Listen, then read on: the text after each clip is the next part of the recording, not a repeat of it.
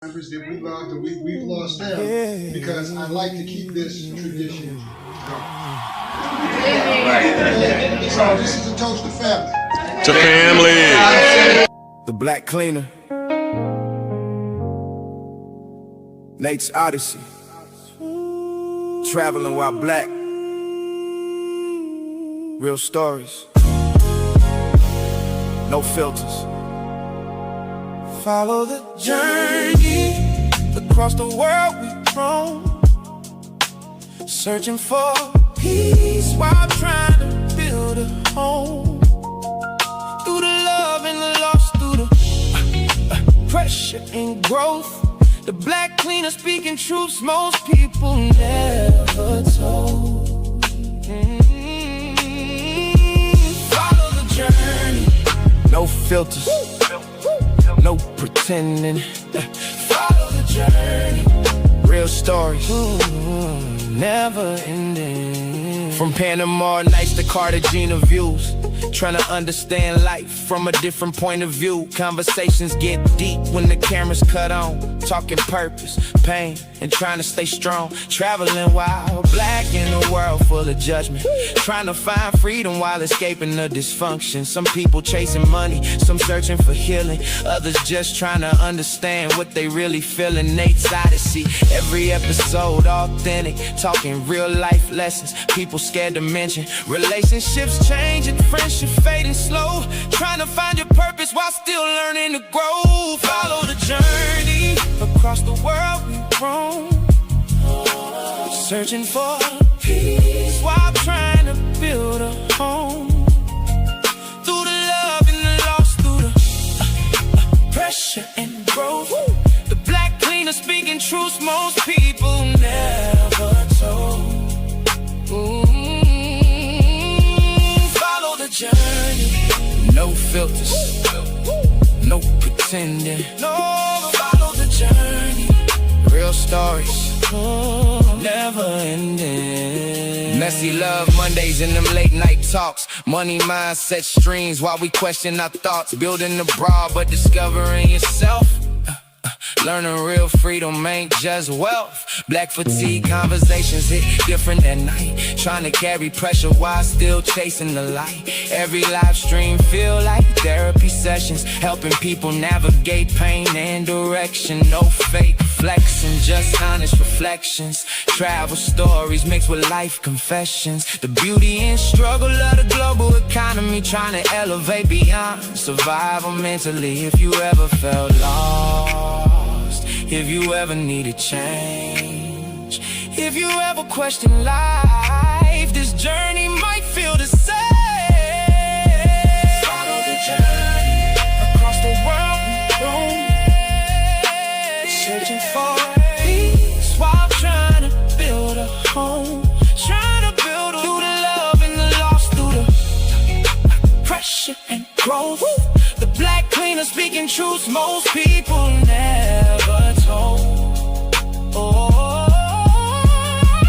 Follow the journey. No filters, no pretending. Follow the journey. Real stories, never ending. Travel, culture, relationships, reinvention. The Black Cleaner. Follow the journey. Family Issues Monday, where we talk about the family wounds we inherited, the roles we were assigned, and the legacy we still have a responsibility to build. We already talked about mommy issues, we already talked about daddy issues, but tonight we have to talk about what happens between the children who came out of those family systems. Because sibling rivalry is not just kids fighting over toys, attention, the front seat, or who got treated better. Sibling rivalry grows up. It becomes competition. It becomes resentment. It becomes comparison. It becomes inheritance battles. It becomes who the family listens to, who the family ignores, who the family rescues, and who the family blames. Tonight, we're talking about 4 family archetypes. The favorite, the one who followed the map. School, college, corporate status, respectability, the path the family was taught to admire. The black sheep, the one who questioned the map. Military, trades, trucking, entrepreneurship, self-taught skills, street survival, ownership, non-traditional thinking. The lost one, the one who fell off the map. Addiction, gangs, prison, dropping out, instability, trauma, or simply never finding firm ground. And the exile, the one who left the map altogether. The one who moved away, left the country, married out of the family system, stopped answering the phone, or decided peace was more important than approval. But here is the deeper question tonight. Were these roles supposed to fight each other, or were they supposed to build together? Because in a healthy family, the favorite brings structure, the black sheep brings solutions, the lost one brings lessons, the exile brings options. But in a dysfunctional family, those gifts turn into insults. The favorite becomes arrogant, the black sheep becomes rebellious, the lost one becomes a burden, the exile becomes disconnected. And then we wonder why black families can come together for funerals, birthdays, weddings, and emergencies, but struggle to come together to build businesses, buy property, raise children, protect assets, and create legacy. Tonight, I'm also going to ask myself the hard question: what role did I play? Because depending on which side of my family you ask, I might be the lost one, the black sheep, or the exile. And that's part of the lesson. These roles are not always who we are. Sometimes they are who the family needed us to be, so their story made sense. We're going to talk about how these roles get passed down from grandparents to parents to children. We're going to talk about how the Great Migration was not just relocation, it was family strategy. We're going to talk about why some people become favorites, why some become black sheep, why some get lost, and why some leave altogether. And we're going to talk about the real goal, not proving whose path was right. The goal is figuring out how all these different paths can finally work together. Because love asks, what happened to us? Legacy asks, what are we passing down? And liberation asks, what stops with us? This is Family Issues Monday. Real talk. Different roles, one family question. Are we going to keep fighting over who the family chose, or are we finally going to build with what each of us survived? Love, legacy, liberation. Let's get into it.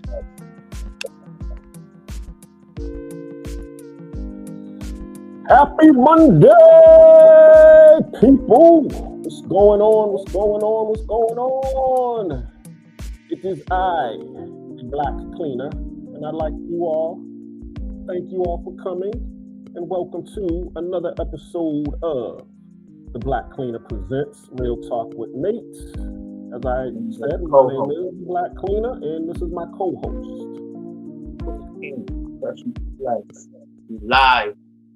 What's up, y'all? All right, how was your weekend, King? What's going on? You know me, man. I don't do much. Man, I'm gonna have to get that damn Benny Siegel. I swear I am. That's gonna be my damn sound effects. As soon as I learn sound effects, that's gonna be one of my sound effects. I don't do much. Mm-hmm. Yeah, my weekend was crazy, King. It was bananas.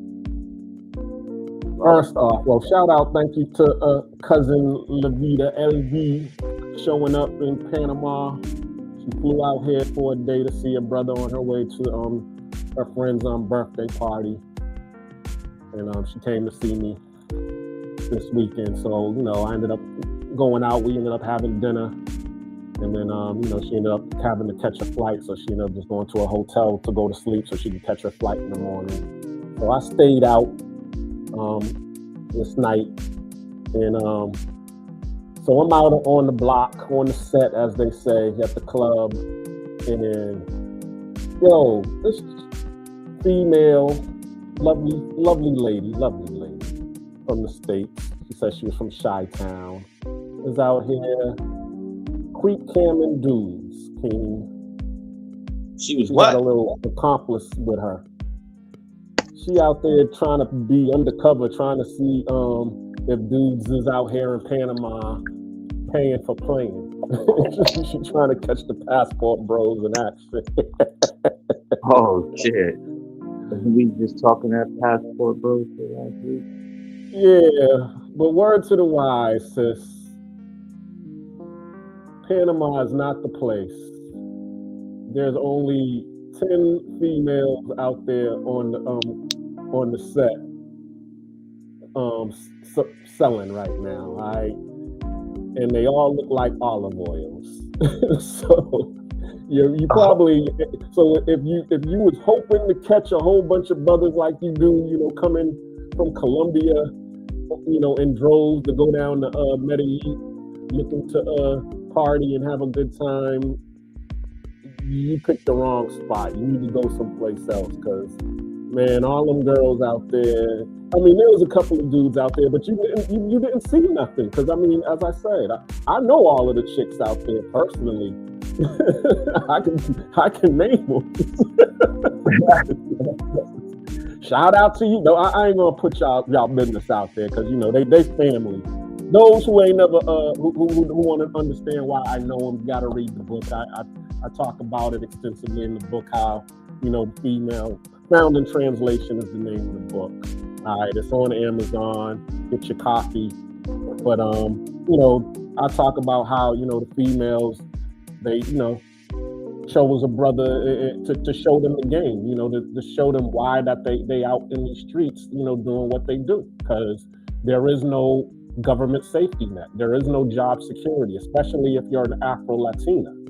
So the only work that they got is dealing with tourists in the nightlife, or, you know, being a nanny, or it's pretty much what was going on back in the days with our grandparents and great grandparents. You know, you could only be a sharecropper, or you could be, you know, a maid or a nanny, and that's it. Or you're gonna be out here in these streets, you know, at the juke joints, shaking a leg. This ain't nothing different. I mean, that's all you're seeing here in Latin America. You're seeing what you know, our grandparents had to go through when Jim Crow was, you know, prevalent in Black society, where, you know, the government safety net was only provided to white folks. It wasn't provided to Black folks. We was doing what they doing now. That's it. So for, you know, these females to be coming over here to be like, oh, these dudes out in here looking for wives, they out here, you know, messing with these husbands and these Jezebels. Okay, no problem. But if you want proof, Panama is not the place for it. And I'm gonna tell you why it's not the place for it. Because Casco Viejo, that's the club district here in Panama. Okay, they closed down all of the Black clubs in that club district. The only clubs that are really open are the white clubs. So every rooftop bar that you go to in in Casco Viejo is going to be, you know, a majority white or white Hispanic club. Right. There's only like 2 or 3 clubs that are left in their bare bones, you know, and that's what you see. You see the 10 chicks standing right out in front of those clubs. The 2 or 3 Black clubs that are still open, and they're trying to close those down, because they're trying to push, you know, they want to make, they're gentrifying Panama. You know, they want, you know, the people who have money to be coming here. So they're doing the whole, you know, improvement of the race type of situation. So they're pushing all of the Black clubs. They closed down the most favorite Black club here, which was Luna's. And then there was another club. I talked to the owner that was popular, and they said the roof caved. He told me the roof caved in his club, and the owner didn't want to pay to get the roof fixed, so he ended up taking his club and moving it to another prominent area called Downtown Amador. But the only clubs that are really hype out here is in the hood. It's like going to, you know, Kay's Oasis in Boston or the Dublin House. You know, if you're a tourist or you're an expat, you're not going there because you're afraid you're gonna get shot or something bad is gonna happen. So the only way, in a lot of the tourists, and they don't know about those spots. I've been up in those spots a couple of times because of the chicks I knew. You know what I'm saying? The girls that be on the blade. They done had birthday parties or whatever down there. They done, you know, brought me down there, and It'd be crunk up in there, I'm gonna tell you. Now that's why it'd be crunk, but it's all of us up in there, meaning black folks. You know, the Afro-Caribbean and the Afro-Latinos. We all up in there, and there's no there's no tourist up in there. I think I was the only tourist up in there, but of course, you know how they say I got invited to the cookout. They like me, they trust me, so they invited me to go to the cookout. So shout out to the people, you know, in Panama, the black locals that invited me to the cookout. But the thing that I really wanted to talk about besides the creek camming was and if y'all see me out there, you know, girl, you ain't gonna, as I told you, you can put me out there on Front Street. Ain't no shame in my game. Yeah, I'm out there on in Casco Viejo, but I'm talking to you just like I'm talking to everybody else. So if you see me out there talking to one of them street gals, as my friend Norma says, you always talking to the street gals. Why you like the street gals so much? I respect everybody. You know, everybody's a human being to me. I don't treat nobody lesser than. And, you know, you treat them with respect, you get respect back. You know, I don't treat them like they lesser than, and they don't treat me like I'm a client or a customer. They treat me like I'm friend and family. So that's why. But yeah, moving on to this whole passport bro space, man. What did Jay-Z say? Can't leave the game alone, the game leaves me. This past weekend was straight garbage in the black travel space. Thank God for people like Ronan the Travels, Ronan the Wandering Travels, Mr. Flip Flops, because if those people did not offer any type of other type of content this weekend, I think I would have been getting punked this weekend. Or I wasn't invited to the Black Travel Space new club, because number one, there was nobody on live that was making sense this weekend, or that was on some positive, on some love, on some peace, on some good vibes. It was barren. It looked just like Casco Viejo on Friday. Ain't nothing but a couple of olive oils out on the block this weekend. And no disrespect to the people that was out there doing what they're doing, but if the only thing you all can talk about is NYC, the future, y'all need to do something else. Y'all in the wrong game. I'm sorry, because to sit there and talk about whether somebody is a pedophile, a PDF or not, is crazy. That's all everybody was talking about this past weekend. You know, you ain't sorry. Speak your mind. I'm just being crazy, and I respect some of these content creators. I mean, I respect K9, No Fear, because he's very original. He comes out with the good content. He's the one that did the whole what you said, the content rap creator rap battle or video battle. That was cool. He's always talking about some good things, but when everybody's over there, just got laser focused, they put in, NYC the future and some chick in the hot seat, and that's what y'all want to talk about. Meanwhile, the world is, they going to war in Iran right now. Bombs is being dropped. Haitians and Jamaicans and Africans is going to war with FBA. And y'all talking about if this dude is a PDF. Yeah, that's crazy that's even a topic of conversation in that thing that has been created. Yeah, that's weird. So that's why I was saying, I mean, I know people don't like me or respect me in this space, because of my content and because what we're going to get into today, which is the sibling rivalry. And I'm the black sheep. I've always been a black sheep, and if you don't know what a black sheep is, I will get into what a black sheep is later in what we're talking about. in the Sibling Rivalry and Family Issues Monday. But I've been a black sheep all my life, you know what I'm saying? So I'm okay with being the black sheep and talking about being pro-black and also trying to get our people together to work together, because that's what I believe in, you know what I'm saying? What needs to happen in this world and what's not happening is this, okay? What needs to happen is the family is the foundation. The system is a tool. We as a family, you are uniting and create our bond, and our bond is the foundation. And then we, as they say, pimp the system, or we use the system to our benefit. That's what everybody else is doing.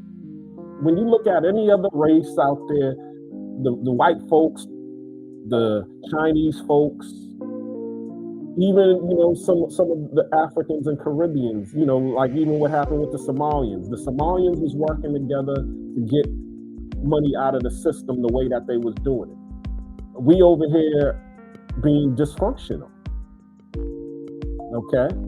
Not working together because we're all individually relying on the system. And what does the system do when we, you know, individually rely on the system? We get a few extra butter biscuits from the master's table. That's it. And then we sit over there and we sneak like, oh yeah, master gonna give me an extra couple of butter biscuits and let me not tell nobody, or he ain't gonna give me no more. When if we all work together, you know what I'm saying?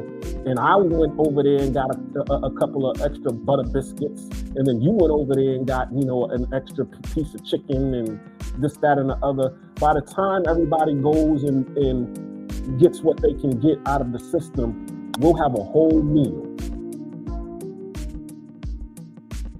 True. But we over here, you know, just working as individuals and saying, you know, no, I don't want to help my brother because I'm going to lose my job, or I'm going to get kicked off of Section 8, or I'm going to lose, you know, my food stamps if I, you know, do the things that I'm doing.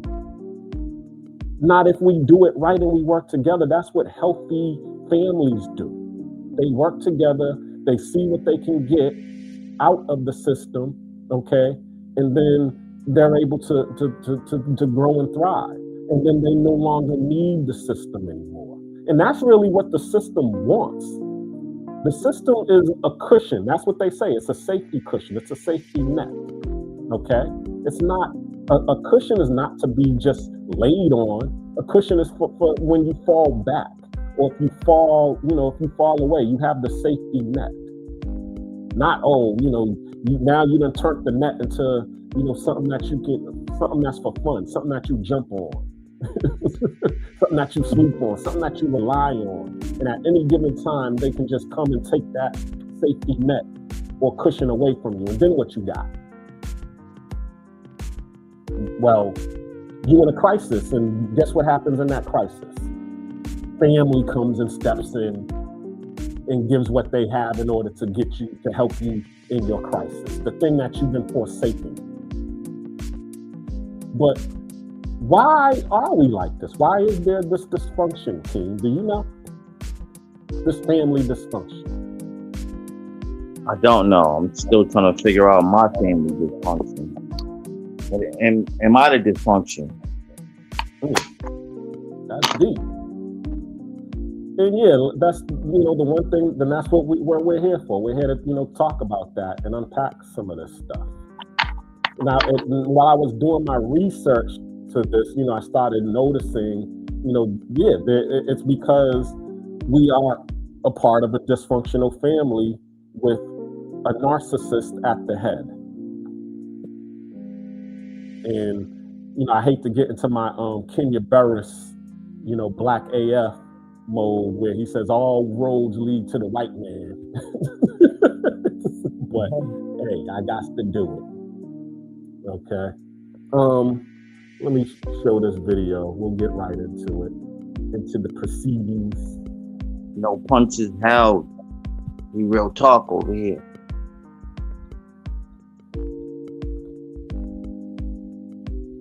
put it up. Let me know if you can see it, King. Yeah. Cool. Excellent.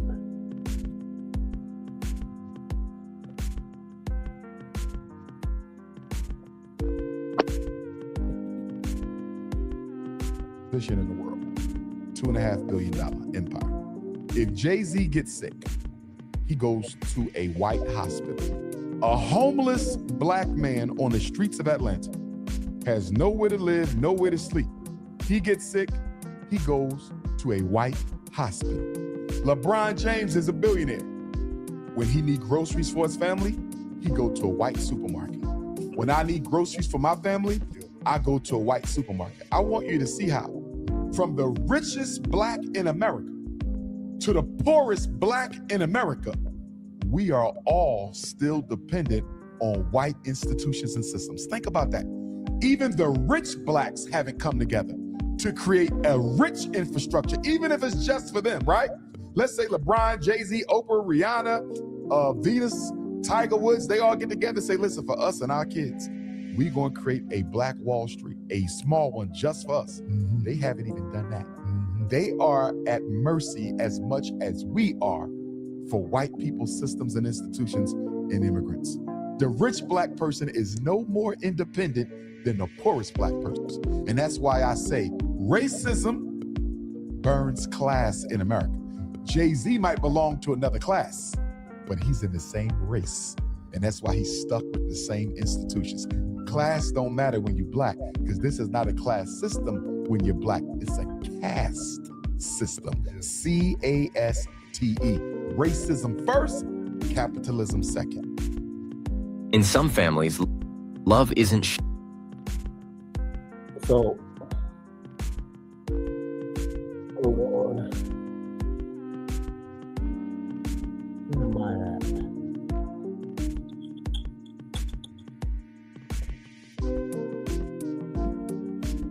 Sorry about that. I'm having a little technical difficulties. Are we back on the screen? Take that off. Yeah, so back to what I was saying. All roads lead to the white man in his system. We all rely on his system and for survival. Our families rely on the system for survival, but there was a time when it was prevalent that the system was not to be trusted during the time of Jim Crow. That's why we had community survival, all right? And the enemy was an open enemy. We all understood that. So, all right, let me say a story. All right, so I got a family member, my great-grandfather, pick one. He's a farmer. He's running the farm. He needs a big family in order to have a farm. So he's putting in his work in order to create this big family so that he can get the help needed in order to keep this farm going. All right, so he has his first child. His first child grows up, you know.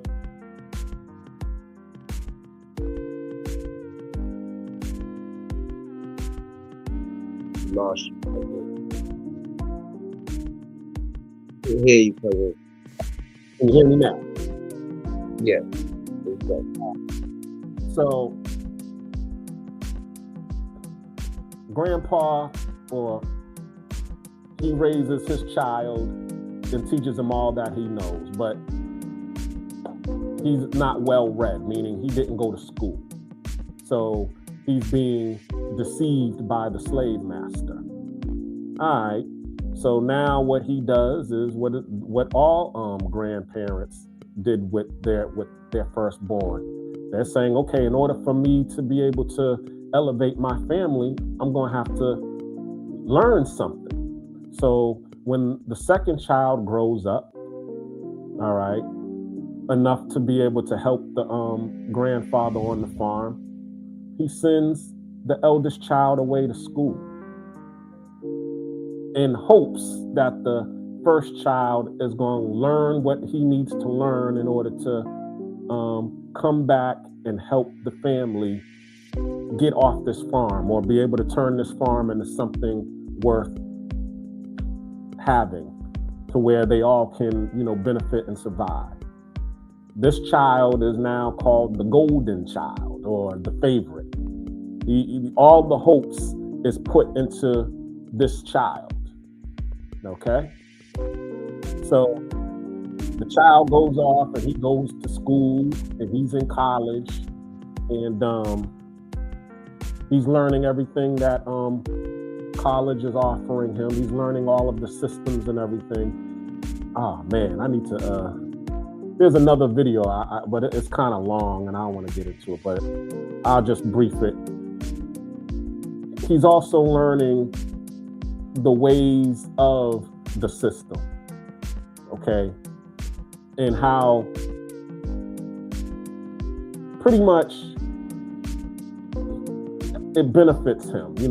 If he stays and, graduates college and then goes work for this job over here, because of course during that time, the industrialization era starts to come around. So now they got these factories and they got all of these corporate jobs. So here's grandpa, he's waiting for the son, the golden child, to come home and help him, run the farm, or, get the farm elevated. You get what I'm saying. I'm talking basic talk. I ain't no famous, eloquent speaker. I don't have my, the communication skills that I need to have. But I'm talking to the people who understand what I'm saying. So they wait for the golden child to come and save the family. Golden child's like, he looks back because he's now about to graduate college, and he's seeing how hard it is on the farm and how much easier it would be for him to go and work that corporate job. So he decides, I ain't coming back to the I ain't going back to that damn farm. Fuck that. I'm about to go work for GM and go make me some good money. And then he's thinking in his mind, well, I can do it. I can save the farm this way. I'll just go and work at the GM factory and make money, and then send some of my money home to grandpa, so that he'll have some money to be able to do what he needs to do at the farm. That's what usually happens. So instead of coming home and using, your know-how and your skill to be able to, make to elevate the farm and make the farm a producing farm, you start just sending money home. But the money isn't a lot, because you have a college loan that you got to pay for. Now you're making good money. You're making a good salary. And now you want to keep up with the Joneses that's up north. So now you buying all of the nice fancy clothes so that you can go to the high society parties. And now the only thing that you're concerned with is status and image, keeping the image. Right. So that's the life of the favorite. Now here's the son, or the younger brother, who comes behind you, and he's seeing everything that's going on with you and what's going on at the farm, and he's saying, okay, well, we done sent the golden child off to off to college. That didn't work. So I ain't going to college. We gonna have to figure something else out. So it's time for him to go off, and he's like, Dad, I'm not going to college. What do you mean you ain't going to college? Everybody needs to go to college. You need to be like your brother over there. God damn it. Sound like my daddy right now. But anyway, so this one is the black sheep of the family. He's seeing what's working and what's not working. He's dealing in lived experience. So now he is anti the system. He's like, man, F this system. The system got me working on this farm, busting my behind with daddy. We done sent, big bro off to college to go get the degree and go get the good job for him to come back and, help save the family farm. And he done went off and done did what he wanted to do in order to help himself. All right, well, what am I going to do now? So he ends up either going to trade school. He ends up either going into the military. He either ends up, self-teaching himself a hustle or whatever like that. But whatever he's doing, he's not doing it for status. He's building himself. And the examples I gave for the person who was the older brother, who's the golden child or whatever, I gave, the Jay-Z. Because in that situation, if we understand the whole Rockefeller situation, Jay-Z was the one who wanted to be a part of the system. He wanted to be a part of the whole Def Jam and, being in align with them. Dame Dash, he understood what was going on and he saw, man, that ain't working. If we go be a part of them, all they're going to do is turn around and try to figure out a way to pimp us. So therefore, I'm not trying to be pimped. I'd rather be, they would always say, do you want 10% of something or 100% of nothing? Dame Dash is like, I'd rather have 100% of nothing because me having 10% of something means I'm getting pimped. And I'm not trying to be nobody's bitch. So I'll be broke and I'll continue to work until this 100% of nothing turns into something. And that's really what the life is of the black sheep. Nobody's supporting you, but we see the problems that's going on in our families, in our communities, and we're trying to figure out a way in order to change it. But we already know the system isn't going to change what we got going on in our family and in our community. So we try and figure out another way and try to get people to come along with us. But we don't get that support. It's the ones who went to college. They're the favorites. They're the ones who, get the all of the accolades and gets all of the praise and the credit because that's the life that everybody aspires to be. Everybody wants, to have that same image. So everybody aspires to get that. The black sheep already done seen the ins and outs and the workings of it, and they're like, yo, all of that looks good, but it doesn't work. It doesn't function. It's just a status. It's right now, when you listen and you hear FBA's talk, Foundational Black Americans, y'all know, everybody knows what that means. What are we saying? The biggest thing that we're saying is, we done did all of the symbolic stuff. We already did the symbolism and the status and the praise. We want tangibles now because, all of that symbolism and that, having access and being able to be invited to the balls and the galas, that don't mean nothing if my family can't survive. You all are giving, the Asians, dollars. Y'all are giving, the Arabs over there and the Polish and the Ukrainians and the Afghanistans, and you giving all of these people tangible stuff that's helping their family survive. What are you giving us? And we're the ones that helped build this thing.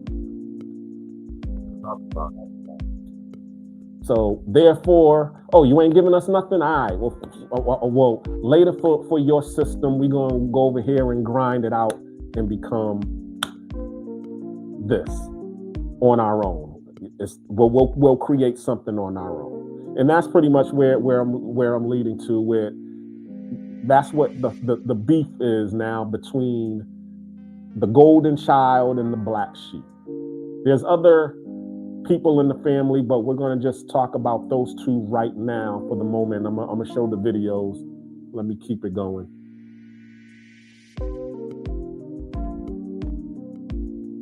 Oh, hold on. Let me put it back.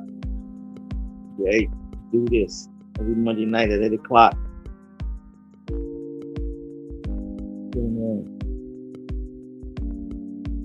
Like and subscribe, people.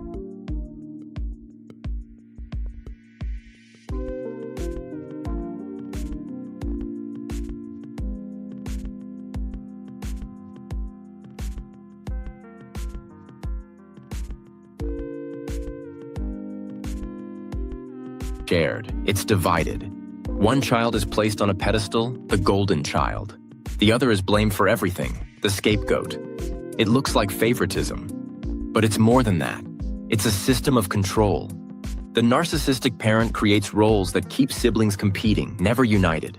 The golden child is showered with praise, but it comes with strings. They learn that approval only lasts if they keep performing. The scapegoat, meanwhile, is criticized, dismissed, and used as the family's outlet for blame. Both roles are prisons. Real parenting builds individuals, letting each child grow into themselves. Narcissistic parenting builds hierarchies, turning love into a weapon. The truth? Golden or scapegoat, neither child is free. Both are shaped to serve the parent's ego instead of their own lives. If you've ever felt cast in a role you never asked for, drop the word divide in the comments. You weren't imagining the imbalance. You were living inside a script designed to keep you small. So the narcissistic parent often favors one child known as the golden child. And this child is going to be praised and often given preferential treatment. The golden child is expected to fulfill the narcissistic parent's expectations and maintain the family's image. On the other hand, you have the scapegoat. And the scapegoat child is blamed for all the family's problems and is often criticized and subjected to emotional or even verbal abuse. The scapegoat is essentially the black sheep, and the scapegoat is made to bear the burden of the family's dysfunction and is typically the target of the narcissistic parent's rage and blame. In a follow-up video, I'll cover the other roles. However, the important thing to note when it comes to a narcissistic family system is that all children will be assigned a role. You cannot be an individual in this type of dysfunctional family system. The scapegoat is the one that maintains and takes all the pressure in the family. Scapegoat is the one that takes all the family pressure, all the family toxicity. They get blamed for everything. When they leave the family dynamic, what leaves with them? The role of projection. You are left to deal with your own stuff now. That's why I put in the book, sometimes when a scapegoat or a black sheep normally leaves, they will get a new supply, just like with a narcissistic person.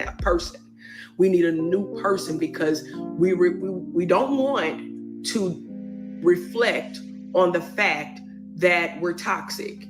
The person that we used to blame in the family has left the building. They're no longer here mentally, physically, emotionally. They put a boundary up. So just because you leave, you expose the real truth and how dysfunctional the family is. They may not never call and tell you, but the family, the dysfunctional narcissistic family that you left is what? Displaced because you were a main role in that family. You took on all of the problems, even though they made you feel as if you were less than, even though they made you feel as if you weren't good enough, even though you were the problem. We had someone to blame. When you leave, two things happen. We get a new supply. One of your siblings or another family member becomes the scapegoat and they start attacking them. Or the family is exposed for its chaos and its toxicity. It's exposed and revealed. That's why you normally have, when the scapegoat or black sheep leaves, they're normally continue to be blamed because now you got to deal with y'all problems yourself now. You can't blame me no more. I hope that makes sense. I hope that makes sense. Okay? You done.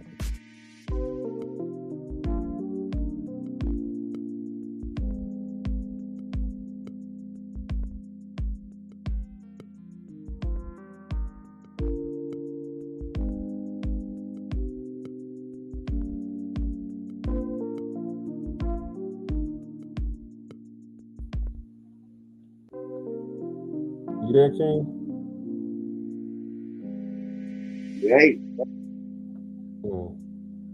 So that discusses both the golden child or the favorite and the black sheep. So what do you think about that? What's your opinion? And who do you think you are in that situation? Do you consider yourself to be any of those?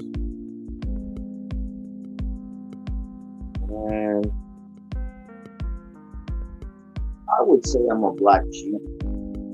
Okay. But then I'm also this. You got to speak into the mic. You're breaking up.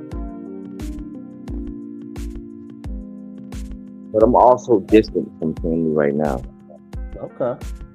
And we're going to get into that part of it as well.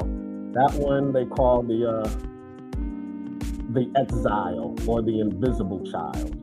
The black sheep and the scapegoat are usually intertwined because, as they say, you got the black sheep who, is, as they say, he's choosing a different path. Okay.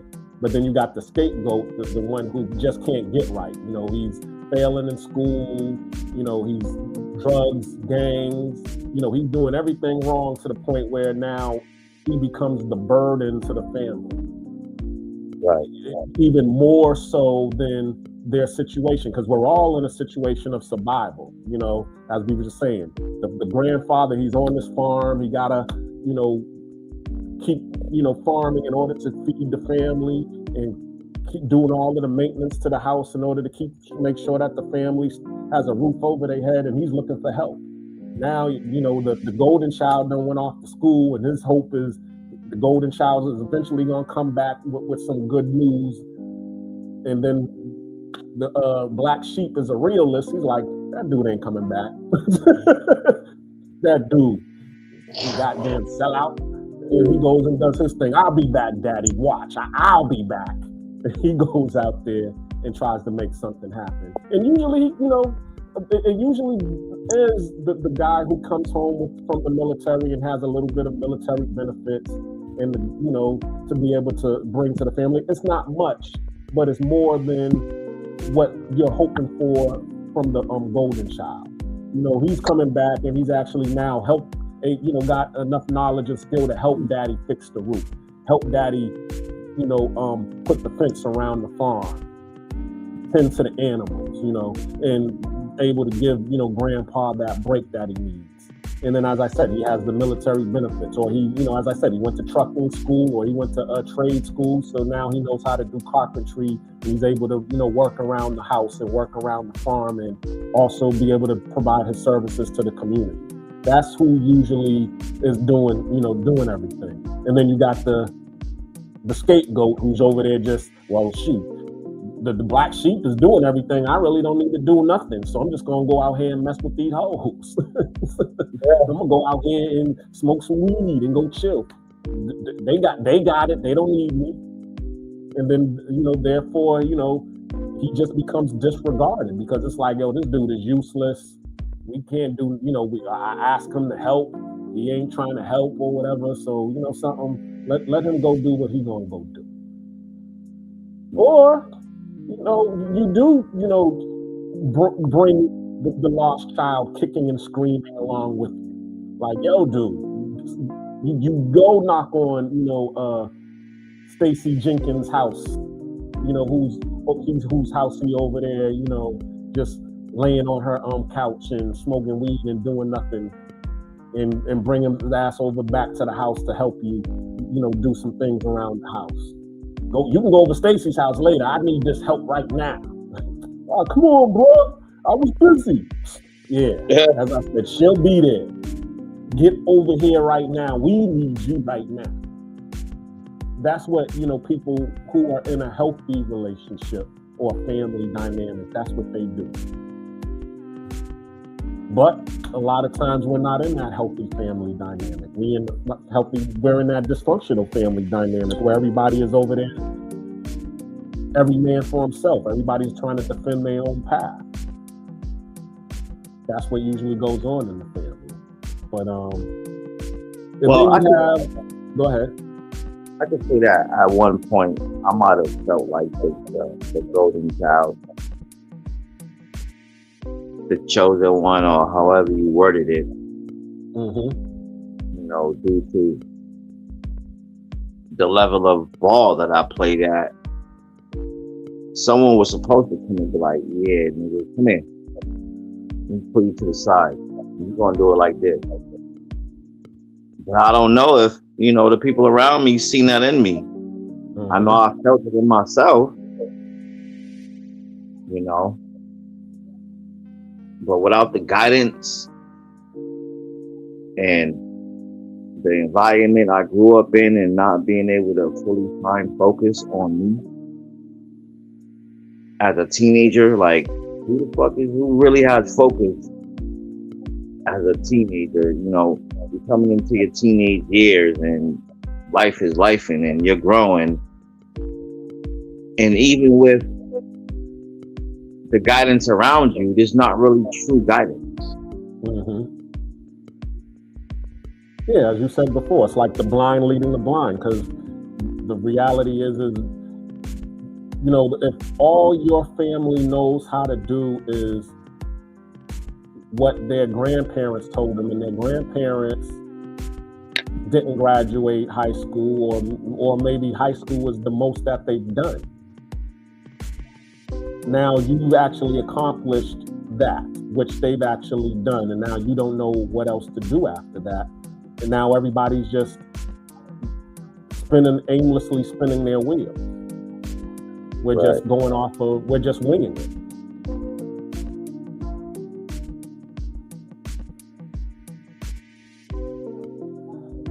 But let me move on. Let's see.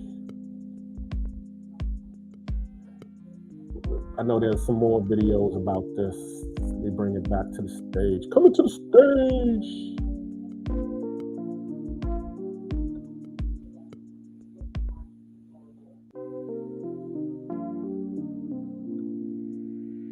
Brought my brother out here and bought him all type shit. You ain't buy me nothing. Right. Type shit. So I think that's where that like jealousy like came from, type shit. But I wish I never did that. You're a child. With my brother. But I think I couldn't control. No, you're a child. That's like anything. I mean, if you got two kids and you buy one constantly, the other child will become resentful of the child that you buy everything for. And the child that you don't get anything, he'll resent both the child and the parent. Yeah. So it's a natural reaction, Savage. I mean, that was not something that you could consciously like, you know what, it's okay, you know, blah. That's not how a child minds function. Yeah. But it explains why you have the resentment towards your father, and you ended up growing, even though it wasn't your brother's fault, but still he was getting gifts and things that you weren't. Yeah. And so you resented him for getting things that you couldn't get, and you resented the father for giving it to him. Mm-hmm. Older sister, younger sister? Older. She's 3 years older. Okay. I'm the baby. That could. What do you think is like the cause of like how the family structure has been set up? Well, because there's no men in their proper place. Even if grandmama is a single, even though if granddaddy died and grandmama here, grandmama got 2 sons, 3 sons. Instead of going they go to the daughter first. Though I said they teach their daughter how to be masculine, their sons how to be feminine. So their daughters can withstand being without mama per se. Mm-hmm. But the boys lose their mind, just feel like something getting ready to happen. Mm-hmm. I hate saying I don't believe in feelings like that. My suggestion is that you give it to the son, because we the ones to carry the name. I'm gonna show you how to do this if I'm not here. Come tell you a secret. That's how my mama did me. That's how my mama showed me. When you are from a Keen, what do you say to that? Because we always got to have that subject about masculinity. And because there's a single mom raising boys, you know, the mom is afraid that the son is gonna, you know, gonna be harmed. So they usually coddle their boys and raise the daughters in order to be independent and masculine. And now the sons is all, as they say, pussified and simplified now. Do you find any truth to that? Oh yeah, that's a real thing in this day and age. With young boys not having that masculinity in their life, and how to even be masculine. How can a young boy learn how to be masculine being raised by a woman? How's that possible? Unless the mom is masculine and is truly capable of playing both sides. I don't feel like it's possible. But it is possible because I'm an example of it. You know, my pops wasn't around. I had big cousins and uncles. But in the household, there wasn't a male in the household in my childhood, bro. Well, you had your older brother who was 10 years older than you, so. Yeah, but this bro wasn't really there. He was there, but he wasn't there. He was there for a point, and then, you know, him living his life, he got in some trouble and had to go away. And that, you know, that whole jail thing started young with him. So was he truly there? Yeah, that's true. That The is way, true. you know, he should have been, or like, you know, even my pop wasn't there. So, you know, until a certain So point. So where do you think you? Well, I mean, you was in the sports, so a lot of that masculinity you learned from being around, you know, being in the locker room.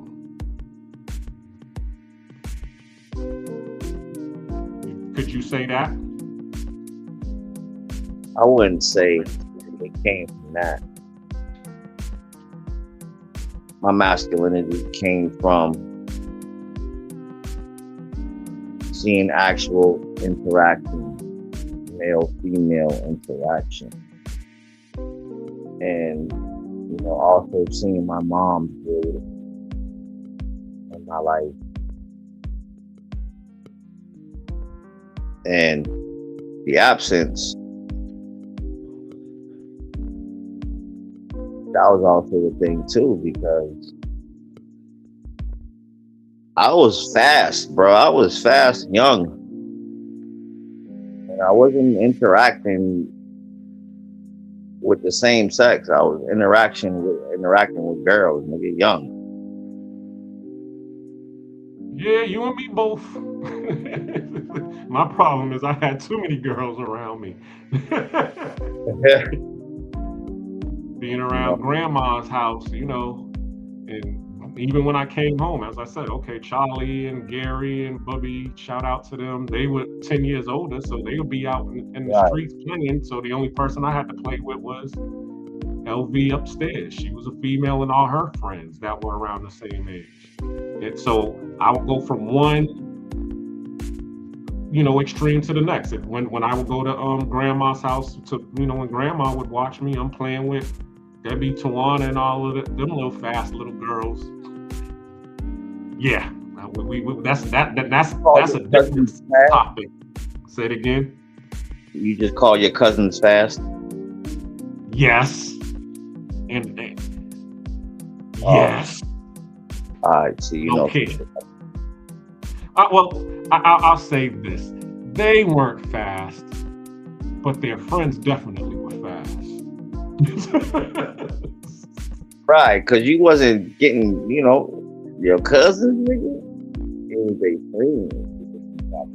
I learned about hunching early. I'll say that.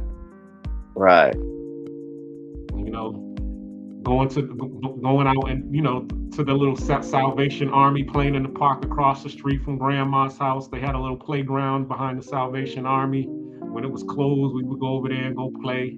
And we would go in the woods and, you know, play house and hunching and all of that stuff. And I learned about all of that early. And I liked it. It's like a drug. They say, you know, never try drugs because you might just like it. So. True. Yeah, at an early age, I'm over here and I don't even want to hang with boys no more. Yeah. I'm over here like, yo, why you over there hanging out with them girls? Don't worry about it.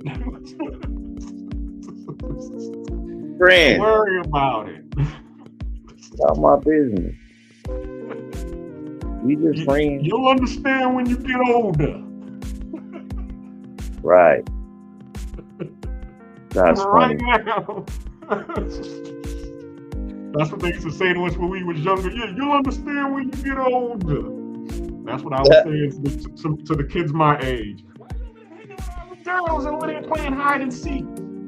You'll understand when you get older. Yeah, man.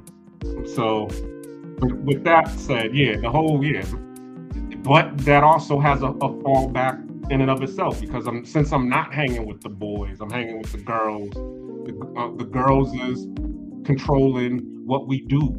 I'm over there just, pretty much at the same time being sympathied by the girls, because they're not, you know how it was. They're gonna play kickball, they're gonna play double dutch, they're gonna play hide and seek or whatever.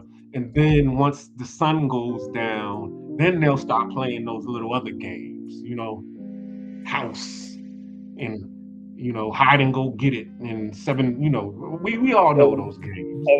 Right. So I learned how to be patient. So I be sitting there, oh yeah, go ahead and play some double dutch. They play double dutch as soon as they finish, get bored. So what else do you want to play? I jump in. When we gonna play hide and go? No, we can't play that yet. We can't play that yet. Oh, all right. I'll be on the step and watching y'all. Oh, okay. I'll play some kickball with y'all. All right, yeah. Let's play some kickball. And so, but eventually, it got to that point. But my point is the whole masculinity aspect, because the boys was over there, they was playing football. I didn't start really playing football until I turned 8 or 9 years old. And you already know about basketball. I wasn't really, I hated basketball. Because I wasn't, when you started playing basketball, what, 6, 7? Yeah. And see, I'm a year younger than you. So even when you was knowing how to put the ball in the hoop around 6 or 7, I'm 5 following you. And every time I would throw the ball, it would just hit the rim and bounce back down. I mean, the bottom of the rim, not even the top of the rim. So I'd be like, man, fuck this game. And then finally, I went to camp. I went to day camp. Not day camp. I went to overnight camp. And they actually lowered the hoops so that it would be small enough for me to be able to get the ball into the hoop. So then that's when I was able to start getting the ball into the hoop. That's when I started appreciating basketball. And then when I came home from summer camp, I actually went down to the basketball court and started playing basketball and actually making the ball go into the hoop. But guess what? Now when I will play basketball, everybody's talking about double dribble, traveling. I'm like, what the fuck is all this double dribble traveling shit? So they're like, nigga, you need to go home and watch a game. I'm like, nigga, I don't want to watch no fucking basketball game. I want to show me how to do it. I'm a black sheep. Fuck, watching the shit. Show me how to do it now. So, right. I would process for that, bro. You gotta learn how to crawl before you walk. Mm-hmm. And first, you gotta learn how to dribble the ball. You gotta learn how to control the ball. Mm-hmm. Then you learn how to shoot the ball. Yeah, it's a process, and you can't skip steps.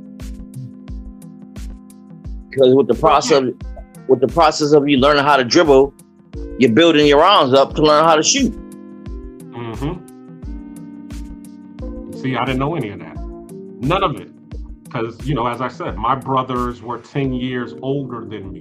So by the time it got time for me to be able to want to learn this stuff, they was off messing with girls.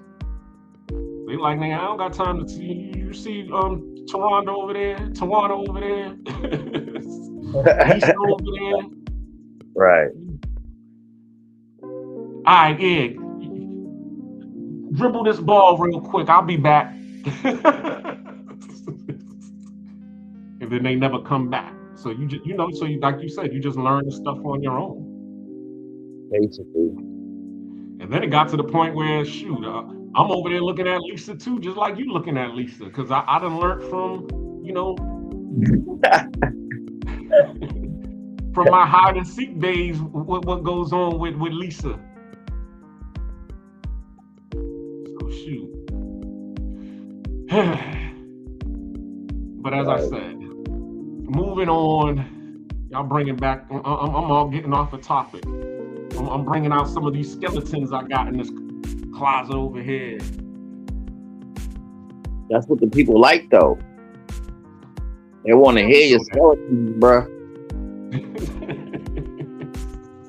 Me being at a young age, learning about women's.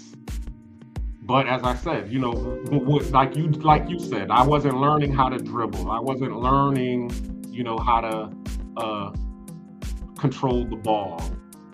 I'm learning other things. I'm learning how to be in tune with the feminine side. Now I get around a whole bunch of real men. They looking at me like I'm food. Cause I learned this over here first before I learned that over there. But it was luckily, you know what I'm saying, that I ran into, when I turned around like 10 or 11 years old, I ran into another guy who was like me. Short, black and Puerto Rican dude, blind in one eye. You know what I'm saying? We was down at the basketball court playing ball, and then all of a sudden, we both looked at the same thing. We was both looking at some chick.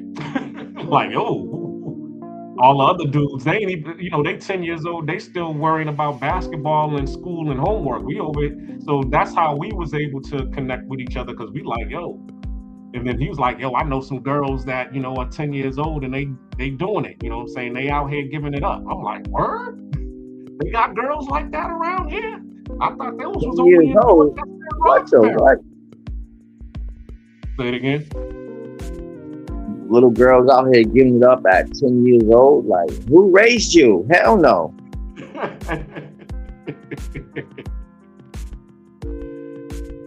Yeah. But, you know, they lived in the apartments up the street near Mattapan Square. So, you know, mommies was out working, and they was the latchkey child, and we would have them come over to the balcony. They would let us in. Right. Why do I know what complex you're talking about? Right before you get to the square, and we used to cut through the little parking lot to go to the square. Right. Behind the market. Yep. Right there. I know exactly what you talk about. And they talk about passport bros don't get none in the States. I've been hitting shit since I was 10 years old. You better get the fuck out of here. Right. The lies. So, yeah, there's some weirdos out here like that, but you know. Yeah, well, I mean, you know, we understand technology done ruined everything. Feminism done ruined everything, to where now, you know, you got guys that are out here that are socially awkward. You know, they don't want to get out here and go outside and actually interact. They don't know how to actually say hello to a female. It's easy. They're scared. Walk up and say hello. Yeah, How are you? But they're afraid of the rejection, the consequences of the rejection, of them, you know, being turned down. You know, all of them are saying, "Oh, it's different nowadays." Nah, people, you know, it ain't different. You just scared. Just say that. I'm scared. True. You don't have the confidence. Exactly, and that's leads back into, you know, what goes on in the family. You know, you have the golden child out here who learned a whole set of skills that they was taught, but they didn't learn this. You know, they lost the skills that they learned on the farm, or they didn't want to do the skills that was on the farm because that's, you know, they consider that to be lower than them or lesser than. You know, that's dirty work. I'm not supposed to be doing dirty work. I have status now, where the person who's the black sheep, they understand it's all a part of the game. If you're trying to own some ish, you got to know how to manage the whole thing from soup to nuts. Right. But let's get back into the videos, because I want to get to the we already talked about the scapegoat, because the scapegoat, he hasn't learned the skills that the golden child learned, but he also hasn't learned the skills that the black sheep has learned. He's just over here overall just can't get right. And then mad at everybody because, you know, he's not able to survive. Yeah.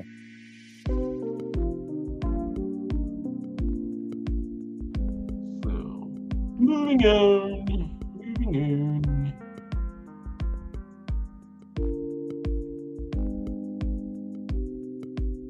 Oh man, hold on.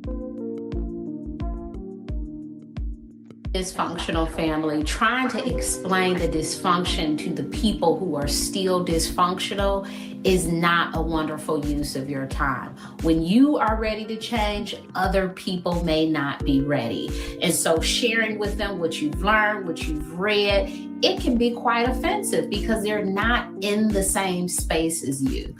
Meeting people where they are. This means accepting, sometimes tolerating if you want to stay in a relationship, but certainly not trying to change people when they have shown you they are not ready. You have to take what you've learned and apply it to yourself. Hopefully you are such a wonderful, shining example of what some healing can do that they will start to want to be like you, but you cannot change them. The black sheep is the strongest member of the toxic family dynamic because the black sheep is carrying generational trauma on their back, and the black sheep refuses to be programmed.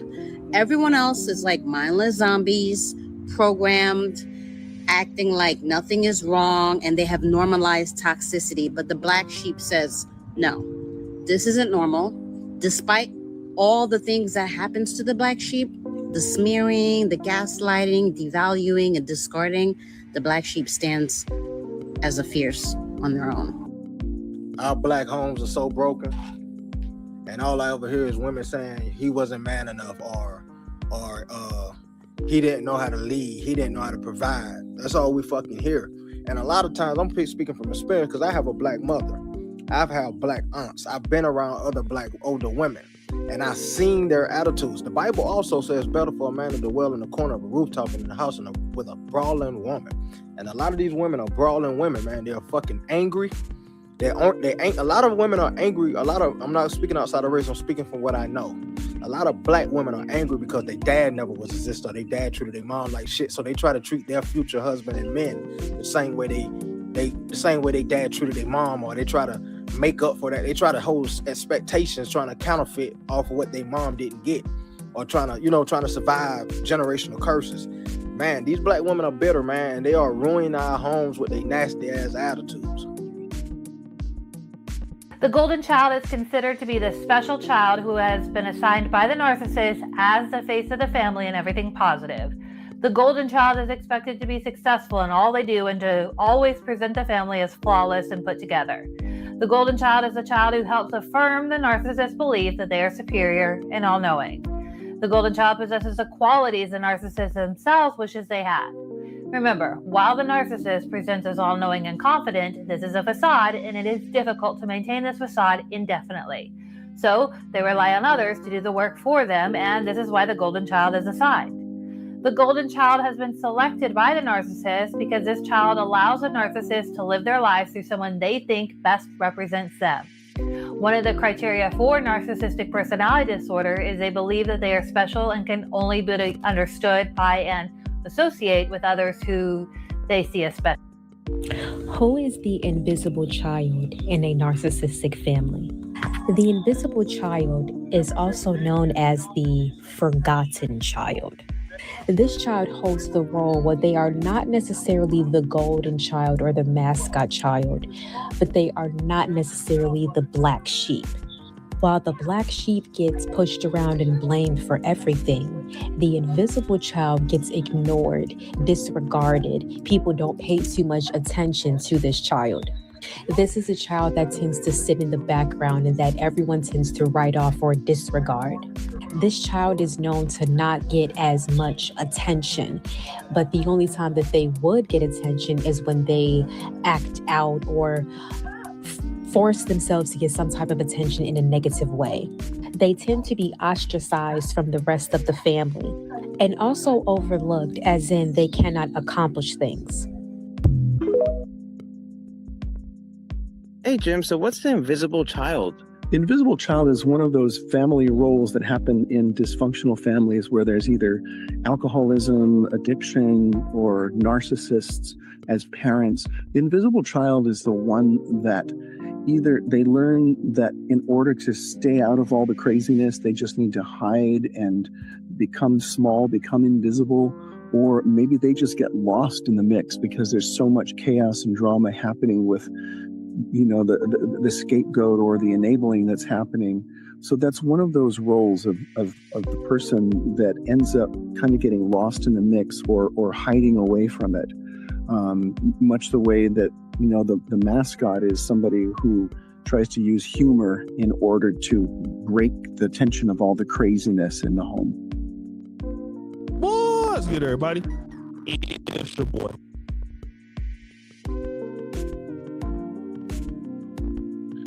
So yeah, we're going to talk about the invisible child, or as I call him,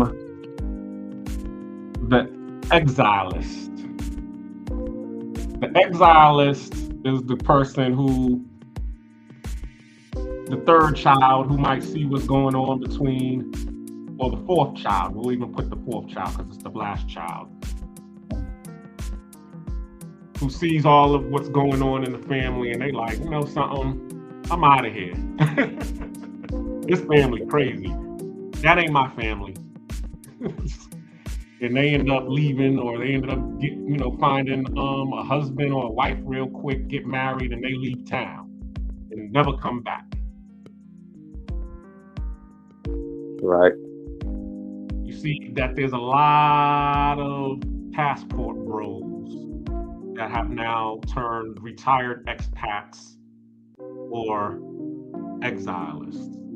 They're like, I'm just done with, the dysfunction in the family, everybody arguing, nobody able to get along, so I'll just go over here and start all over and do my own thing.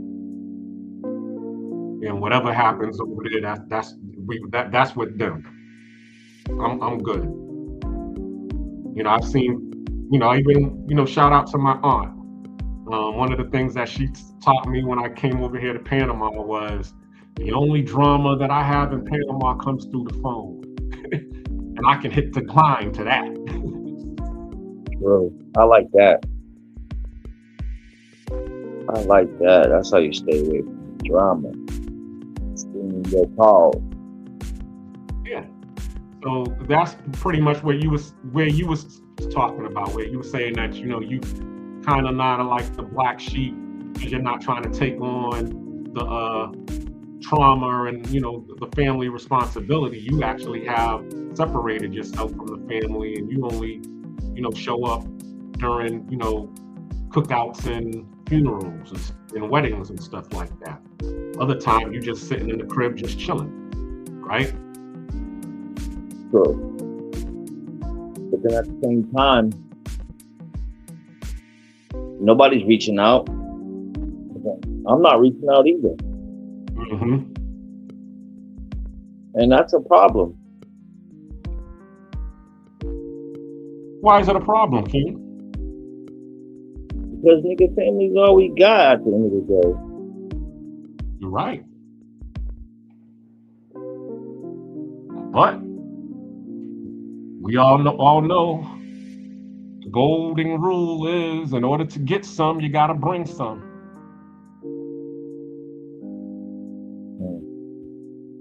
You want to be sought after, you gotta, sought after somebody.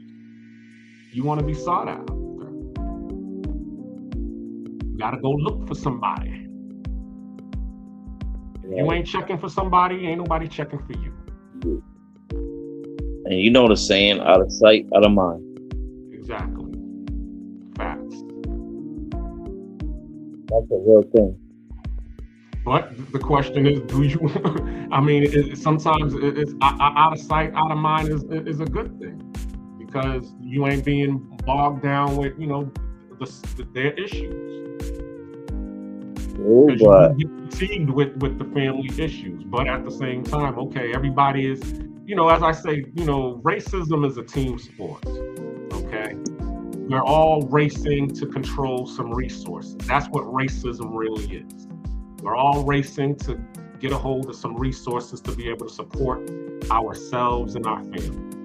And we're either gonna win together or we're going to fall apart. Lose by. That's how it goes. And as I was saying, none of these roles in the family are ranked or special. They're all just different. The person who went to college and went to school, they have status, they got a reputation, they got good credit, they have access, they're able to, go into certain places that the black sheep can't go. So if we were able to use each other's gifts, because the black sheep of the family, because he's been independent, he's been, in the community and amongst the community, he has the community's ear. So the community, as they say, he got a good face card. So the community respects the black sheep. They might not support him because they don't got enough to be able to support him, but they do respect him. The lost one or the scapegoat, he's been the fly on the wall. He's learned a lot of lessons from everybody. He's done, been through some trauma himself or herself, Yeah. So he knows, okay, Ed, don't go over to old man Jenkins' house because don't accept that big wheel from Mr. Jenkins in that video game set. Lord knows I know. I was So, but my thing, Cuzzo, is like, I feel like I've been judged by my family, certain members of our family. Due to certain situations and circumstances,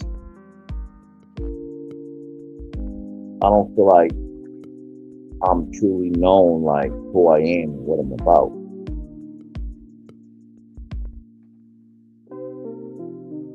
I feel like I'm black, but the family don't know me. Like, I was invited years ago to a wine tasting with our family, and when I pulled up and was present, I'm clean, I'm driving a caddy, I'm fresh, and I feel like I was already stamped because of what I come from. But that's not truly me, bro. Like, yeah, I am who I am, but don't judge me because you don't truly know me. And I feel like I was being judged by my own family in that moment, and I didn't like it at all. Because I remember that moment. I was the golden child at one point. Yeah, I remember that moment. You pulled up for me. I pulled up for you. Same way I was learning from you, you were learning from me. I just like, that's what usually happens in the family. What usually happens in the family is the two black sheeps in the family will usually, or the black sheeps in the family will usually get along, and even the lost ones or the scapegoats will all get along with each other, and then we'll be against the favorites or the golden children because we know that we have something in common. They're like, they think that they better than us. You ain't no better than us just because you done went to college. And then all of the favorites in the family who got status, they all get together and and as you said, have wine tastings and have little galas and functions amongst each other. Like, you can't invite all your family and, you know, they show up for you and you like, oh, this nigga. That's how I felt in the moment. Like, this nigga here. But I'm not that nigga there. But I am that nigga there at the same time. Don't fucking judge me. I feel you. Because I'm way more than what you see. But that's how you felt. But at the same time, you know, you got to also read the room too, Keem, you know. Because as you said, you came up to a wine tasting. So, you know, this is where you, instead of rolling up, you know, looking like Pimp Daddy, you have to come up looking like, you know, Carlton Banks III. No, I'm not changing me for nobody, cousin. Well, okay. Well, then you know what the consequences is to that. But because I'm your family, you should not judge me, because if there was anything that was going on that went wrong, and anybody was harming you in the moment, yeah, you would have got that, what you would have wanted from me in that moment, that part. Yeah, but at that moment, you know, this is not that type of environment. And see, that's the thing is about knowing that, but still, I'm an open book. I get you, but at the same time, King, you gotta know the room. And that's I guess that one of the things that's good about the black sheep is they, you know, they understand who they are, just like what you're talking about. But you have those that are the black sheep that understand the balance and everything. You know, they're able to navigate both. They know they're not what they call refined enough to be in the rooms with the favorites and the golden children, unless they're providing a service to the golden children. And then they're not, you know, street enough to be in the rooms with the lost ones, because, you know, they ain't they don't have that gangster in them. You know, they blue collar. I'm so many aspects of everything we are talking about tonight, bro. Mm-hmm. Yeah.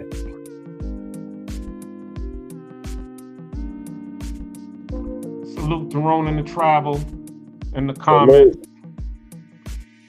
He's giving us a salute as well. We are now at open panel. The stream is out there. People, pull up! Pull up! Yeah, so let's go. Let's talk.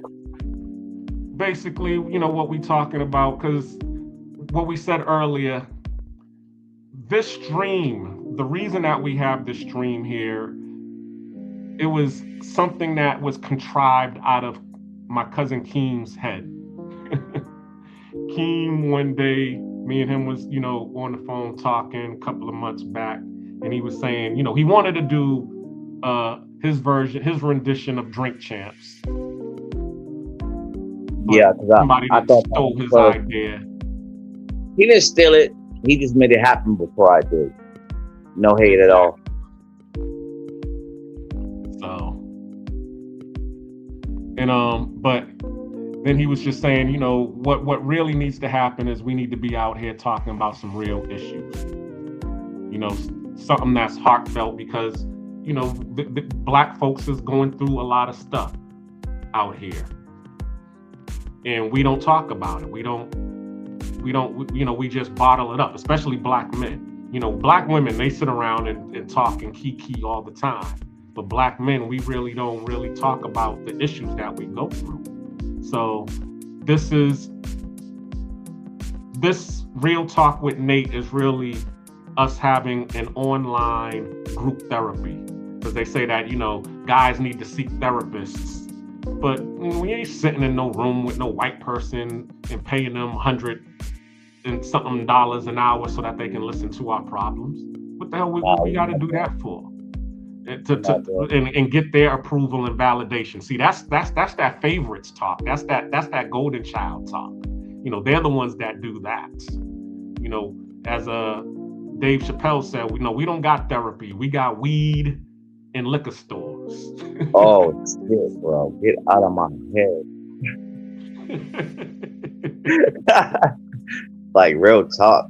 That was I 2-second thought process of how we deal is exactly what you said. Not saying it's the best way, but for weed, I'm not out here stealing and robbing. I'm not trying to kill nobody. You know, I go get my thing, you know, or it's around and keeps me calm and humble. Can you read that comment? Hold on. Who we got? Let's go. We love the comments. That's Ronan Travels. I have said this several times that the males of the family carry the name. And these older women don't want to, so they raise masculine women to run the family. Shout Ronan Travels. So what's your opinion to that? I mean, that sounds a little bit harsh. And I don't feel like that's what the design is right now.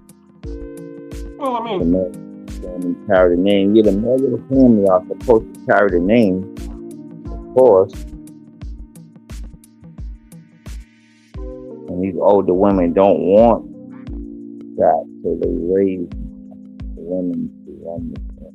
I don't know if a female can raise a masculine woman unless you're a masculine woman yourself. No, I mean, because what happens is it's all boils down to survival in the end. You know what I'm saying? That part. And that's the most important part. I won't agree with the part of women raising masculine women. It sounds a little weird. But is it possible? Yeah, it is possible if your mom is masculine. That's a thing nowadays. But why are they masculine? That's the point that I'm trying to make. Is the reason that they're masculine is because there was nobody else there to defend them. You know, you always hear the old line, oh, you told Harpo to beat me. All my life I had to fight. I had to fight my uncles. I had to fight my brothers. You see what I'm saying? Because there was nobody there to stick up for the woman, now the woman has to get out here and fight on her own. That's the thing that makes her masculine. It's the need to survive. It's the need for self-preservation. I agree with that, cousin. Totally. Yeah. So yeah, but at the same time too, you know, these behavioral scientists, it always go me. I'm gonna tell you, like Kenya Burris, it all leads back to white folks. I'm always gonna blame everything on the white man. These evil behavioral scientists, they study us. Oh yeah, they do. And they know that the way that the world is supposed to work is God first, man second, women third, children last. So when they get, you know, so what do?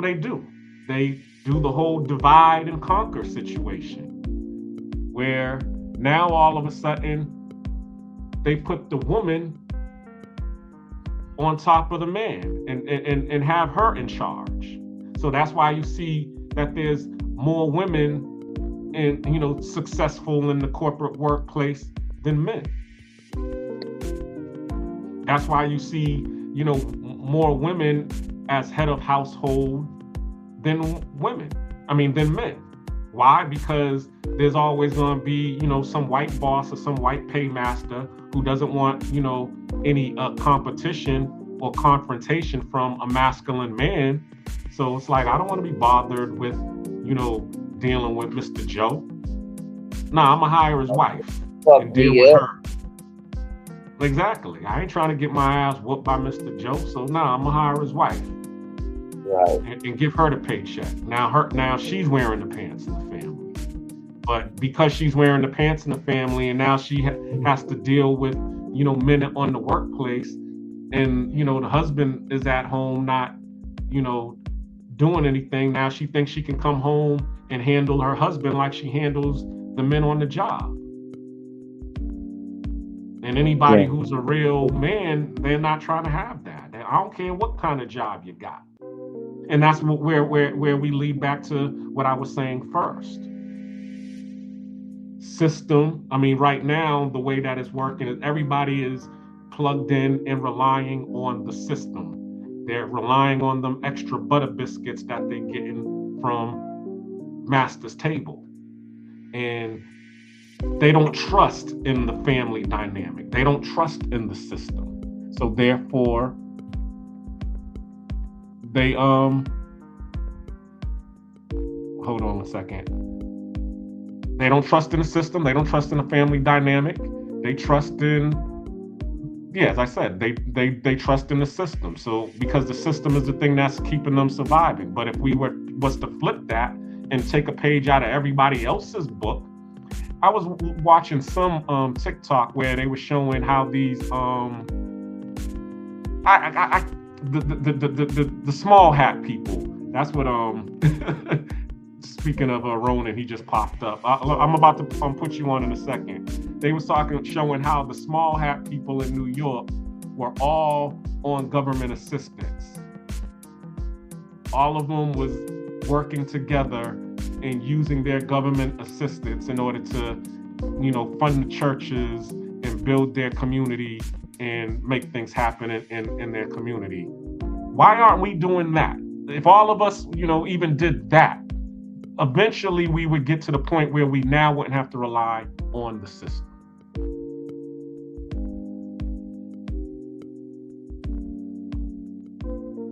And I just brought up Mr. Ronan. How's everything going? Hey, brothers, how you guys doing, man? It's a good topic, man. Great. Yeah. Appreciate it. Real good topic. Let me make sure I'm muting everything up. Hold on. I got my phone on. I have my computer on. I'm sitting here making a thumbnail. You know me. I got to prep before I get up here.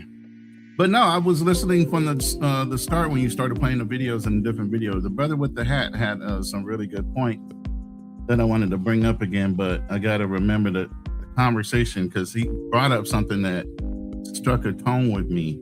I don't know if you can replay that one video with him wearing a hat.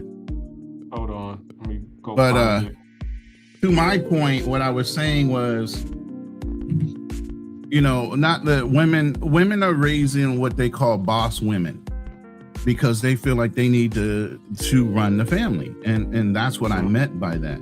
The sons are coddled, which builds the son-husband role within the family, that the male child is there to bow down and respect the elder women of the household, more so than break away and work independently. I'm your mother, boy. Yes, you're my mother, but I still have a right to make my own decisions and blaze my own path as a man.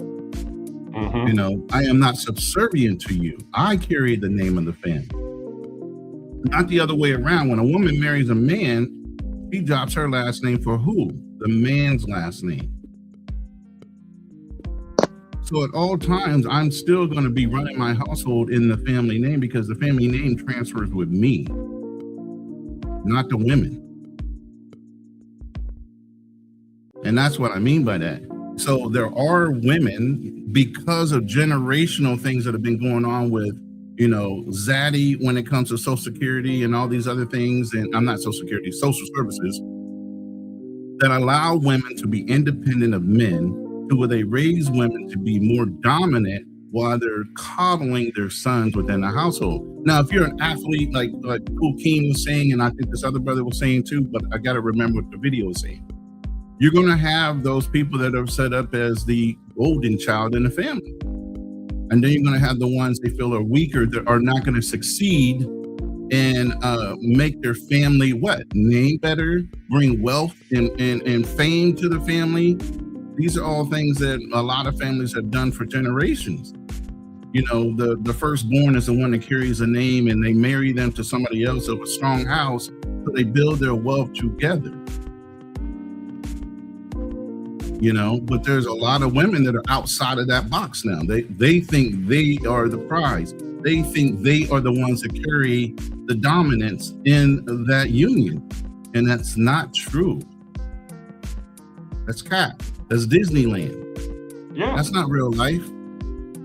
Yeah, but as I said, I mean, because they're talking about a dysfunctional family, and exactly. They're saying that the dysfunctional family comes from alcoholism or that comes from narcissism. And so I'm saying, well, who did they get the narcissist from? They got the narcissism from the people who created the system, the people who created Jim Crow. You know, we always talk about the whole Willie Lynch, because that's where it all starts off at. Remember, I mean, we're all coming from some place of survival. And then like what you said, you know, we had all of these communities during Reconstruction where we were surviving and thriving, and the man was the head of household at one time.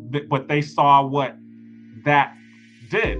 You know, that put forth the Huey Newtons and the Malcolm X's and the Martin Luther Kings and the Stokely Carmichaels, and they're like, yo, hold up. We can't be dealing with, you know, this type of stuff all the goddamn time. So we need to do something in order to fix that. All right, so what can we do? We need Mammy. Right. We need to bring back Mammy. That's what we need. And that's all they did. They brought back Miss Hattie McDaniels, you know, Mammy from Gone with the Wind, to be able to run the house.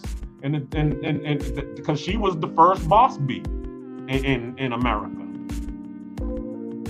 And that's what you're seeing right now. And everything that's under that, you know, in order to be able to create that whole modern day slavery system. It's just, but it's instead of it being a forced, involuntary servitude system, it's now just that they're putting that mindset out there to where the people who choose it, they're going to fall in line under it. And the ones who don't choose it, which is usually the black sheeps, they see the game and they're like, nah, I'm not falling for the banana in the tailpipe. You can have that. And they're the ones that get looked down on and rejected. Which leads me to my question for you, Ronan. Which person in the family were you? What's your story? Was you the favorite? Was you the black sheep? Well, I was the baby of the house, so I mean, but my mom didn't raise us like that. We were sibling wise, rivalries. Me and my brother we pushed each other. We were always competitive, you know. But when it came to my mother, as far as favoritism, she treated us both the same. We came from two different men, both men she loved. It wasn't like, oh, you're not gonna be shit. She didn't hate our fathers. She might have went through some things with our fathers, but she never, you never heard her say, you just like your daddy, you ain't gonna be shit. My dad was shit, and so was his. You know what I mean? So she couldn't even use that, even if she wanted to, but she would never go there. You know, she knew that we had our own individualities. You know, my brother was more headstrong and I was more analytical in my thinking. You know, we both got places in life. My brother was running a whole freaking security company with almost, 50 cars and 300 freaking officers, before he was his untimely death, and that was out of jealousy. Well, he'd still be on this planet right now, so I had a sibling rivalry more than, feeling like I was the black sheep of the family. Obviously, being the youngest, my mom would try to coddle me at points, and I refused to be coddled, and that was because of the mentorship I had around me, from uncles to people out of the church. How I grew up is always having a fighting type of mentality, because me and my brother fought. We both went into martial arts real early in our lives, so we were always driven, to do maybe not intramural sports, because the most thing I did was track. I played football a couple seasons, and then pretty much it was martial arts, but that was quiet. It wasn't something that everybody knew I was into. You know what I mean? So popularity wise, I just held true who I was. Even in school, you know, you have different influences. You know, we just stayed pretty much middle of the road. I played in band, I played sports, so I blended in with everybody in any class that you would separate in a school. Could I hang out with the sports guys? Yeah. Could I hang out with the guys that were a little geeky? Yeah, I was getting high marks and I was in all advanced courses. You know, could I hang out with the guys that are more, what they used to call the druggies, the mechanics, the people that were just in the cool crowd, but they weren't inside of the sporting? Yeah, I hung out with all of them. And nobody ever tried to separate me from not being that. You know, so I've always been that guy that could blend in a lot of different situations without sticking out, where, you know, that part that sticks out gets the hammer first, you know? Okay. So why do you think that Black families are always, or even after the parent dies, it usually be in competition rather than cooperation? What's your opinion for that? I think because they feel like competition breeds success, and it does to a way, but there's got to be a way where you guys uplift each other while you're in competition. Like me and my brother used to go at it because, again, we had two different fathers. My mother married my brother's father. She never married my father. I'm supposed to be a Parker, not a Foster. You get what I'm saying? Yeah. But that didn't happen. I was given his last name. You know, so my brother always held that over my head, and we got into some real altercations. The only thing we agreed to, no hitting in the face and don't kick me in my nuts. Other than that, we went at it. And he was 2.5 years older than me. You know, and so I just never, you know, but that was in the house. Outside the house, man, we were a united front. It wasn't anything that somebody could do to him. And like, nobody could gang up on him and I wouldn't jump in, and nobody would gang up on me and he wouldn't jump in. But if you wanted to kick my brother's ass individually, guess what? One-on-one, go ahead, get at it. You know, if I see anybody jump in, I'm right there with him. And it was the same thing for me. Yeah, go ahead. Cool. How do you feel about that? Huh? How did you feel about that? As far as my father not being married to my mother? Yeah. And basically being the bastard child. Yeah, you know, when we get sensitive, they call us the bastard child, you know, and you know, your siblings can be as cruel as a stranger on the street. Yeah, he used that name or whatever to me, and it didn't matter to me. I didn't care. And even later, I think I was in high school or just before I went into high school, my father had kind of came out. One of the only times he had come out to where we were living at, because he was always in Baltimore. And my mom was like, I'll marry him. I said, why would you marry my father? I'd seen their interaction within a couple of days. They're like oil and water, man. They were fighting like cats and dogs. The whole time it was there. You know, it wasn't about the focus on me. It was just them not getting along. But she goes, I'll marry him. I said, why? So you can take his last name just to give it to me? I don't care. I know who the fuck I am. You don't need to be in trauma to marry my father just because you feel bad that you never married him when I was younger and I never had his name. Yeah, I remember you saying. Yeah, I was never like unaware of who I was in life and what I could do, and whether I had somebody's last name or not. I knew who I was as far as an identity. The Parker family knew me. I went out there all the time. I spent almost like 3 months out there 1 year before high school, and I was going to stay. My mom literally got on the plane and came and got me. Nah, boy, you ain't staying here. You got to go home. And we lived in the Midwest. We lived in Kansas at that time. So she flew back and got me, and then I went into high school late because I was literally getting ready to start high school in Baltimore. But yeah, I never resented it. I didn't hold it over my brother's head. It was a legitimate thing. I mean, the truth is the truth. You can only allow the truth to hurt you if you're trying to hide from it. I never tried to hide from who I was or what I was or my identity. You know what I mean? I've always met things straightforward. Even when you know how siblings like to blackmail you? Like, I'm gonna tell mom you did this, and this, because they got things on you. You know, they know things about you. Man, at a point, I'll be the first, and I was the younger one. I'd be the first one, so I'd go telling my goddamn self, fuck you. And I would go snitch on myself. Now, what power do you? I don't want people having power over me. It's the most irritating thing that's ever been in my life.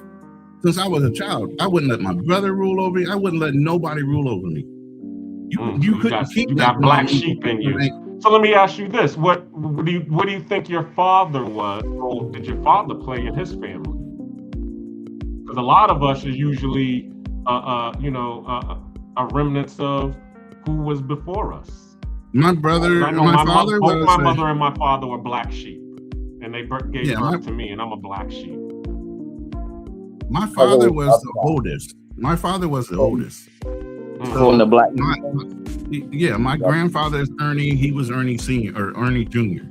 So my father was the oldest of all the siblings, and there was like 9 of them. And he got into bridge engineering in Baltimore. He's worked on every bridge that's anywhere around Maryland. So when I got into architecture, he was like, oh, we're in. That's where the first fight came in once I left and went in the military instead of finishing my degree. But my father was the oldest, so all the siblings looked up to him. And when he passed, that was sudden too, because he just died from allergic reaction to an over-the-counter medication. It wasn't even he died of old age or anything like that. So I got real paranoid. Come to find out, I had sickle cell trait. So I don't know if that had something to do with it, and he didn't have a doctor regulate what he was taking. I don't know. But it just happened suddenly, and I was on deployment actually when it happened. But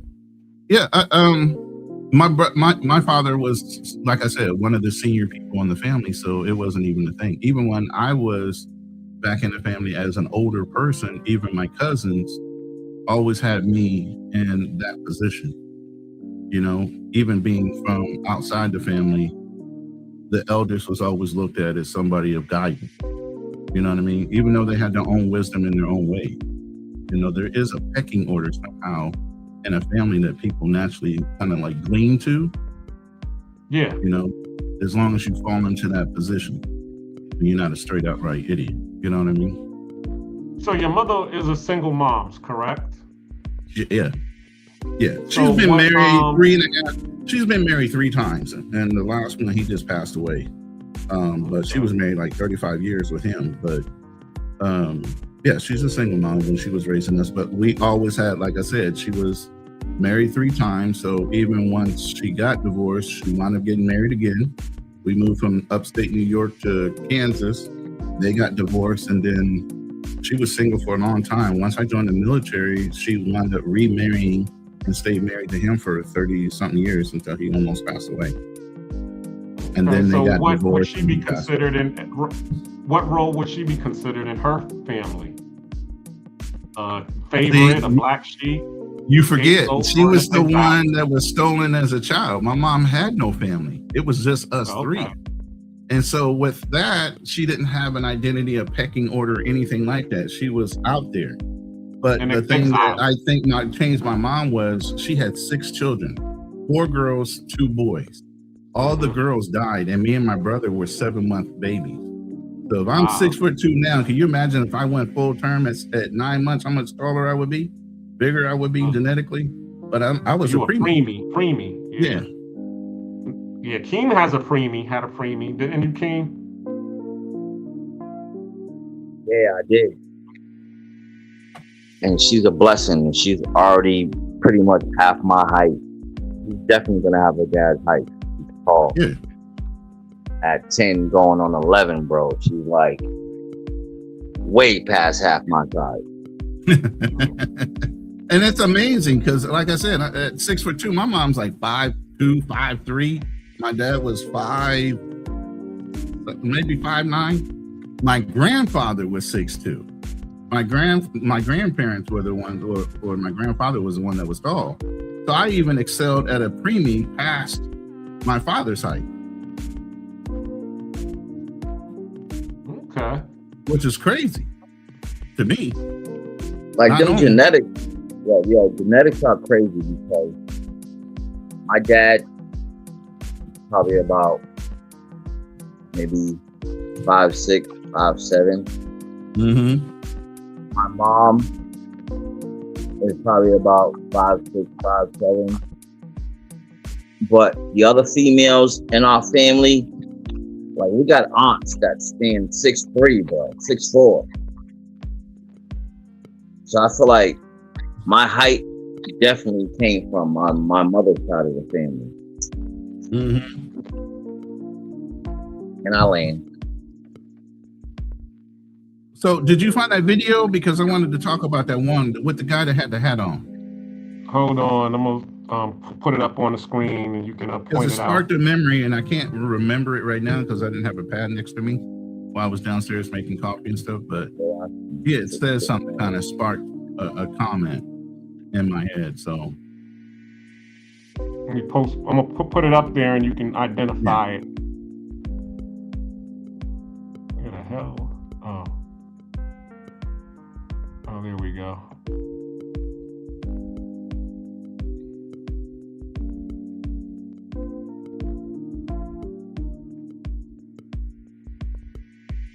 no, that's not the one. He had a yellow outfit or orange outfit on and a hat.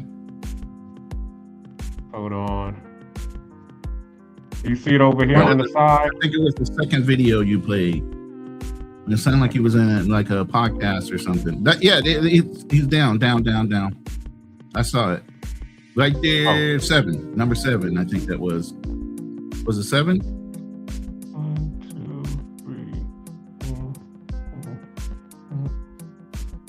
4. Yeah, no, up one. When you were up one. Yeah. What do you think is like the cause of like how the family structure? Yeah, I think that was it. Hold on. You said has been set up. Well, because there's no men in their proper place. Even if grandmama is a single, even though if granddaddy died and grandmama here, grandmama got 2 sons, 3 sons. Instead of going they go to the daughter first. Though I said they teach their daughter how to be masculine, their sons how to be feminine. So their daughters can withstand being without mama per se. Mm-hmm. But the boys lose their mind just feel like something going similar getting ready to happen. Mm-hmm. I hate saying I don't believe in feelings like that. My suggestion is that you give it to the son because we the ones to carry the name. I'm gonna show you how to do this if I'm not here. Come tell you a secret. That's how my mama did me. That's how my mama showed me. when you were that was the one? Yep, that was the one. And I kind of touched on it. So I did talk about his points. Okay. And that's what brought that comment up at the time was that video. Cool. That I had said earlier. So yeah, they I don't want to say stolen patriarchy to make it matriarchy or whatever the hell. The men carry the name, and for some reason in our culture it has transitioned to mama or great grandma. Well, that's just based on survival, really, because as we said, society has. Here's the thing: it has because of that, but it was never transferred back to the male. It was always reinstilled in the female, but never back to the male of taking over. Because that means the woman at that point would have to step back and allow that younger male to run. And they don't want that. Well, they never wanted it. I mean, you could go back to the time of Adam and Eve, where, why was Eve actually, talking to the snake for real? Because she saw that Adam was a friend of God. He was walking and talking with God, and she wasn't able to do that with him. She wanted to be able to be a friend of God and walk and talk with God just like Adam did. So what did the snake say? Oh yeah, I see you over there, like in Adam's position. If you eat this fruit over here, you'll be able to have the same mind as God. But wait, God told me not to eat it. Yeah, because he don't want you to have the same mind as him. And then what does she do? Yeah, there's some shiesty ass shit going on, but God built that woman to be envious automatically. And even through biblical quotes, and I heard you playing some of them, he defined a wife finding a good thing. Not that there's a whole bunch of wives out there, but it's going to be very hard to find one. Even then. Because what? They're meant to be envious, desire things that maybe the male has. All those things were built into her from the jump. Yes, for good. I mean, there's a lot of, as you said, competition used correctly can be a good thing. It's when, it depends on the people's mindset and intention. If they don't have any good in their heart, then competition is a bad thing. The woman is supposed to be the helpmeet, meaning an equal partner. That's what he made her to be, an equal partner. He said that in word only, but he still built her in to be able to do more than that. You get what I'm saying? Exactly. It's like a game of chess. Okay, who's the most powerful piece on the board of the game of chess? Everybody's going to say for some reason, but the king is the one that causes you either to win or lose. The queen has the more movements, but the king is the one, once you take it, the game is over.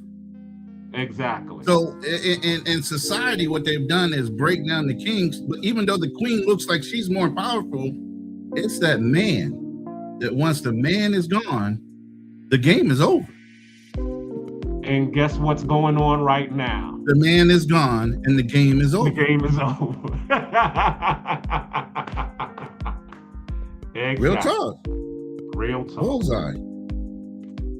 So for those who are just tuning in, yes, we are on Real Talk with Nate. We're here with Black Cleaner. We're here with Cool Keem, and we're here with Ronin Travels, and we're talking about sibling rivalry, and we're talking about the different archetypes in the family. We're talking about the favorite or the golden child, the one who follows the map, the black sheep, the one who, black sheep, the one who questions the map.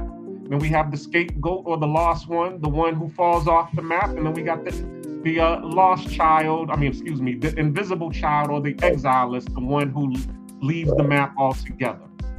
And we're starting to ask, some real questions about who we are in these family dynamics. Are you a favorite? And if you are, we'd like to hear your story. If you're a black sheep, we want to hear your story.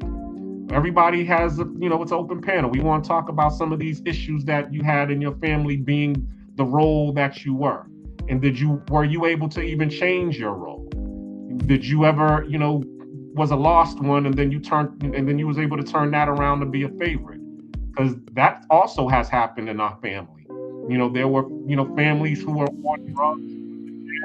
They were, lost or scapegoats. And then they turned around to, go get their degree and, buy some real estate and, get a good job and retire with a pension. And now they're the matriarch of the family. They're the favorite.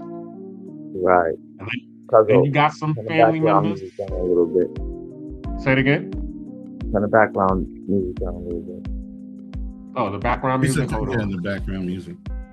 Yeah, we got a comment about that real quick. So, we want to oblige. Gotcha.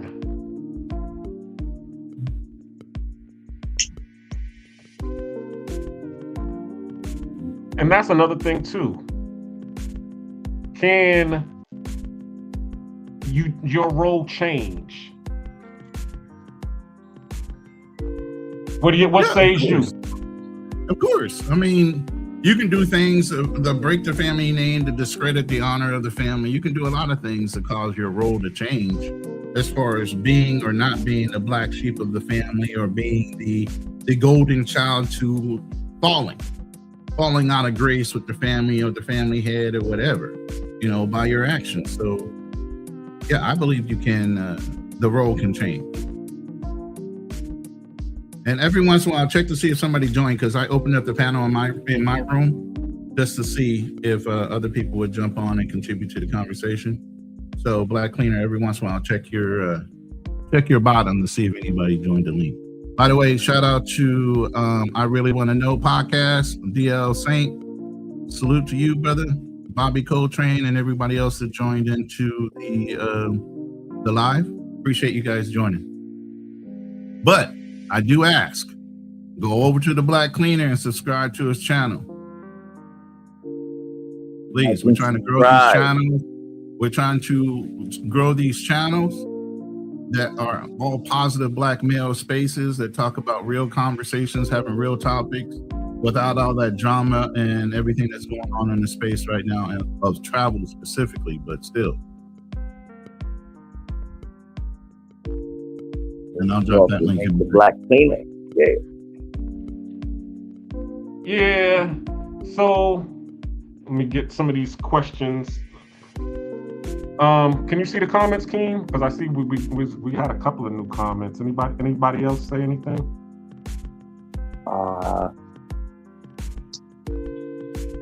Not really. You got Prime. Shout out to the panel though. Then we got Ronan. Prime. I got a question for you, Ronan. Yeah. Since you was on Razor, I saw you in the comments of Razor Rays. I could not this weekend, man. I looked through this weekend and seen all of this foolishness that was going on. I could not sit there and watch it. I mean, salute to Uncle Rico. I mean, I see that he's on the side of, you know, the black women, but to sit there consistently too much so that it's becoming simping. I'm like, God damn, bro, come on, man, pick a side. Simping?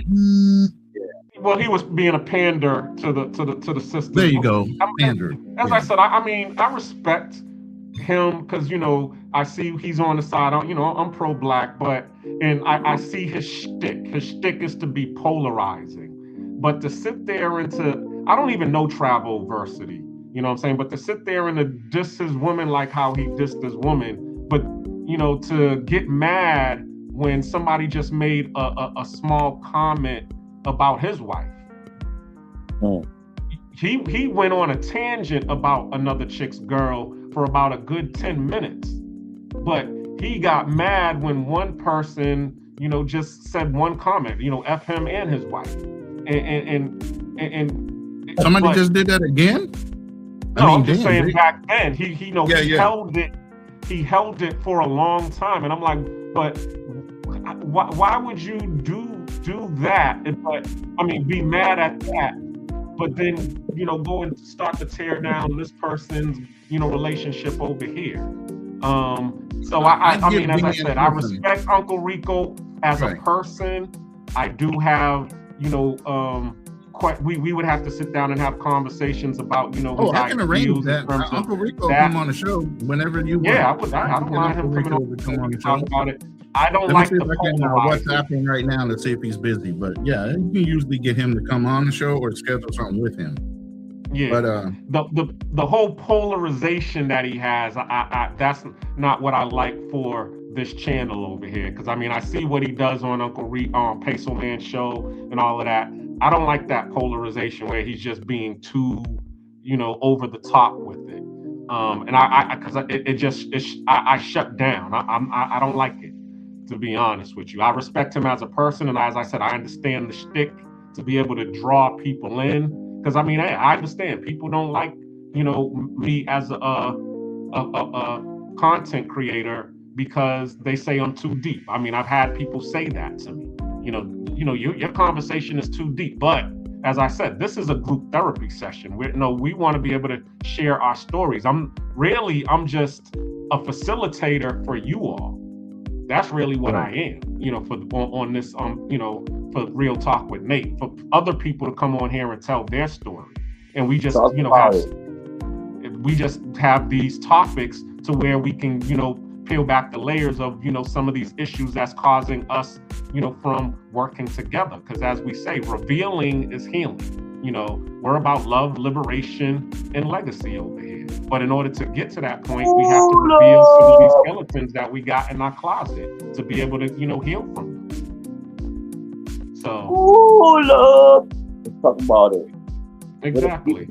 We all lie. NYC the future. What role do you think he played in his family? That was my question. I done said all that to get to that question. Who, his mother?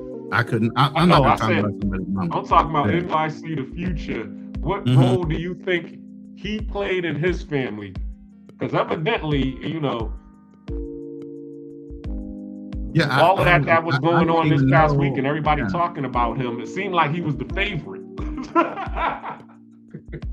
Right. But I had actually paid a super chat just to get my comment out to him, and he kind of played it down. But at the same time, it's real talk. I asked him, "How do you promise or make a promise to somebody in a developing country? Hey, I'm always going to take care of you." As way of macking and starting game with a woman when you can't support yourself. So that when she holds you to a fire as a man and you gave your word that you're going to support her, regardless of what the situation is between you and her. That's the way he approached it. And that's how he sells a lot of these different women, even though he might be paying them on the side. He's saying, I'm going to continue to do this. And he pulls out and then she gets upset. That was the whole thing. You pulled out an obligation you held to yourself until you, by your own word, say, hey, I might have said it, but I'm pulling back out on it. Be upfront and say, hey, we're not together. I'm not shooting content with you anymore. That option is out the window. These guys have to lie even to get content going instead of telling the truth. He was already paying this woman to be on his lives. And that's the way she prefaced it. You were always paying me. It wasn't a relationship thing. It was a money thing. You paid me to be in your content. Yeah, you sound like an old pillow talking. Exactly. And that's what I said. You know, you can't take care of yourself, but you're promising other people with e-begging money, you're going to take care of them. And then when you fall short, it's okay for you to break your word and her not hold you accountable or get pissed off. But then the other thing was the whole thing with her younger sister, which we don't need to go into here, but that's outrageous. I don't need to go into. How old was his younger sister? We don't want to talk about it. Too much younger. Let's put it that way. She was too much younger than her to be even considering having a conversation with. Right. We didn't do it on the channel. Why we can't talk about it then? We just gotta watch. And then it wasn't his first situation. He had to defend himself. I don't want to be over here talking about that. But I mean, he confirmed it himself. I didn't even want to watch it when it was going down this week. And I'm like, why are we spending a whole? I mean, as I said, there was 3 content creators podcasting about this one incident, like it was supposed to be, the flavor of the month. And I was real disappointed in that, because as I said, we have more important fish to fry over here. I mean, but we have to point out the behavior as being incorrect and not be silent about it. And those were addressed in those lives. But I want to keep on pushing it. This dude is just a piece of shit. Mm-hmm. And the people that support him are pieces of shit because they're adding to that style of living, that style of moving around the planet and everything else. That negative shit. Yes. And the negative shit amplifies over the positive to a point that outweighs it. Exactly. Yeah, because everybody want to be like, where's all my scamming ass niggas at? Right. Fuck that shit. That shit's corny. Well, okay, Ronan. Getting some love. Hey, when she leaves, she knows what to do. She says goodbye. She going to hang out with the fam, run some errands. She'll be back. And I guess that's another thing too, because I mean, I was saying to Keem earlier, I said I must be a part of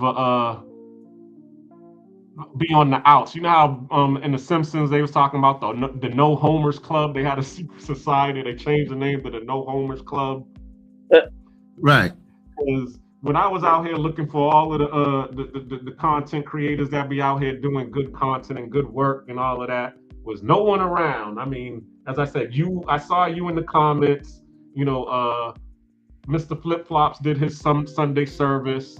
Ronan the Wandering Travels put out a short, and those were the things that kept me sane. But everybody else was. And I jumped up on the panel, but I didn't go live. I went up on the Andrew Show's panel. But I didn't go live because his restream and my computer do not get along. So I couldn't push mine out and go live with it. I just sat on his panel and went through the content with him. And see, that's what I'm saying. Like, because there was not a lot of positive content going on this weekend in the travel space, I was like, is there a secret club that everybody's at that I don't know about, that nobody's telling me? Yeah. All the cool to me, bad it seemed like, say it again? All the bad kids in that room. You know what I mean? Yeah. Because it seemed to me like, okay, everybody who's in the travel space that is married or got a girlfriend and, you know, doing something positive, you know, they're busy doing those things. And then the ones who are, what's it called? Because I even talked to Ryan, you know, or he texted me. He was saying, you know, I'll go live next week. He said he's been moving. So he hasn't been able to go live because he's been packing up all his stuff so he can move into his new spot. So I was like, oh, okay. And then I was talking to Charlie Chan. Shout out to Charlie Chan. I'm like, you know, what the hell is going on? Y'all got a club that y'all ain't telling me about? He's all like, nope. He's like, yo, just like life be lifing.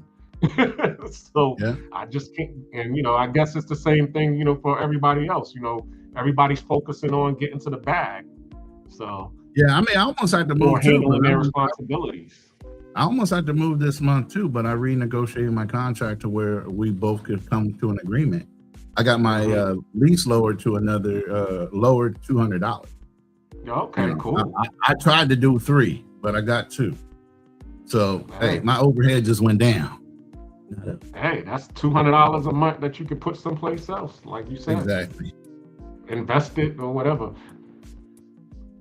Which leads into what do you think about these trading bots that they've been advertising out here? Have you seen any of them? I got one I'm interested in. I got one that I'm interested in. I'm doing some research on it right now. But if I can put $20, $40 in it and see how it performs, and it starts to grow my nest egg, I might throw a little bit more in there. I'm going to test it out and see how they run. If I find one that runs really, really well and can show good production on the investment side, safe investments. Because like I said, I used to sell annuities and I was recruited to sell stock and get my Series 6, Series 7, and I refused to do it because of the gambling aspect of it and me getting a commission from somebody else's loss. I just couldn't do that. Mm-hmm.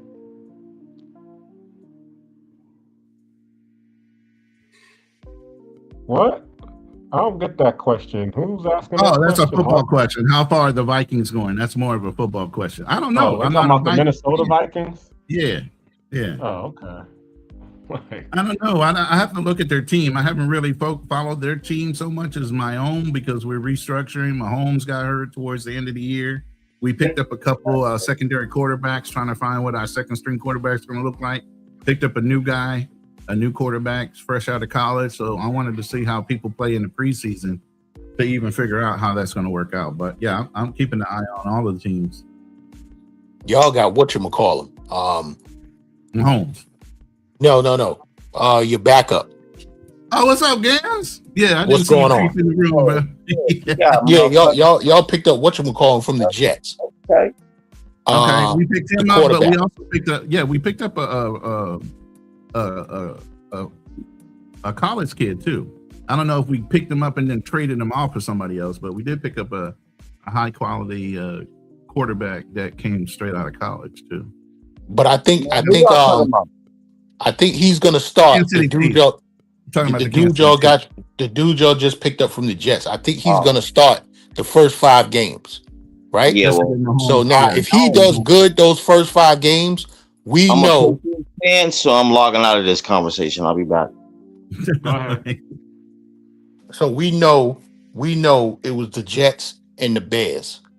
The Patriots can stay. Patriot conversation can stay. We just talking general football, not team. Okay. Now, if I got on my soapbox and started talking about my Dallas Cowboys, then you can mute up.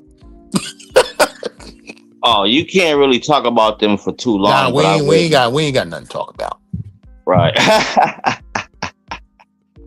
We ain't I got just nothing to got talk some. about. I got a couple of things in the house. I gotta, go interact real quick with my other Yeah, half. we know you got to go take out the trash, Keem. Yeah, go ahead. Shut up, nigga. Don't get mad. Don't get mad because I got shit to do in the house, and ain't nobody telling you to make sure you do it, fool. Don't let me put my business out. Don't be put my business out there in the street, cause hey, that's between family. I'm out of it. Yeah, he was I'm the cricket. black sheep out here, man. I ain't the favorite. Oh, boy. Here you go. I'll be back, fellas. Y'all keep this interaction going. Keep us live. Anybody in the chat that wants to come up, it's open panel. Please do like and subscribe, people. Let's go. All right, what's going on, Mr. Gans? Gangster Lifestyle, how you doing? I'm chilling. I heard what you were saying. Okay. You said it a few minutes ago. My son came in the house and the dog started barking, so I didn't come on the panel. I wanted to wait till the dog calm down. But you had said you didn't want to pay attention to this dude no more, and I didn't neither.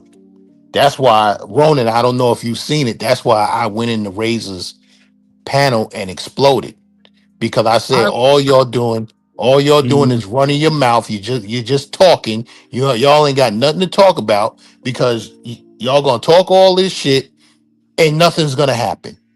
Right. Just like before, and the shit's just gonna blow over. So y'all just ain't got nothing to talk about. You just running your mouths. Exactly. I mean, the same situation happened when the whole debacle in Kenya and and the other kid, Jay Willow. I was even in Keys's room, in the Streets of Keys on his panel. He said, "Man, I ain't never gonna put that man on. I ain't gonna never do anything." Okay. And he turned right back around and put him on. You already know. So I don't need to say it anymore. So people say and give their word as men, but they're not real men.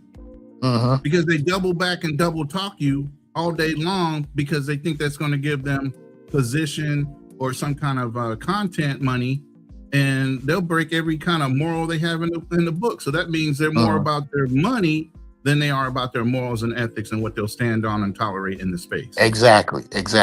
So basically, like I said, you're not gonna do nothing. You just running your mouth. So if you're gonna do something, if this dude really did what everybody's saying that he did, and I think he did, then go to Interpol. Go to Interpol and let them arrest him. Oh, now you a rat. You a rat. Man, listen. If there's a dude in my neighborhood and he's touching on little girls, I'm calling the cops on him. All that rat and shit go out the window when it comes to the children. You know what I'm saying? So them dudes y'all ain't doing nothing but running your mouth. You need something to talk about. And that's the big thing. Are people more, driven towards the drama? Or they really want real content? And it's showing it, a lot of these do have feminine traits. I'm sorry. You'd rather be in the rooms where the content is about negativity, drama, and all these other things, and instead of promoting the small group that we are. There's not that many black male travelers, period.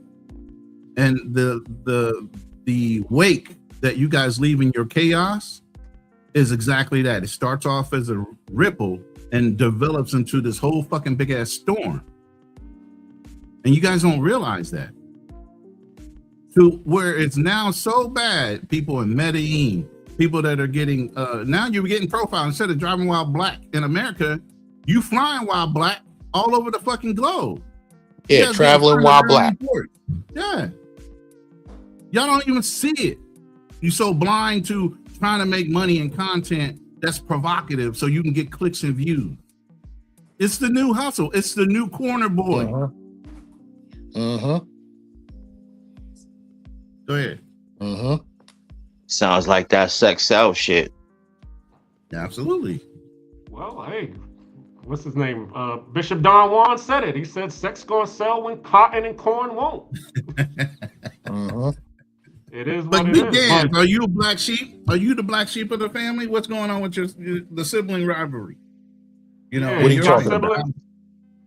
That's what the topic is about. It's about sibling rivalry. You know, dysfunctional families. You know, you got four types of people in the family. You got the favorite, the one who followed the map. Everybody, you know, always bigging him up because he done went to college. He done got the corporate job and, you know, got the good life. And then you got the black sheep, the one who, you know, went to trucking or the trades, or, you know, they went the blue collar route or whatever. And nobody really pays attention to him because they feel that he just quit. But all he did was he followed, you know, an alternate route because he saw that route didn't work for him. Then you got the dude can't get right, you know, the lost sheep. You know, the examples I used were Jay-Z being the favorite or the golden child, Dame Dash being the black sheep, DMX being the lost child, and then you have the exile, the one who said, you know something, forget the game. I see all of the problems and the drama. I'm just gonna leave. That would be somebody like a Dave Chappelle, you know, who just went to Africa, quit the game, and, you know, just went it off. So those were the examples I used. But in your family, who would you be? I mean, I already know your history of being in the blue collar, so I would assume you would be the black sheep, but I don't know. Nah, I'm not the black sheep. I mean, we definitely had, and my family reunion is coming up this week. I'm leaving on Thursday to go to that. Yeah, so we definitely had, you know, I'm the youngest of 32 grandchildren. Wow. God damn. God damn. So yeah, my oldest first cousin was older than my mother. My mother's 85, he was 86, my oldest first cousin. So but yeah, you know, I have cousins and all that. They, you know, went to college. You know, they bigged them up going to college and whatever. I said, listen, all I'm gonna do is walk my path and let the Most High guide me. Mm-hmm. You know what I'm saying? I went to college for a little while. That didn't work out. Worked on Wall Street for a little while. That didn't work out. And then, you know, I just started taking all these civil service exams. And then New York State Corrections called me first. I went to them. I worked 8 years with them. I took the test for New York City Transit, never heard from them. Took the test for New York City Correction Officer. I did hear from them. And then I took the test for New York City Sanitation because I didn't want to work for the state for too long. The state wasn't paying enough money at that time, not for me. And I knew the city was where it was at. So I went for everything for New York City Corrections, right? And then I heard from New York City Sanitation. And I said, you know what? I compared the jobs and the salaries and all of that. I said, yo, New York City Corrections is making more because they get more overtime, but basically the hourly rate is the same. I said, I don't want to be locked up in the jail no more. I'm going to pick up this garbage. And that's what I did. Big Gans. Mm-hmm. I'm gonna ask you a question, but you don't have to actually reveal it if you don't want to. What's your real name, brother? I'm not telling you my real name. I mean, some people are sensitive to that. Listen, if you work for New York City Sanitation, you know who I am. I'm not from New York. I'm from Boston. But my point is, as Black people, we gotta start doing better with our names, man. We can't be the Hakeems and you know what I'm saying, and the Kashikas. Like, we gotta stop that shit, bro. Because first of all, your name is your presentation first. That's looked at as soon as somebody looks at your application that you put in for a job. Right.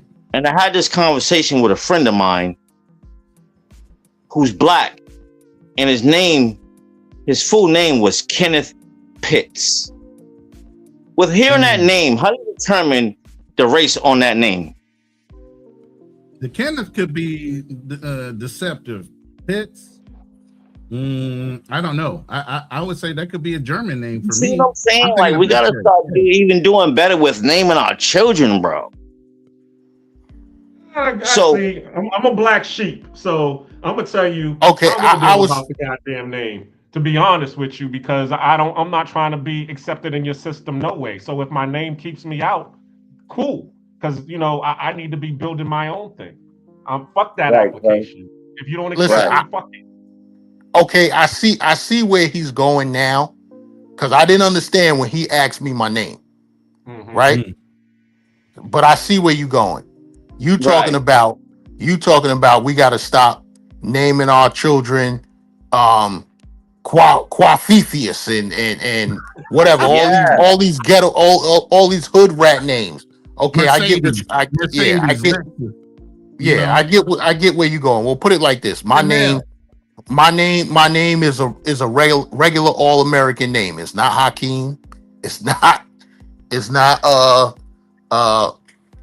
Quafifius and whatever, All right. You understood my point without even have to present that. So respectfully, bro, go ahead. Listen, I'm gonna tell you straight up. If I told you my whole last name, like, listen, when I first started working for New York City Sanitation, right? That job, that part of that sector of New York City government is primarily Italian. So when the first day I walked in to my work location, and they saw the name, because Gans is part of my last name. I ain't gonna say the whole name, but when they saw the name, they thought I was Italian. Right. And then they saw my face. Yep, that happens a lot. They was like, "Oh, that's Gans." Oh, you know what I'm saying? They all thought I was Italian because the job is primarily the population is highly Italian. Right. You've seen all the mafia movies and whatever. All the Italians are they're into sanitation. I don't know if my mom had foresight or what. I don't know if my mom had foresight or what. My name is on my website, so I'm a fiduciary. I can't lie about who I am. So if you want to look me up, I'm certifiable. You can Google my name right now. Alexander Winston Foster. Go Google it. All right? My shit will pop up. I'm not afraid to give out my name. But at the same time, there's a reason for that. I've been certified. I've done the FBI background checks as a fiduciary. I have to be honest about what I say at all times. I can't be deceptive. And that started even when I was in the military. I have my high-level top secret clearance. And always, let's say during the pandemic, everybody's buying guns, right? I walked into an all-white gun store where people were waiting to get approved. 2 black men. I was buying a gun. I walked in, 15 minutes later, I'm walking out while all the white boys are sitting there looking at me like, what the fuck? And this is in Kansas. So I don't have anything to worry about with my name. You can't fuck it up. And I work for myself. So you can't even take me and complain to somebody. But yeah, look me up. Welcome to the stage, Financial Frontier 020. What's going on, family? What's good? What's good? Shout outs to the host. Shout outs to Cool, Black Cleaner, Ronan, Big What's Games. up? Good. Yeah, I've been waiting for you to come on because we was talking last week, and you did say a little bit of your story, and this week I felt that story would have been relevant because we are talking about the family dynamic and sibling rivalries and the different family aspects. Like I've had family who had the degrees in the family, and everybody was hoping that they was going to be the saving grace of the family, and they turned out to be the ones who was just out for self. And then you had the ones that were the black sheep of the family, and they were the ones that who actually put the family on their back. And I wanted you to explain your story a little bit, because you said that you had, your sisters and all of them, they had degrees, and you had the issue that was going on with the house, and you was in the military, and you learned how to read, the legalese on the deed, and that started your real estate career. But look, I want to also ask this question, because it seemed to me like once you was able to do that, instead of being the saving grace of the family, you came and you went and became an exilist, or the person who was like, something later for the family. I'm not for that drama and all of that dysfunction. I'm gonna go ahead and do my own thing. So I know I just said a lot, but no. You landed the plane. I got you. And also too, I guess I became the black sheep at the end of it. I guess I was once the favorite and the slotted one, and then I became the black sheep. But I don't know. I never really examined those dynamics within the family. But anyways, yeah, I got the older sister and the younger brother. And so my sister, she was just the first one out. So she did her thing and went to college, and she was very successful and doing good in that. My brother, of course, he was the last one. So my mother kind of helped him go to college and got in debt, and same thing as him. There's a little bit playback. So yeah. So after that had happened or whatever, I was just in the military serving. So I was just all over the place. I was probably overseas my whole tour. So whether it was 15 years, I ended up spending 17, 18 years. I've always been overseas. So I grew distant. But anyways, I always used to come back home and see my family, right? Because you got to go back and see fams. And so just a certain point where I was just like, dang, man, let's go figure out this deed. Let's go figure out the little one small thing we got in the family of value. And we always used to have talks, because people in the community, we knew each other for 50, 70 years. My grandma's been in there for a long time, and so is my great grandfather. And, we saw people lose their properties due to internal disputes. Right across the street, this guy was a trucker. He probably owned half of the county at the time. That's a lot of land. But over the time, he parceled it out, gave it to his kids, and his kids fought internally for it. And still to this day, right now, they have legal action against each other. It's ridiculous. And so we was like, man, we're not going to be like that. We're not going to be like that. But as soon as we got some assets and it became time, people started acting a fool. And for me, I didn't know. I was overseas, so I was handling the property, trying to get it inspected, paying for engineers, making sure the title was clean. And so I was like, all right, cool. I was out of touch. You know what I'm saying? I didn't know what was going on in the rear with the gear. And then my cousin basically called me up and said, man, I'm hearing people talk crap about you. I'm like, yo, what's going on? He's like, well, your mom and your sister and your brother saying this, and I know you, I know your character. So I know this can't be true. What's going on with the house? And I was like, bro, I don't know. I'm handling the actual construction, seeing what the plan is. And he was like, well, they want you to basically pay for it all. So it was $300,000 for repairs minimum. You know how construction is. So it could be 20 to 30% over that. And then on top of that, the comps for a house like that, which is just a comparable, was only around maybe 250. So even if I went to go spend the 350, I'd be $100,000 underwater, because it wouldn't add up to the value that I had to put in. It was an old house. And so they were like, well, we don't care. If you really loved your grandma, you would do it for grandma. Why are you even talking about money? If I had the money, I'll do it. And then so I had to deal with all that. Like you for family. They try to gaslight me quick. Yeah. But watch this, Roden. Well, I know humans are humans, so I really don't trip about it much. I built my wealth by myself at that time. So I was like, look here, I'll give it back over to you guys. Y'all can have it 100%. It's free and clear. There's no issues with the title. You already know what it is for construction and everything. So here you go. And, I was paying the mortgage. I was paying the deed and everything. My grandma was kind of seen as quote unquote the matriarch. But once I took that kind of shit, my grandma was like, you got it. You're in control.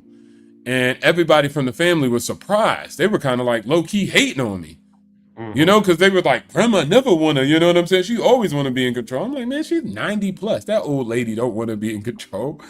So anyways, after I turned that over, they was like, well, maybe we should sell it now. So now they talking about selling it and everything. But I really don't trip about it. I didn't let it tear me away from the family, even though for them, that would be something that they would have tore away from me from. but it's something I just duly noted. Yeah. So I still love my brother. I still love my sister. I love my mom, but I just know how to treat them accordingly because of how they act around certain aspects of life. And so I just have that relationship with them now, if you get my drift. It's not so much I'm like, if y'all and rock with y'all. I still talk to them, still rock with them, but I just know that in my mind that I know how you are when it comes to assets. I know how you are when it comes to this and that. So I'll treat you accordingly. So, you know, once somebody show you who they are, believe them. And I think that's the problem. But some people actually, and then I also get their perspective. You know, I've been overseas serving my country, but they were there with my grandma. So you get what I'm saying? They got more sweat equity. They were there. I could be considered quote unquote gone. And so they believe they have more rights to it. Well, hey, look, you don't need to go back and forth with me. I'll give it to you. So I just signed it over to them and then just continued on with my own progress. And that liberated me. When you have the ability to walk away from stuff like that, that's the true liberation. So I would say that to most people. If you can understand that nuance, you could probably be more diplomatic and kind of not have the issues that a lot of people have with their siblings and their family members by being able to step away. You built from certain different, things. bro, because 9 times out of 10, when it comes to family and there's situations where there's inheritance, it's always a fight, bro. Believe me, Yeah, some people be trying to get people knocked. They'd be like, what? You know, they be trying to set somebody up. Yeah. I've seen it because I worked in the insurance industry. I've seen what happens when life insurance policies, $2 and $3 million get delivered to a family.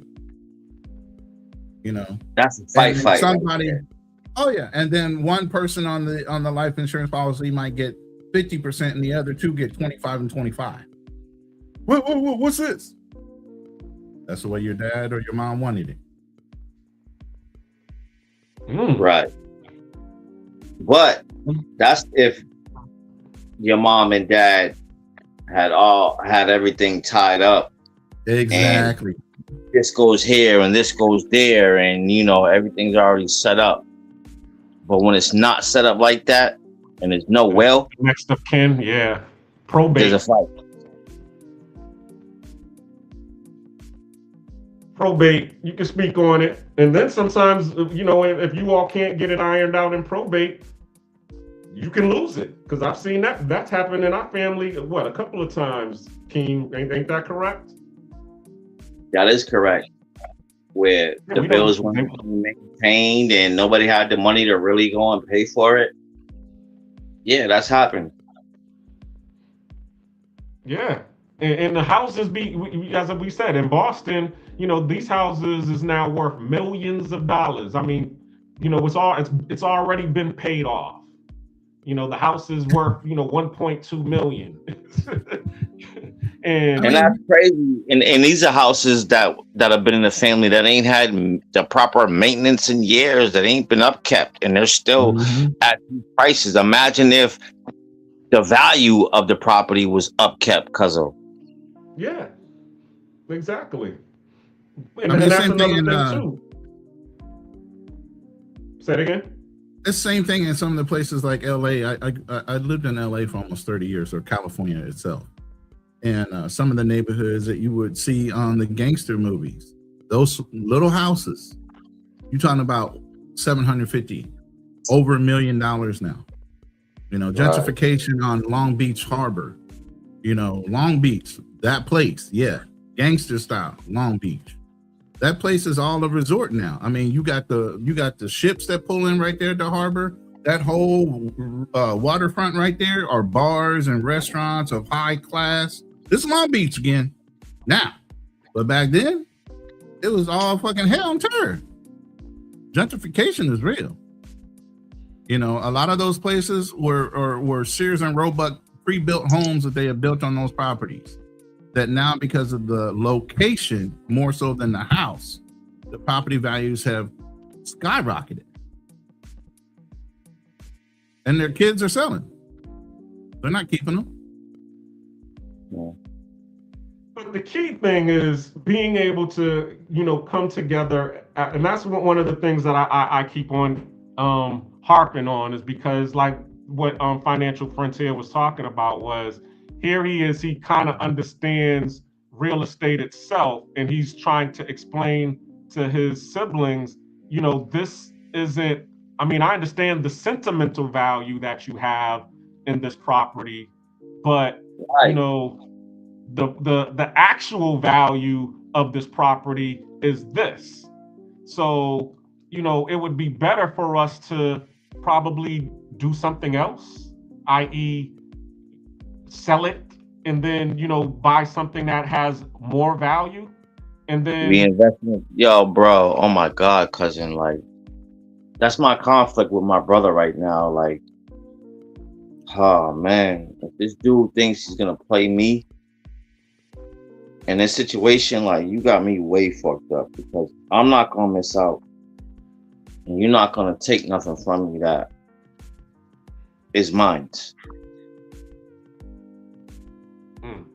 What are you guys at odds at? Selling, buying? What are y'all at odds at? Selling. This nigga wants. You want to sell, or he's you the want to old, he has an older brother, and the older brother is the executor, and of course, you know, he's trying to. He's a black sheep / lost one. So it's like that's you left the person who they feel isn't, you know, or they don't have confidence in handling the situation to handle the situation. So Yo, let me say this. That's one of the things I could say for people that set up trust and they set executors up of those trusts, and maybe that person is in a good light at that point. Be ready to want to change that executor. If you feel like that person fell from being the golden child to the lost one because of whatever happened in his life, y'all better get ready to get back in there and change those executors of those trusts, because it could be a problem. Right now, Ronan, that's the shit that I don't know. I know, as you know, head of a state, the control you have and what you are to me, with me being a beneficiary. Right. Nigga, you work for me, bro. You may have certain control of things, but at the end of the day, you work for me. Wow. And I feel like that's forgotten. The lawyer works for you. Exactly. True. If your older brother is the executive of the trust, It's not even a trust. It's just the property. There is no trust. It's just the property. He's just the executor over the property. well, is the property in the trust? No, there is no trust. He's just There's no trust. There's just two names on the three names. And three names on the deed, and he's listed as on the deed. Right. There's a few names on the deed. That part. Right. You know, Filipinos go through that all the time, and they got 13 deep worth of family members on a deed. And some of them are shiesty, like they'll try to sell the property underneath the other ones, and all of a sudden these ghost signatures pop up, and you get ready to buy the house, and they go back and double check to make sure all the family members agreed, and you find out later that a couple of them didn't. So where you think you got a structured deal, it ain't structured at all. It just fell apart. Right. So if a motherfucker think they gonna pull a rug from under me, you got me way fucked up.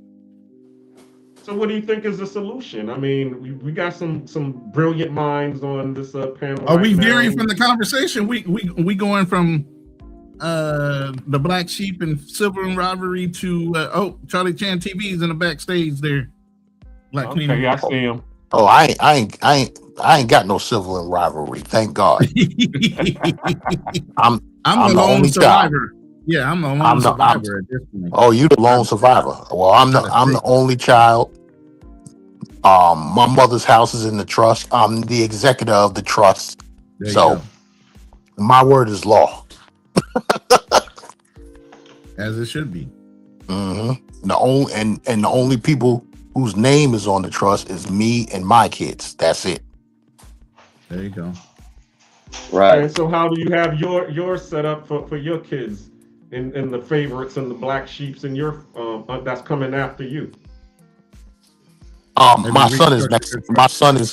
My son is next in line after me. He's the executor after me.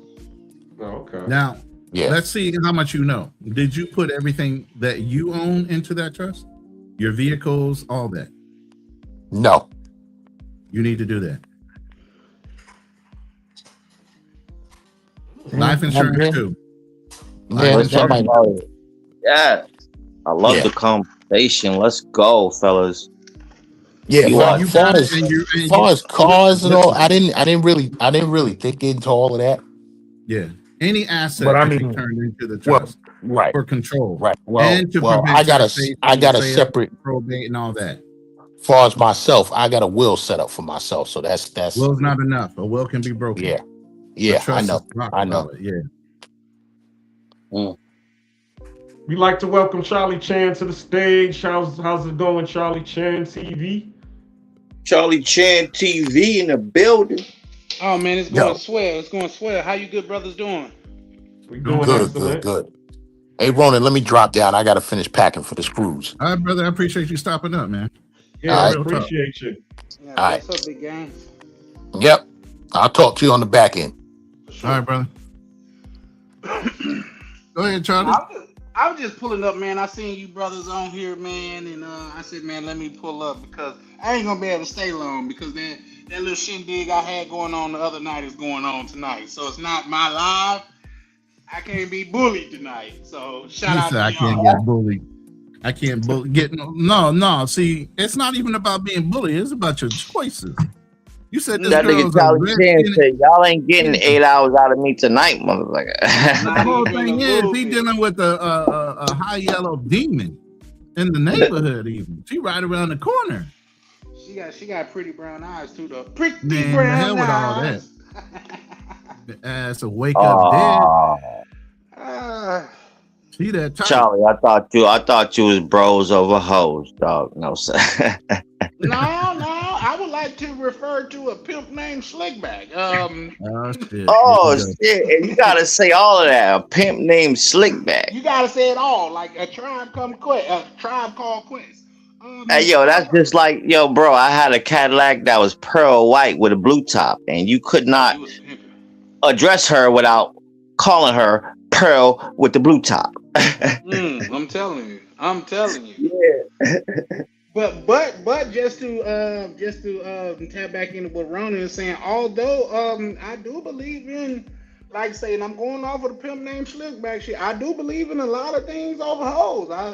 A turkey, bacon, lettuce sauce, absolutely. A motherfucking cold Presidente on a warm day, most certainly. But I will not be putting no bros over no hoes. I'm sorry. This go for homeboys, bros, skedaddles, comrades, and all of that. If it comes down to it, I love you brothers to death. But if it comes down to goddamn it, with one of y'all or a soft leg, I'm sorry, y'all gonna lose every time. And here's the thing: if you choose kicking it with me over soft leg, I probably don't want to kick it with you. Right. So that's my thought. He said the nigga got a crush on you. Type shit, you know what I mean? No, I told the little bitch that we finna kick it. No, you didn't. No, you didn't, sir. Oh, the fuck you did. Shit. No, I don't even know what we could talk about after you had that conversation with me. Yeah, I told the little bitch I'm kicking it with my homeboy tonight. Like, what do we talk about now, bro? Like how you passed up on some box? We was just talking about that earlier, Charlie Chan, because I was saying that I was exposed to it early, you know what I'm saying, while the dudes is over there playing baseball and basketball. I'm over there chilling with the girls playing kickball, and they over there like, yo, why are you over there with the girls? And I yelled back to them, you'll understand when you get older. Well, now that's a double-headed sword, though. That's a double-edged sword, excuse me. Because when we got older, one of the little boys that was over there, he turned out to play for that same team, and we was like, oh, Charlie, why I knew you was going to why'd say you have to go there? well, here's the thing. I think we should have seen this shit coming, because for one, Lil Jarrell talked with his hands too much, and when we took off our coats and threw him down, Hold up. First of all, you said Little Jarrell. That's already a clue, man. Come on, man. What boy wants to be called Little? Man, we was all a little bit. Oh no, I forgot you from you got a light skinned family, bro. We all got hood. We all got fans from hood. We got Lil Jerome. One of my best friends named Tankhead. We got a nigga named Goldmouth. Like, come on now. That's funny. Oh man. Well, nah, that didn't happen over here. I was waiting for hiding. No. I wasn't saying it happened to you. It was. jump I was off. saying that was two. It was two different paths. Like the little boy that he was over there overly kicking it with the girls. We was like, man, we should have seen that coming because when we threw our coach down to go play football, he tied his around his waist. We should have noticed then. You know what I mean? And he sound like his mama. You know what I mean? Like he ain't sound like no man that we knew in the neighborhood. So there's that. But go ahead, my apologies. No problem. I'm about to play that little video you was just talking about. Oh no, you don't want to play that. You're gonna get a strike, bro. You think so? I already know. Anything Boondocks, you're getting a strike on. I tried it. That's why I only have sound bites. Okay, never mind. If you want to download the sound bite and then just keep it on your thing, I'd do that. Matter of fact, I thought I had it. I was looking for it.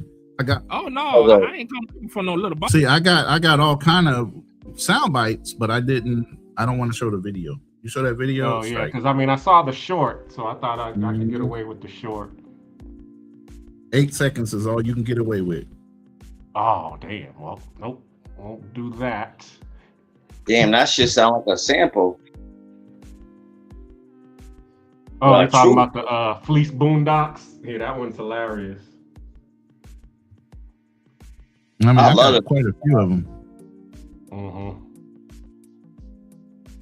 But yeah, so going back to Charlie Chan, are you an only child? No. Okay. So the topic of discussion officially is sibling rivalry and the dysfunction families and the roles that children play in the family. So you have your favorites who follow the map, and they're the ones that get all of the glory and the status. And the example I gave was the Jay-Z's, who was able to go get in line and fall in line with what's going on and then they get the status and they get the good credit and they get everything. And of course you get your black sheeps of the family, the ones who question the map, which example would be your Dame Dash, the one who says, later for that map, I'm gonna do my own thing and create my own map or whatever. And then you have the ones who fall off the map. And the example I gave was DMX, the person who got involved in, the fast life, the drugs, jail and all of that. And he becomes the burden of the family that every time, something goes on, they got to go bail him out or whatever, or they just disregard him. Was they bailing him out, or was goddamn it they using his money? Because that is different. They was bailing him out because he was an addict or whatever. The black sheep is usually the one that you're talking about, who they're using his money because he's the one who took the certain path and he got successful at it, but they still didn't hold him in high regard like they do the person who's the favorite, the one who actually got the college degree and the nice corporate job. And then you got the exilist, the one who says, to hell with it all, later for the family, in Soul Food, the Vanessa Williams, F the family, the family, F my husband type. And they just go off and do their own thing. And they saying, that they, the people from the family, they say that they abandoned the family, you know what I'm saying? But all they did was just, leave that drama alone. So with all of these different archetypes, which one do you think that you are?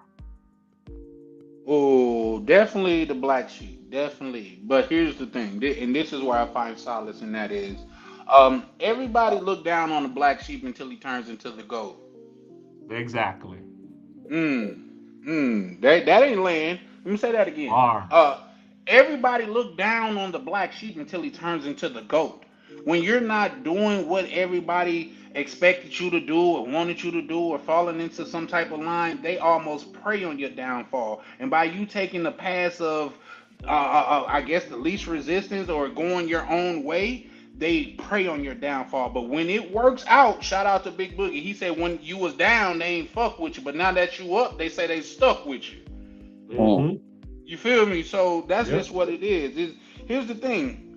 If you was messed up in your family, and I can't say this everybody family, but families that I've seen, even referring to my own, if you're not doing your own thing and you gotta go to them for help and refuge, they're gonna little boy you. They're gonna treat you like you would have never did it. So much so to where I would have rather, and I went down that route, to be homeless than to ask somebody for help. But at the same time, I felt like that's what made me. I felt like that's what really fueled my hunger. Because when it went down, I looked inside myself and said, listen, you got you here. You got to get you out of here. Nobody else could do it for you but you. So the way that anybody feel outside of me, that goes for my mother, my daughter, my sister, anybody in my family. If it's not getting me to the next level and you generally want to see me do well, to hell with it. Right. And I feel some type of way right now because me and my cousin, the Black Cleaner, have started a podcast, and I don't feel like none of our family has tuned in, bro. And that's sad. I don't want my family in my shit. I don't want my family in my shit. Nah, I agree with Ronan because multiple of my family members has asked me, can they pull up? I was like, yeah, no. Because here's the thing. You want to pull up and goddamn it, insert your ideology. And here's the thing. Let me quote the Bible here as well. They say the Bible says no man is a prophet in his own house. You guys get to see me and what I've grown into. They see me, the little one that was fucking up as a kid. Yep. You see what I'm saying? So that's the way they're always going to see you. That's why I don't really do family functions, because I'm doing better than all you. How the fuck you try to little boy me? But yeah, no. So listen, Cool King. I promise you, when y'all get to 100,000 followers, they gonna pull up and be like, oh, we here for our family member. And here's the thing, I can't even I done joke with Black Cleaner numerous of times, back and forth. He never took it, and I never meant no solace by it. But when y'all family members come around and they don't know the dynamic, and they make a same little, I'm coming to Panama. Then they, no, you ain't going out there with my family. I'm gonna do this, that, and the third. You see what I'm saying? Forgetting that, bro. I was supporting bro when he had no channel. Yep, exactly. I was pushing bro when he was pushing his book. So yep. Salute Charlie Chan TV. Salute. Man, hey man, being real is not a deal. It's just a skill, man. That's all. Facts. Facts. And definitely, I appreciate, all of the support that I get from everybody. Because, I was looking back, because shout out to O'Shake Duke Jackson. He sent me, a video of when he had me like as a guest appearance or whatever in one of his clips. And when I looked at it, it was 2 years ago. And I was like, damn, I've been in this space for over 4 years. And, I've been on Charlie Chan's. I've done something with Ronan. I've done something with Ronan the Wandering Traveler. And, shout out to Vacation Time with Ryan, vibing with Misha, even when Jay was doing his thing, and I was on all of this and BMTs, you know what I'm saying? And, so it was like, I wasn't I just didn't come out of the blue as a YouTube content creator. I came based on loving this community that we got going on. Yeah. You better say that. You better say that. Hey, that's the gospel right there, brother. And but now, where's you at? How do you feel now, cousin? As I said, I'm still that black sheep trying to trailblaze and put the family on my back. That's right, how I feel, to keep the farm going. But it's just a different family. It's the Black Travel Space family. I didn't ask you how you feel about you doing you. I asked you how you felt about what's going on right now with the passport bros. I'm sorry if I didn't clarify that, but there you go. Oh, well, I said it earlier. I said, just like what Jay-Z said, Can't leave rap alone. The game needs me. Can't leave the travel space alone. It needs me. Because as I said, this past weekend, I'm looking for the Charlie Chan. I'm like, where the Charlie Chan video live stream at? He ain't around. Oh, we went live. What was? I think it was twice last week. Listen, you should have seen my last live, man. Ronan and OTO had a field day, bro. I ain't gonna lie to you. I was target practice. Oh, really? Man, I don't know what you're talking about. Yeah, all right. Allegedly. Allegedly. I think I don't know nothing else. But I don't know if I was on the right panel, but I was in the bushes watching. Yeah, you seen them brothers master me? They jumped me on live. Right. Allegedly. I didn't pull up on a panel, but I was in the bushes watching. Yeah. Oh, so you was in the No Homers Club, because I did not see it. I'm like, where the hell is? I even asked them. I was like, do y'all got a secret club that I'm not invited to? Please, please let me know that. I'll be feeling like that sometimes too, cousin. No, absolutely not. Well, what you gotta understand, even because we are our own tribe over here, like say we're kind of disconnected to the ideology of what everybody else think is a passport bro or the passport community. But even with that said, it breaks off into smaller and smaller segments and stuff like that. Like say, I was just on the call not too long ago to where it was like 5 of us, and they hit me up. Yeah, like say I was on, like they hit me up and I was on that call, which it was some very intelligent brothers, so I had no problem with that. But another call, I'll get hit up and it'll be like 10 people on the line. You know what I mean? So there are like little pockets of community, but far as on the cusp of it, we own it. We are definitely on it. Yeah, because as I was saying earlier, what was going on with this weekend with everybody, jumping on the whole trending topic of Miss Lucy, and I'm like, really? This is what we talking about as a travel community? We could talk about better topics than this. We can focus on better topics than that.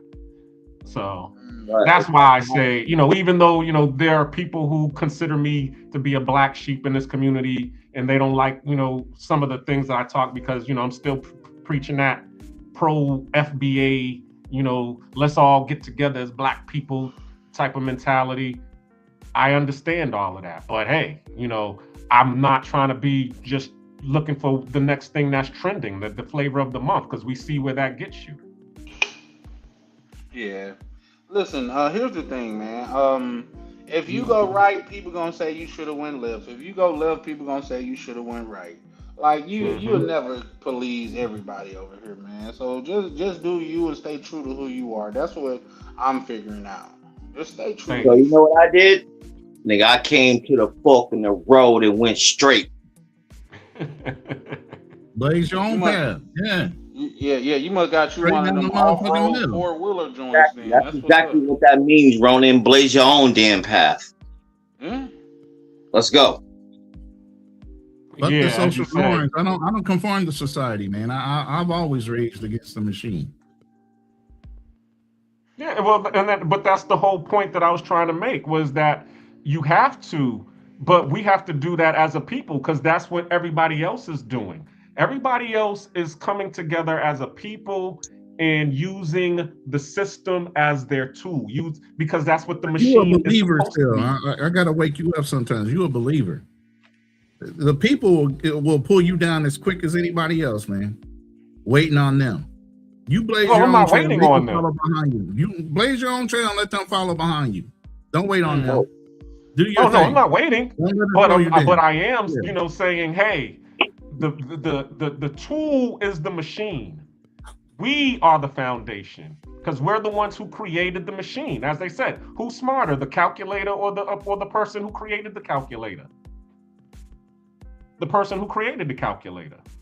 Facts. So that's how we're supposed to be dealing with it. But people are afraid to, because we keep saying it. People are afraid to put down their phones. People are afraid to, get off of this, social safety net that we have, or this, government safety net. oh no, you're gonna mess up my job. You're gonna get me fired from my job. Now, Oh, you're gonna see, get that's me where you kicked off being a of my little Section 8. I lighthearted. can't. You Say being it a again. little lighthearted. You saying people. Let's be specific. Which people? Genderly. Our people. Which people? Nah. Our people. I don't even. Nah. Well, that's why I gotta call cap though, man. And we gotta, in my opinion, we gotta stop spreading this rhetoric. Do you know it's more white people on government assistance than black people? Exactly. Yes, but we're not talking about the fact that we're talking about them relying on it. See, the thing, they use it as a tool. I mean, there are white people who was able to buy a house on their Section 8 and then hold on to their house till it appreciated in value. And then once it appreciated in value, they turned it around and sold it to us when we got some money. And then they went and bought a fixer-upper in the city. With the money that we gave them, and then flip that. Well, that's what I'm twofold, saying. my good brother. That's definitely twofold because if you don't do that right, that could definitely be looked at as getting over on the system. And when you have the hue that you and I have, it's easier to be looked at as getting over on the system. You know what I mean? Like, not saying that is different, but when they do it, it's just like doing taking advantage of the system. Oh, but when we do it, we're getting over on the system. So go ahead. Well, the key is understanding the rules of the system because, okay, if you let's put a prime example. Okay, the FHA loan. You can go buy a house with the FHA in an empowerment zone. With 5% down, but the rule is you're supposed to live in this house for at least 5 years before you're able to sell it. So it's not the fact that so once you understand those rules, if you understand the game, then you just use it to your advantage. You go buy the FHA loan, you wait 5 years, once it appreciates in value, you sell that, get your money, and then rinse and repeat. Good brother. So it's the same thing for Section 8. There's a Section 8. There's clause and terms with the Section 8 as well, where if you get the house using your Section 8, there's going to be a certain amount of time you can live in it before you can sell it. But that's not getting over on the system. That's using the system to your advantage. Yeah. But here's the thing, Black Cleaner. I think that's why we have to be specific when we talk. Just because, yes, what you just said is absolutely right. But the obvious loophole that's when it's in a FHA loan. Within 2 to 3 years, you could take it out of that FHA loan and put it into a conventional loan, and then you could go and get another FHA loan. What people do not talk about. And even if that was the case, it's people that get homes with FHA loans and rent out rooms in them. Yeah, exactly. So, like, that's not. There's just so many different ways to skin a cat, and that's really what this whole thing is talking about. Because, okay, here you are, you're considered the black sheep. Here I am, I'm considered the black sheep, and then I'll go to one of the favorites in the family and start talking that. And like what you said earlier, because you might be they remember you when you was a little boy, and they're the oldest, they're not even considering the information that you're providing, even though it's sound information. They like, ain't nobody listening to you. That's I ain't about to risk my good credit on what you just told me. That's a fact, but no, that's definitely a fact. But the fact of the matter is this: if you don't believe in me from the jump, I don't want you to listen. I'm gonna tell you this: the most inspirational talk I've ever had is a person telling me I can't do it. Exactly. That's the most inspiration, right? That it put a fire up under me. I tell people this: my congratulators get me going, but my haters keep me going. When I'm thinking about quitting, I think about my haters, thinking like, man, I knew that nigga was gonna quit. Man, I knew he wasn't built for this. I knew, goddamn, he was all cap and no action. That's what keep me going. Let me shout out Magneezy to the stage. Welcome, Magneezy. Knack, what it What's do, up, brother? my brothers? Yeah, how y'all doing? Man, it's a blessing and a lesson. How awesome, about brother. yourself? Yeah, that's what's up, man. I don't know. I ain't hearing none of y'all talking about this weight loss thing that we all agreed to. You know what I'm saying? Because shit, I done lost 10 pounds since the last time we spoke. You heard? Yeah. Shout out to you and congratulations to that. And with that being said, I'm gonna bring myself to the forefront of the congregation because that's what we do over here, man. As men, we could hold each other accountable, and I could tell you, I'm definitely going in the right direction, but I'm not all the way in that direction. So absolutely for that. But this week here, the top of Monday, I'm like the Monday is the beginning of the week, so it's a new slate for me, and I'm working to keep my word as we speak. Man, that's what's up, man. Let me tell y'all how I did it though. So because I work in the petrochemical industry, we have like there's certain times where you can't be in certain areas, right? So people have breaks. I skipped that first break, and by doing that, I calculated that when you go to the canteen or whatever, that's literally at a minimal 600 calorie break. You know what I'm saying? Bring your So volume I down a took little that bit, out. brother. And who's that, Bring- Keem? Yeah, you should Yeah, turn your cool volume team. down. You're a little I louder. It might. put down a 40-ounce, Keem. I got you though. Thank you. Well, first of all, I don't drink 40 ounces, so you got me fucked up. But bring your volume Anymore. down a little bit, brother. Anymore.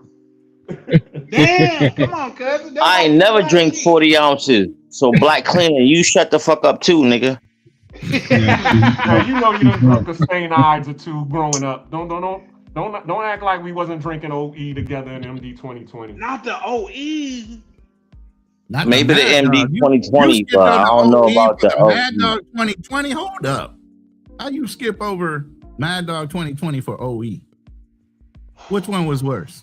No, I was drinking Mad Dog. I didn't drunk Mad Dog 2020, but I've never drunk an OE. All that shit was bad. Yo, Black Cleaner, shut the fuck up, bro. You just changed the whole motherfucking motion of the show, dog. Shut up. Stop trying to assassinate me, nigga. Let's go. Whoever... Carl, let's go, bro. Go ahead, just talk about your weight loss. Talking to you, bro. Hey, Knack, I'm down 5 pounds, bro. But I said I was gonna do 20, so I'm way off of where I need to be by the end of the month. I don't know if Knack dropped off because of connection, because I know he's driving. Half the time when he's calling in, he's driving. Nah, shout out to Nick. Last time he was on, by the time we got like deep in the conversation, I was in my zone. But yeah, no, I think bro, like say lit a torch, man, and I'm with it. We could, Ronan, you the technical brother, start a goddamn community where we in here and we call each other out. Everybody to get in, you gotta post your weight and you gotta goddamn stand holding to your word, or we're gonna roast your ass over here in this private chat. We do that already. What you mean? Oh, hold up. We don't be roasting nobody on Not this roasting chat. like that. Accountability. We're not roasting you. We're only holding you accountable to your word as a man. And that's what the Lions Den does. I'm with the roasting. I like roasting. What's up? I was just gonna say, like, y'all need, come on, bro. Is this a Sebastian, Todd, and Trevor goddamn line? What the fuck is we doing? This is our background. This is what we. Come on, we wrote, bro. Come on, like we grew up roasting people. That's why we got. How's my volume now? How's my volume? You sound better. I know you're driving. All right, because I know Keem's ears are set to pillow talk volume. So, yo, Carl, bro, why coming at me, bro? You better leave me alone, nigga. I'm the co-host, bro. You can't come at me, nigga. I will mute you, Carl, nigga. That's not Carl. That's Knack. Nigga, don't get muted, nigga. Leave me alone. Mute me. I don't care. Shit, I'm here, just for entertainment. But anyway, so it was a 500 calorie deficit, and then working out. 1 day cardio, 1 day, and I use boxing for the cardio. So boxing. Yo, bro, you're not even on the topic. Cut that shit out. No, let him finish. Yo, who the fuck you talking to, nigga?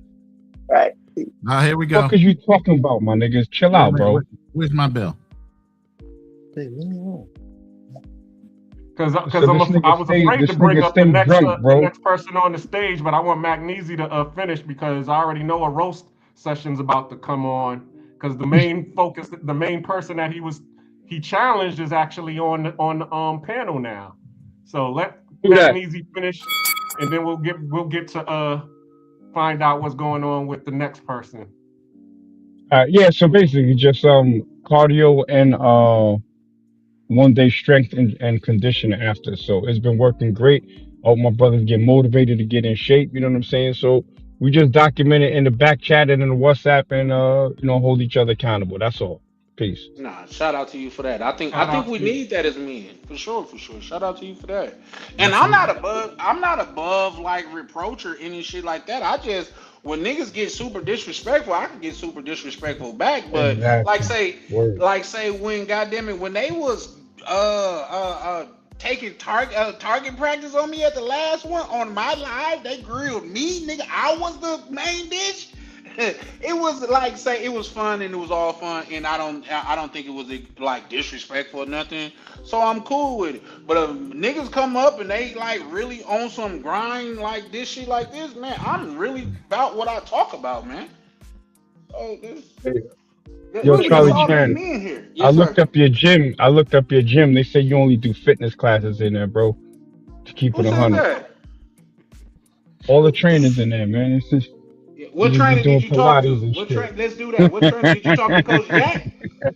Yeah. Did you call? He don't know it. He don't know you. He don't know you. I bet you Coach Jack know me. I know. Listen, Greg Nielsen, the owner of the gym, I had it when it was a little. I went there when it was a little operation when I was in junior high. What are we talking about, Nat? Come on, bro. Well, I mean, they definitely have those dudes got good words for you. Handing out towels. You know what I'm saying? Wow.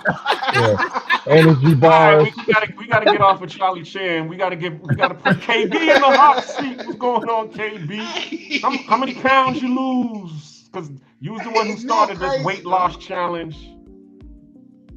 What's going on, textbook? KB. It's your time to shine. Oh, my bad. I was muted.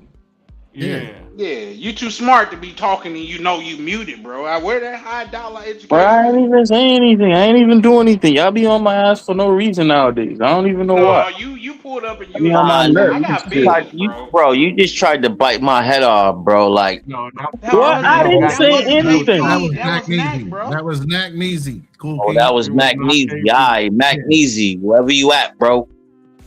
Bring it down a couple notches. Wait, is this KB? Yeah. Oh damn, my bad. My bad. I mistook him for Cool Keem. So my bad, Cool Keem. Alright. Oh, this is the arch nemesis right here. We're always trying to age people, age shame, and all that. Can't get no buns in America. Oh, wait a minute. Hey, while you were gone, hold up. While you were gone, they came up with a whole nother definition for us. Half century OG and shit. Half century old. That's crazy. I didn't hear that one. Wait, who just laughed? You came up with it. That came up during the fucking roast. Somebody called us half century ass OGs. Nah, I think that fits you though. Anybody over 50? Oh damn. Nah, it was a little bit more smoother than that, the way he worded it. We got to go back to where he said that shit. He was like some OG kicking game ass niggas like type shit, and it was kind of smooth. So I'm not mad at him. Nah, hey, shout out to KB because he got thick skin. So as much as we talk crazy about him, he can talk crazy about us. So shout out to that young brother. Is this the same guy that's an accountant? Yep. Yeah, KB. Yeah, that's him. How did he go from sounding like a nerd 3 streams ago to sounding like Spice Adams? in 2022. Who made this nigga cool? You trying to reinvent yourself, KB? Nah, I just always been that way. It's just it's the internet. It's the internet. Like who you are in real life and the internet, it's a different thing. What? He didn't hear that. I'm real and I'm a cool dude in real life. But did you lose any weight, brother?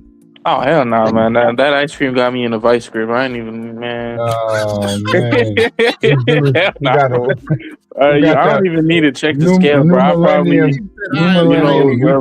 Publix had one of those buy one get one's free, and I went crazy on it. I ain't even gonna lie. Hey, KB, let me tell you this, bro.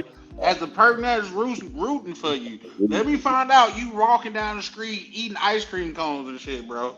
We gonna goddamn have a deep discussion, you and I, man. Nah, I see KB as a 5-gallon drum type of dude, man. You know what I'm saying? Man. Nah, I ain't even gonna hold. I haven't done that since probably high school.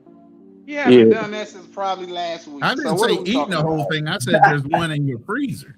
Oh nah, bro. Like I used to eat like one of those a day. God damn.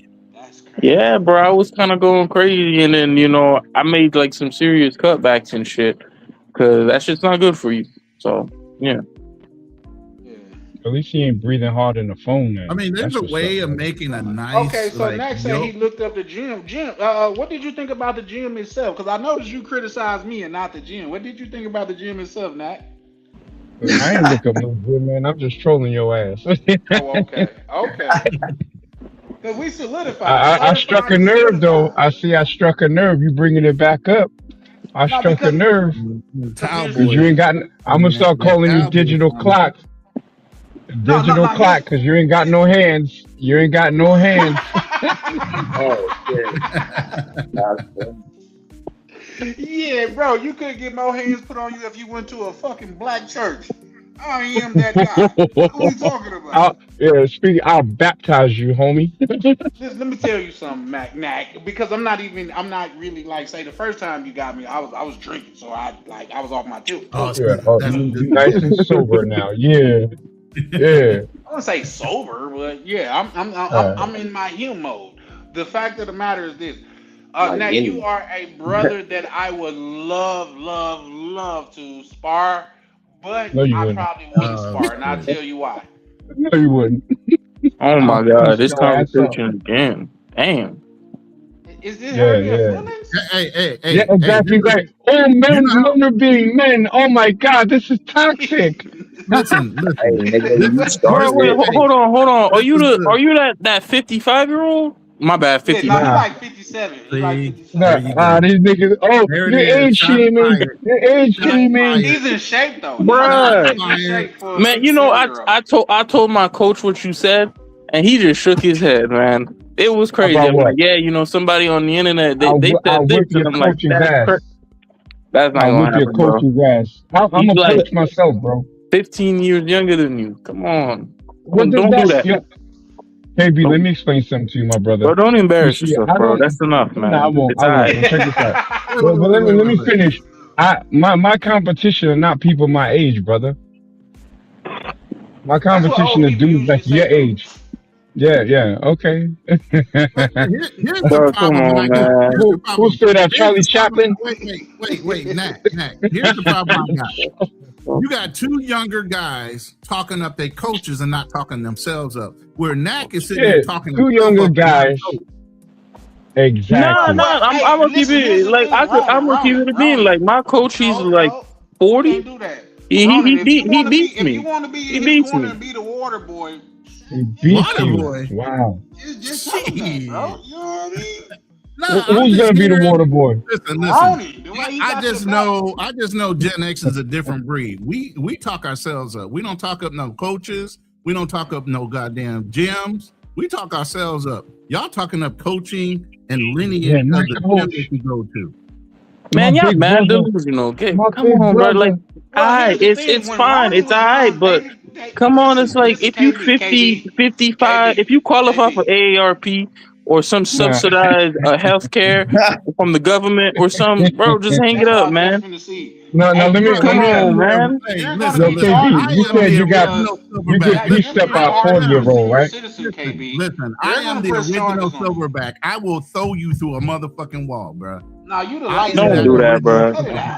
You the light skin. Yo, if Ronan turns on that, I'm telling you, not a broken nose nowhere, and I used to fight all the time. See, Ronan's one of those types.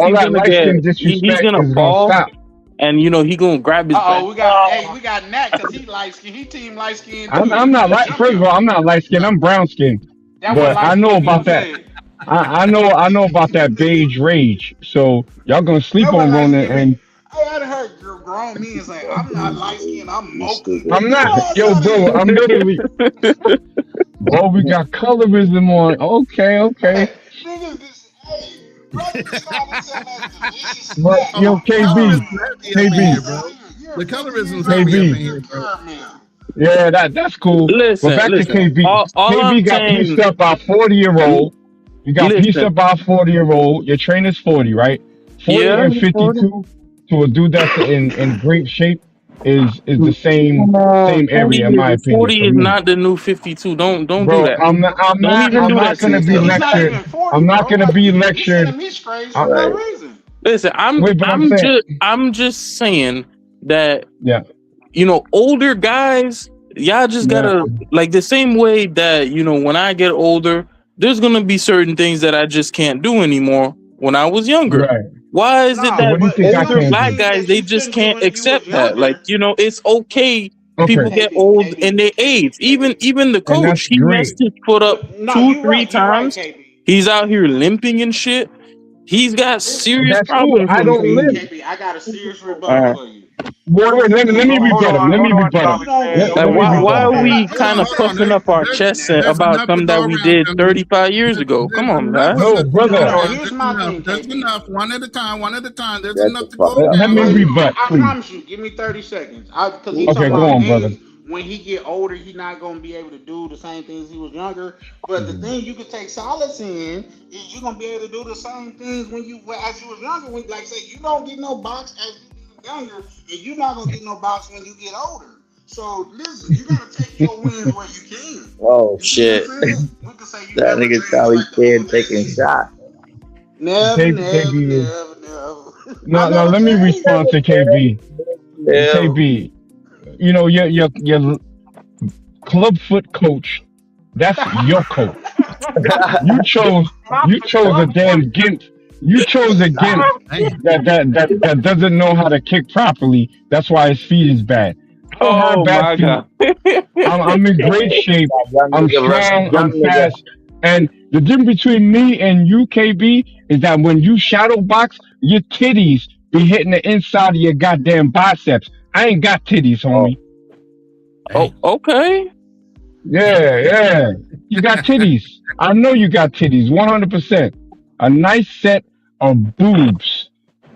That nigga Bro, said notice how he didn't make any arguments about what I said. He's just, you got Because titties. I That's just the said it. argument. No, but you do come have on, titties. man. Like, That's a stop fact. trying to keep up with dudes who are 25, You got man. Just a let nice that shit set go. of voluptuous Let it go, titties. man.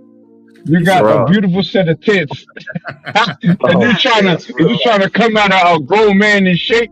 Stop it, bro. Stop it. All right, how about this?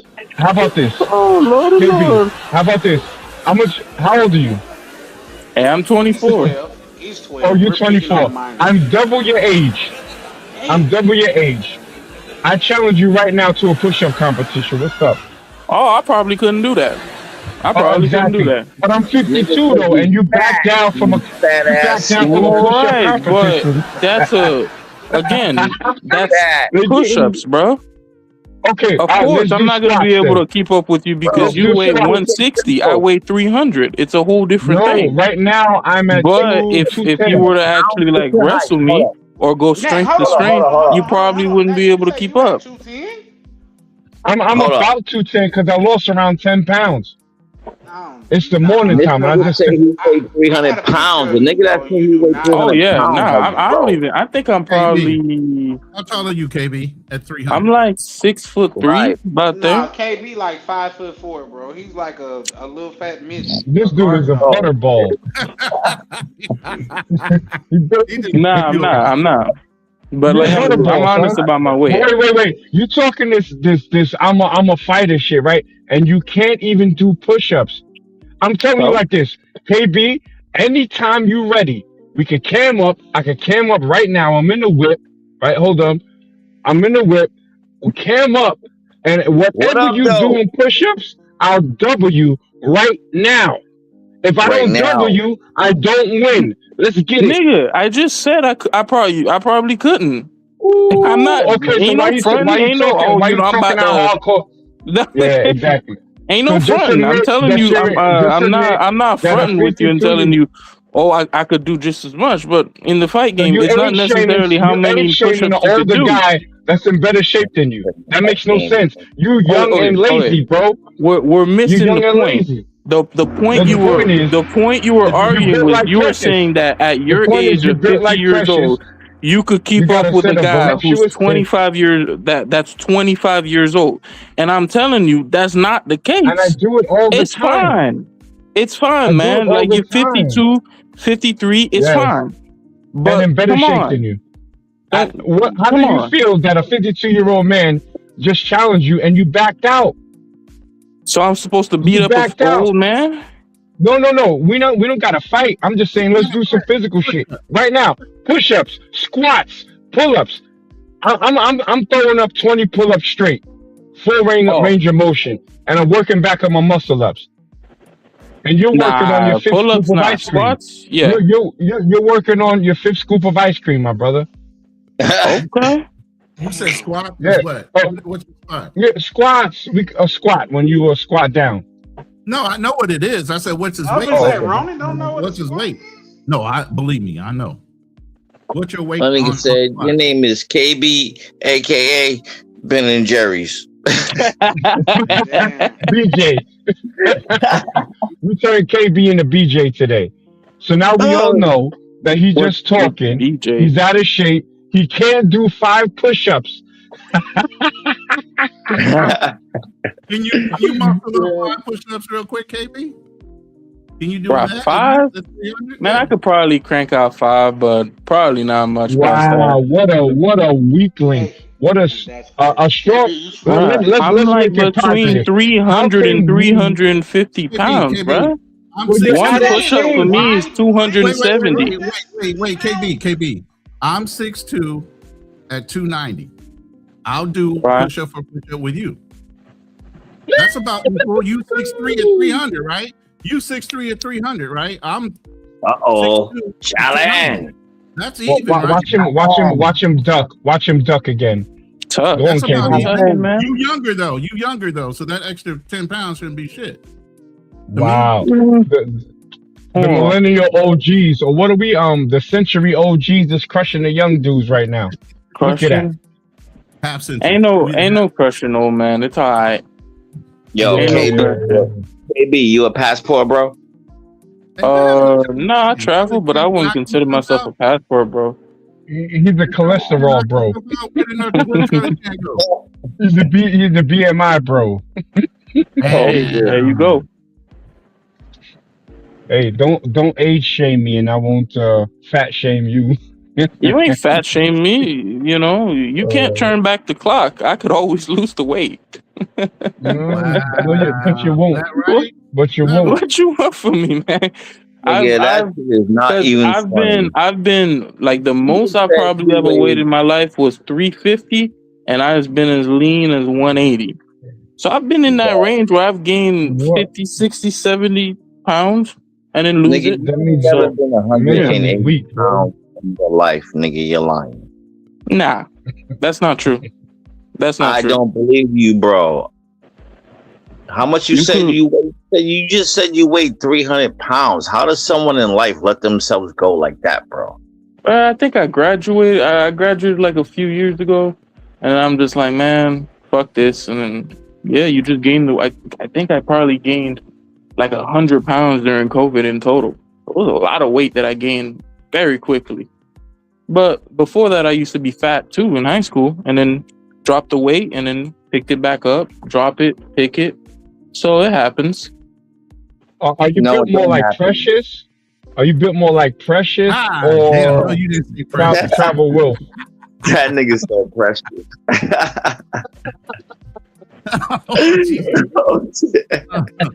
Oh wow! I mean, I wouldn't say I'm built like Precious, but I've been wrestling and powerlifting for years at this point. So hold up, nigga. Bro, I don't know why. Okay, so you're willing to believe that when I say I can't do the push-ups, but then if I say like, yeah, I did used to powerlift, nah, that's unbelievable though. No, I believe it. Yeah, niggas, powerlifting y'all pick and choose. You lifting your fat ass off the toilet. That's a power lift. That's a power lift for you. Lifting your fat ass off the toilet. Now, don't age shame me, and I won't roast you. You wasn't even lifting weight, nigga. You was dumping weight. There he is. I thought Charlie Chan already bowed out. He went running to the hills or something. Hey, what Did the Shindig fuck? show up? No, What? I just had to make No, I was talking to Charlie Chan because he was talking about Shindig about to show up tonight. Oh yeah, that's right. That's right. He got company coming over. He got the damn Tasmanian devil coming over, and he getting all excited and shit. Right, Black Cleaner.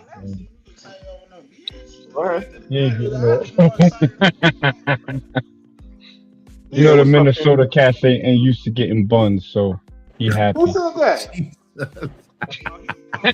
Who said that? I ain't never been to Minnesota. Hey, not from the East Coast. Brooklyn is Mississippi. Like, can you hear me? Yeah, we can hear you. I can hear you. Okay, Yo, yeah, I swap Timberlands with my bitch. Yo, shut up, bro. Hey, listen. Black Cleaner was talking to his cousin, and he said, "Yo, King, can you hear me?" He wasn't talking to you.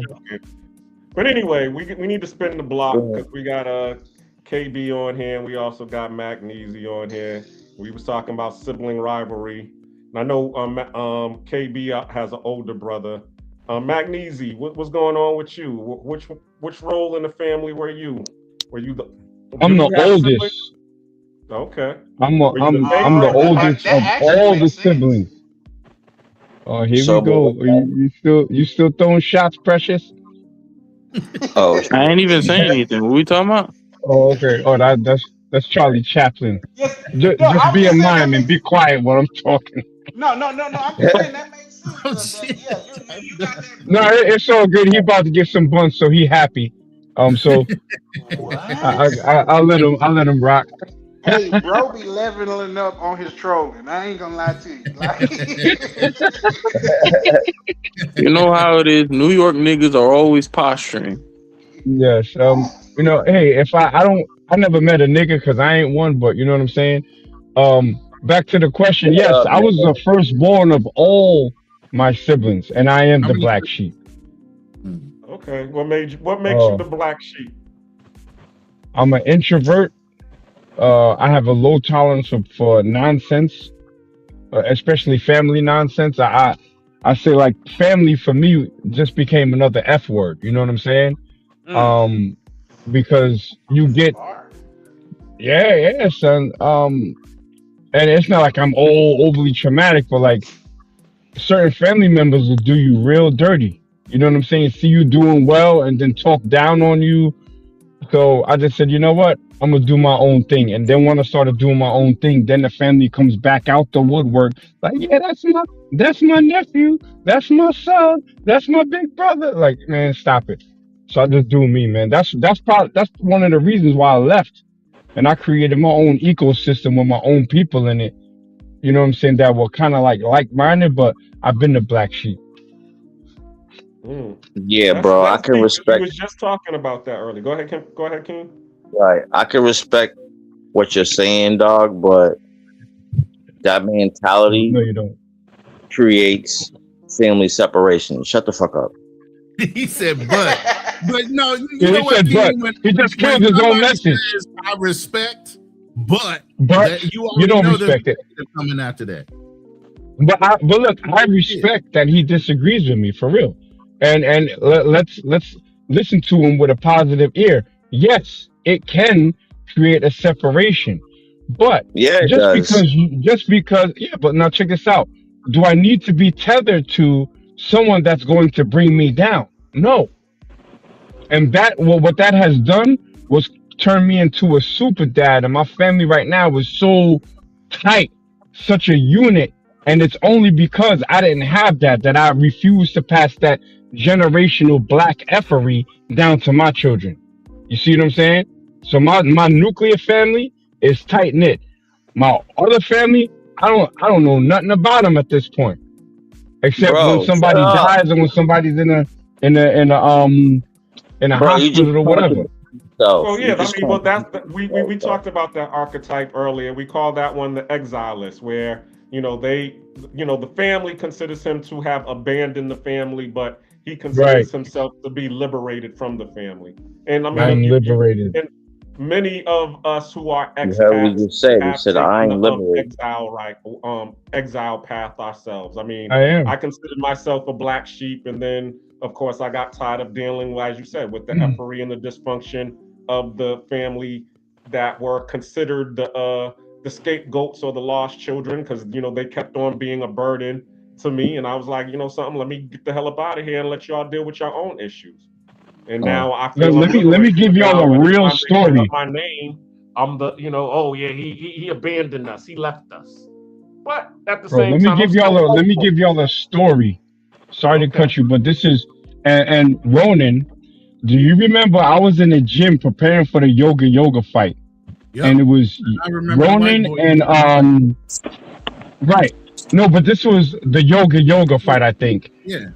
Yes, before that. So, and it was me, you, and somebody else on the stream, and HB Gone Global. What's the brother? It was HB Gone Global. It was all three of us on there. It was Fearless. Fearless was on there too, because Fearless told me not to go too heavy. I was gonna try to throw up 315. He was like, "Yo, chill." So after that conversation, after I got off that stream, I spoke with my mom's, right?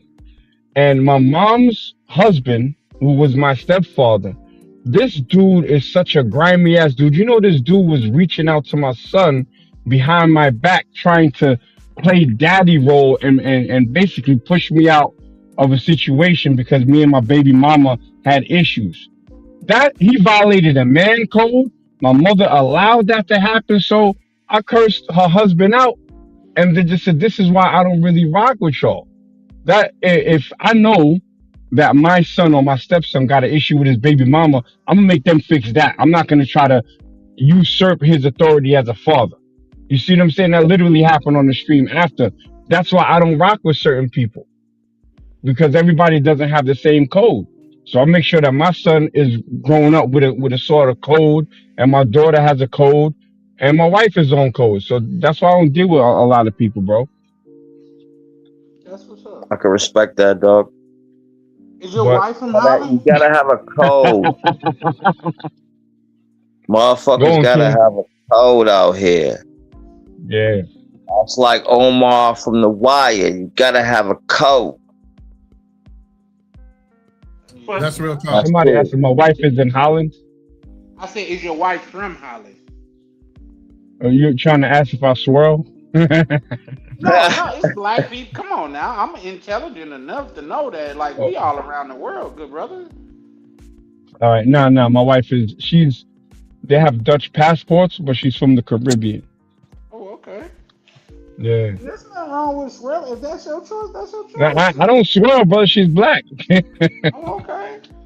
I get my swirl. I mean, you're from Minnesota, so I know you got a snow bunny with some nice cankles on her coming over. He got a Mickey back there. Yeah, Jennifer. You know, he got that nigga said, hold up, though. Charlie Cheney says she got cankle. That's what he said. I heard it. It ain't shit about He about to massage him some sweaty white feet. That was a weird setup. Like, she got fat.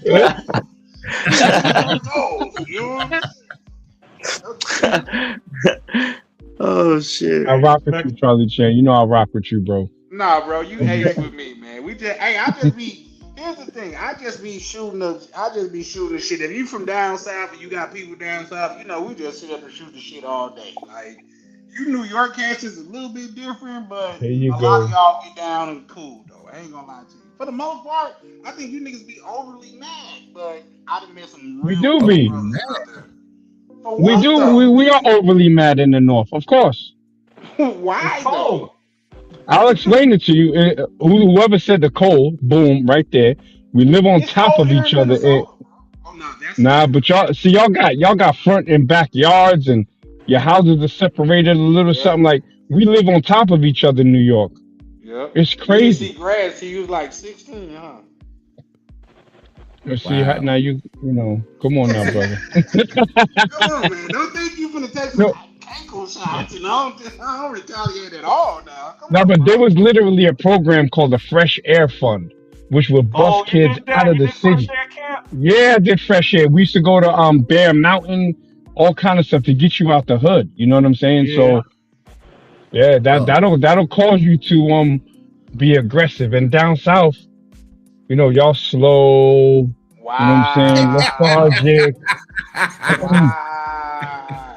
Niggas got generations of family stacking boxes at Piggly Wiggly. You know what I'm saying? Like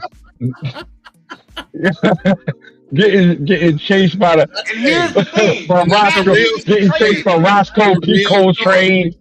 That's a real story too. Piggly Wiggly is a real story. Yeah, nigga. To down south. If he was 20, I said you could trace your bloodline to down south. Or you telling me y'all just got dropped off in New York and that was it?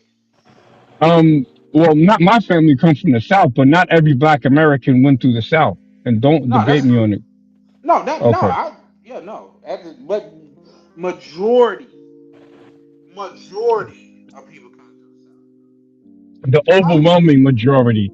When you go to history, and you know that New York was New Amsterdam, the Dutch had brought enslaved Africans from the Caribbean and Africa to upstate New York, and they were enslaved in New York.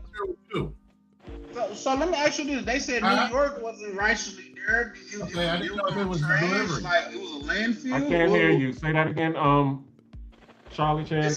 New York hasn't been there the whole time. It was like a landfill. It was built on trash. Is that true? What? Oh, no, that's wow. Y'all going there with? No, that's just what I. So is that not? It was. It's about as true as them Somalis beating y'all asses up there. So we should send y'all some Brooklyn reinforcements. Yeah, why y'all getting? Fight each other. Them Somalis be putting a beat down on you. I'll be feeling bad for y'all. I've never seen it, brother. Yeah, all right. I'm the captain now, ass niggas running y'all out of your own state. Mm-hmm. I'm the Let captain me know where now. send me the clip of that. For every one clip that you send me of that, I can send you. Skinny ass Somalis running up the American. Let me ask you a question. Do you know what a jarer is? Jarer? Nope. That feel like okay. No, sir, I don't. No jarer? Okay. Akata and Jarir. Those are both racial terms for black folks. Yeah. Being that he don't know what it is and he's from Minnesota, that means he probably ain't never had no smoke with them. So no, it's that they ain't got no smoke with me. Where I'm at right now. Listen, when it went down, it's a couple brothers that's on this panel that knew it went down out here, and I'm out here. Okay, yep, no. I only say what I believe and feel, 100% in my heart. A lot of brothers understand what was going on when it was going on, and I volunteered to tribute. If you're gonna make it a black and white thing, nigga, I'm standing in the gap. You feel me? Not a black and Somali thing. I'm standing in the gap. So I'm covering all fades, no matter what comes with it. They're gonna have to get an old brother like you that's 52 that's been practicing Muay Thai for 20 years to goddamn it come get some straight. And guess what, Nag? At the end of the day, a brother gonna have to show me. I ain't gonna take your word for it. You're gonna have to show me, my good brother. Right now, you're losing the fight against your Cricket Mobile because your shit going in and out. Cricket Mobile.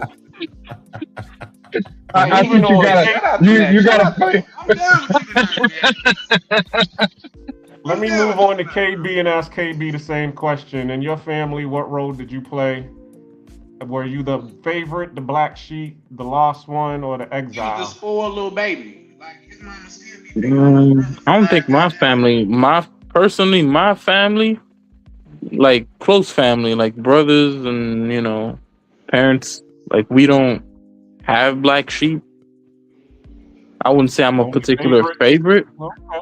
Nah, I'm like neutral. The thing is your mama but with the baby. I guess, man, but yeah, but the extended family is fucked though. But we're fine. I got a question for you, KB. When the last time your mom squeezed your cheeks? My what? Oh, your cheeks. My cheeks? The hell? Am I hearing this right? What are you saying? Boy, KB, you right. I heard that the same way you heard it. Wow, so it's not only Miami niggas that's nasty, it's New York niggas that's nasty. Bro, you what? I ain't even hear you. You said cheeks? Okay. So every time you hear cheeks, especially when it comes to your mother, you thinking of ass. That's crazy. Yeah, but I'm saying like, why wouldn't Thinking of ass. I see what you're saying now, but when I heard it, it was kind of crazy. But why would she be grabbing my cheeks? Cause you her little sweetie for you. Maybe that's what they do in the South. Yeah. We can't use cheeks now. Well, cheeks mean something different nowadays. We can't. Like I told you, them Southern dudes are slow as hell. He's still using cheeks in a traditional term. Hey, cheeks means something else. You New York brothers are overly sexual, bro. Like everything is a pause. Huh? I'm finna call my homeboy. Pause. Like what? Pause. I'm gonna go to the store and get a soda. Pause. Like Pause. Pause from, man. Well, let's keep on the topic. Yes, sir. What's the topic here?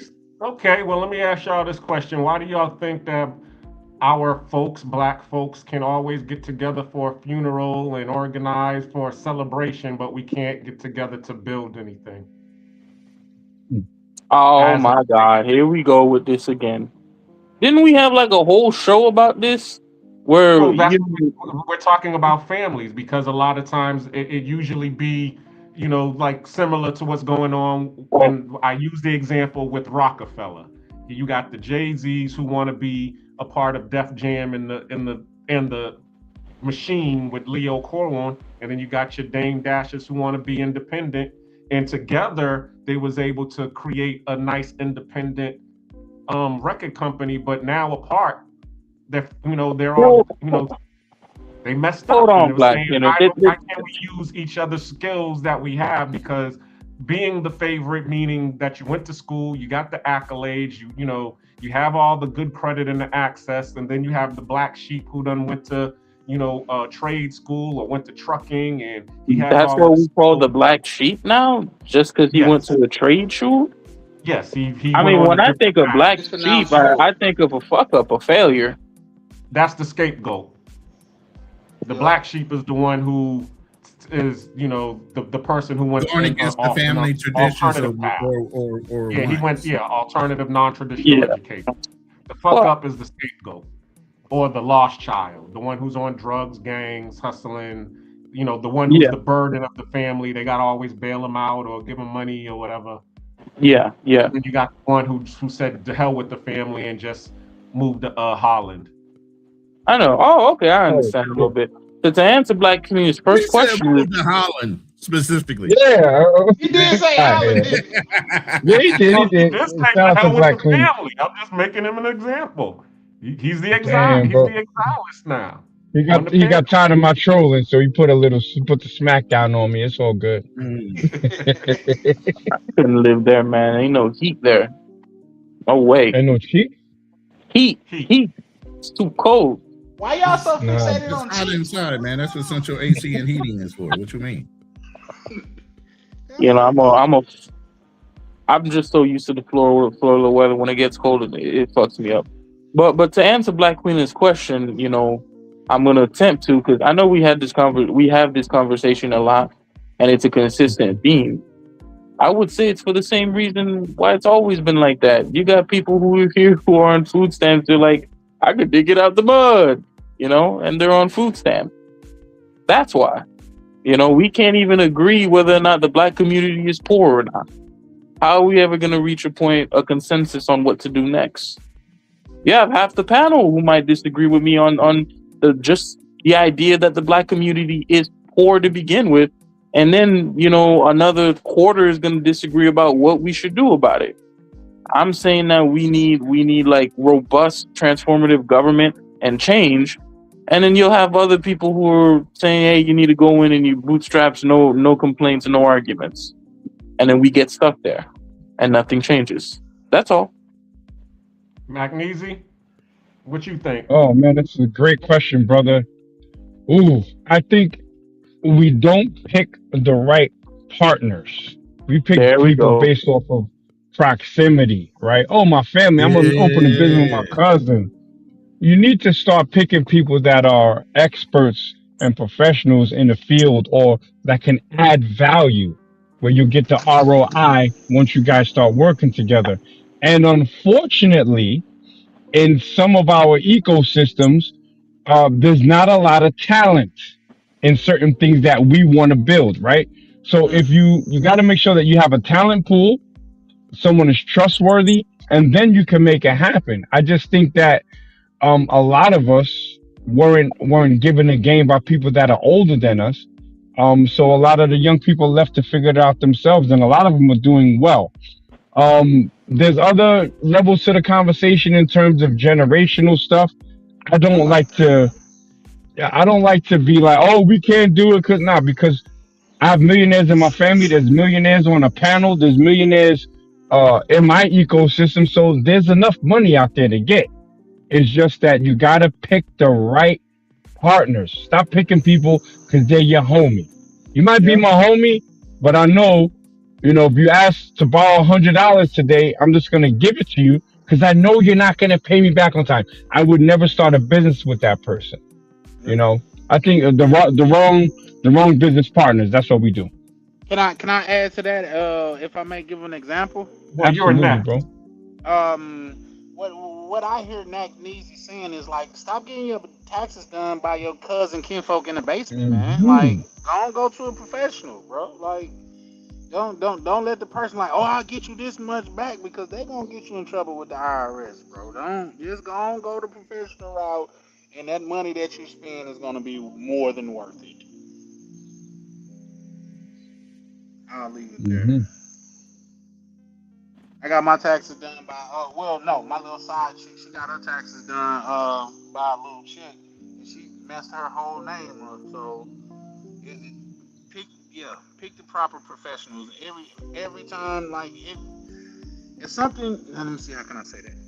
Just because I do my own taxes, but I understand what you're saying, Charlie Chan. It's understandable. I mean, it's better. But yeah, for sure. Hey, I'm sorry. I have to add something to my thing. If possible, don't be afraid to go outside of black people. Okay, I'm like, I used to be black first. Like, all my business partners got to be black. Some of my best business partners are white. Okay, so don't be afraid to add some coffee into the milk. Some milk into the coffee every once in a while. I agree. I always give black folks the first right of refusal. That's what I'm guilty of. You got the first right to fuck up, and then I'll go to someplace else. But normally, and surprisingly, I've been successful dealing with good people that are of the same skin that I'm in. Whether they're foundational Black American or not, because I do deal with some Jamaicans, and I do deal with the Colombians, up in Atlanta and stuff like that. So, but I still try to at least stay in the Black community when I'm dealing with people. But I always give my family the first right of refusal first, because and normally what they do is they try to overcharge me, and then I'll be like, next. Yeah. And then I go to the Jamaican. I got you. You mean to tell me you don't let them claim your money? Say it again. You don't let them claim your money. Say they deserve your money. That's not what you're telling me. What I do is I got a budget, and I got a result that I need to have done. I heard that. The person who can get that result done within that budget is cool. The moment you try to get more money than that budget, I'm moving to the next person because I'm within what I got. I have a result and I got a budget, and I can't break none of those. What kind of cleaning are you into, if you don't mind me asking?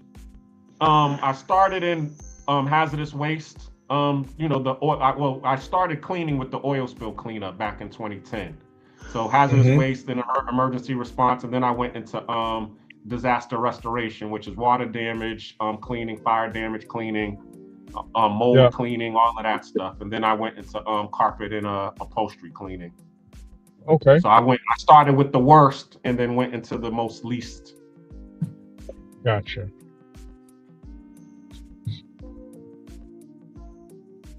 Team. Oh, well, actually, Charlie, let's keep it on you because you didn't answer piggybacked on Magnesi's answer. What's your own answer for it? Why do you think we can get along and we can do the cookouts and we can do the funerals, but we can't actually build something? Get together in a room and say, let's do what they call it, a mastermind to do this building over here or this co-op. The short answer: we have too many shepherds and not enough sheep. Everybody want to be the number one player instead of just being a part of a team, in my opinion. Also, like say, when everybody think they're just as competent as the next man, it's hard to listen to them. You see what I'm saying? But at the same time, everybody can't go. I tell them that, and this is no dig on nobody, but everybody shouldn't be able to go. There's a barrier to entry for a reason. So just because he your cousin don't mean he should be in business with you. God made him a family member, and sometimes that's enough. He shouldn't be the CEO or the CFO of the company. No, his name is. I done went to jail 5 times in the last 6 years. Like that's my thing. That's just like, and I get it. It's relating, but it's not the same thing. It's just like people be wearing these shirts. Free Lil Pookie. No, Lil Pookie should be in jail. He shot 2 people and broke his house. He should be in jail. No, go free Lil Pookie. Uncle Ruckus just entered the chat. Uncle Ruckus is here. Who, me? Oh, he said in the chat. I was like, who, me? Shit, no. Who So just you mean entered the chat? Who just came in here? Because what y'all got to understand, and I don't know how it is in New York, but the vast majority of the community is not out there causing mayhem. In fact, the community that I remember, man, the candy lady was taken care of. I wish you would go around there and rob Miss Carol. I wish you would go around. Not Miss Carol. Yeah, she the candy lady in the neighborhood. She been selling icebergs. They probably didn't invent icebergs when you was little. But you talking about the bunk? What they call them? Well, we called them the ices. Yeah, but they was called something. The picker. I forget it. The hucklebucks. That's what they was called. We call them icebergs down south.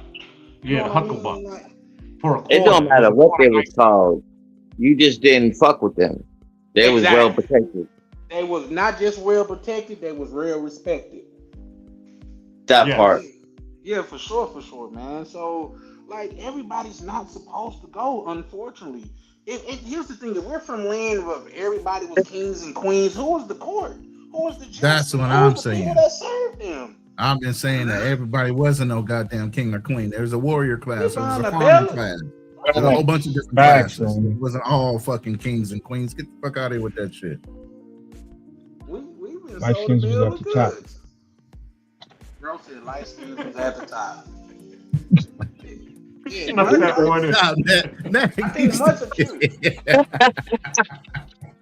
Fuck that nigga. Who said that?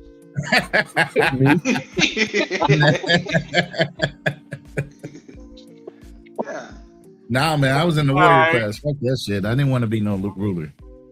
I'm like you. I'm an introvert.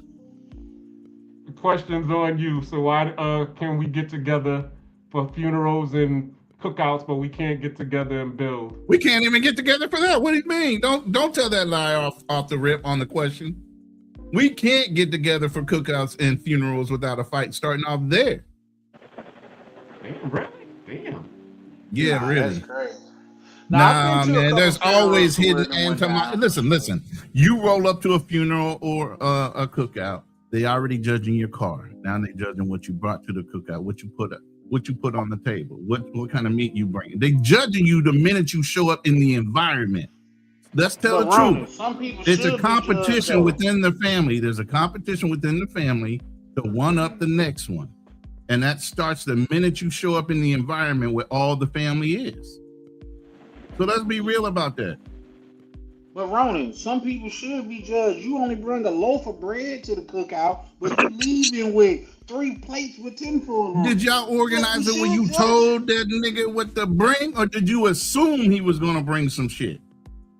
Well, who was supposed? Well, now, hold on. Let's ask this question: who was supposed to organize the cookout? The favorite, exactly, the lost one, or the exile? Ronan is the brother that's pulling up with a loaf of bread and saying he did the same. Nah, man, I bring a whole bunch of shit. I'm the one grilling it, cooking it, bringing up a whole fucking freezer full of meat. I'm that dude. I don't have a problem with doing that, but I don't look at everybody else like you need to bring this in there. Now, I had my second wife. Her family would show up after I cooked a whole fucking bunch of shit. But I was an entertainer. I didn't mind. I cooked for my whole son's football team. I don't give a fuck. You know, but I noticed things, but I just wouldn't say anything. You know, you showing up with to go. Matter of fact, it was so much that I didn't even give a fuck. We actually had the Chinese to go containers that you would fold up. Here you go, take that shit with you. We can't eat it all. But I had that mindset not to expect them to bring shit. I knew who I was dealing with. Unless they voluntarily said they were going to bring it, I didn't anticipate them saying, hey, should I bring something? No, motherfucker. Yeah, of course you should. But if you got to ask, come as you are, nigga. I got a question for you, Ronan. Was that your dark skin part of the family that was doing that? Oh, wow. Oh, shit. That nigga Charlie Chan ain't shit. Charlie Chan, you ain't shit.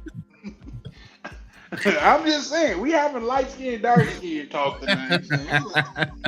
So there's a colorism line in this conversation today, huh? Colorism line in this conversation. Oh shit, that's funny as fuck, though. I love it. Yeah, is it your light side or your dark side? That's fucked up, bro.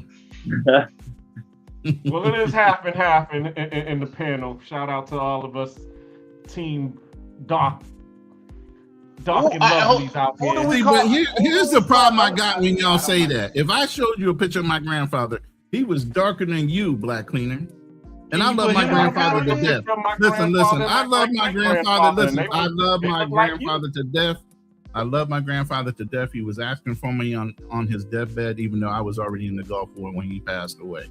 And didn't know until after the war was over. So if you don't think you've seen a light-skinned motherfucker raging, I was. Especially with him asking for me.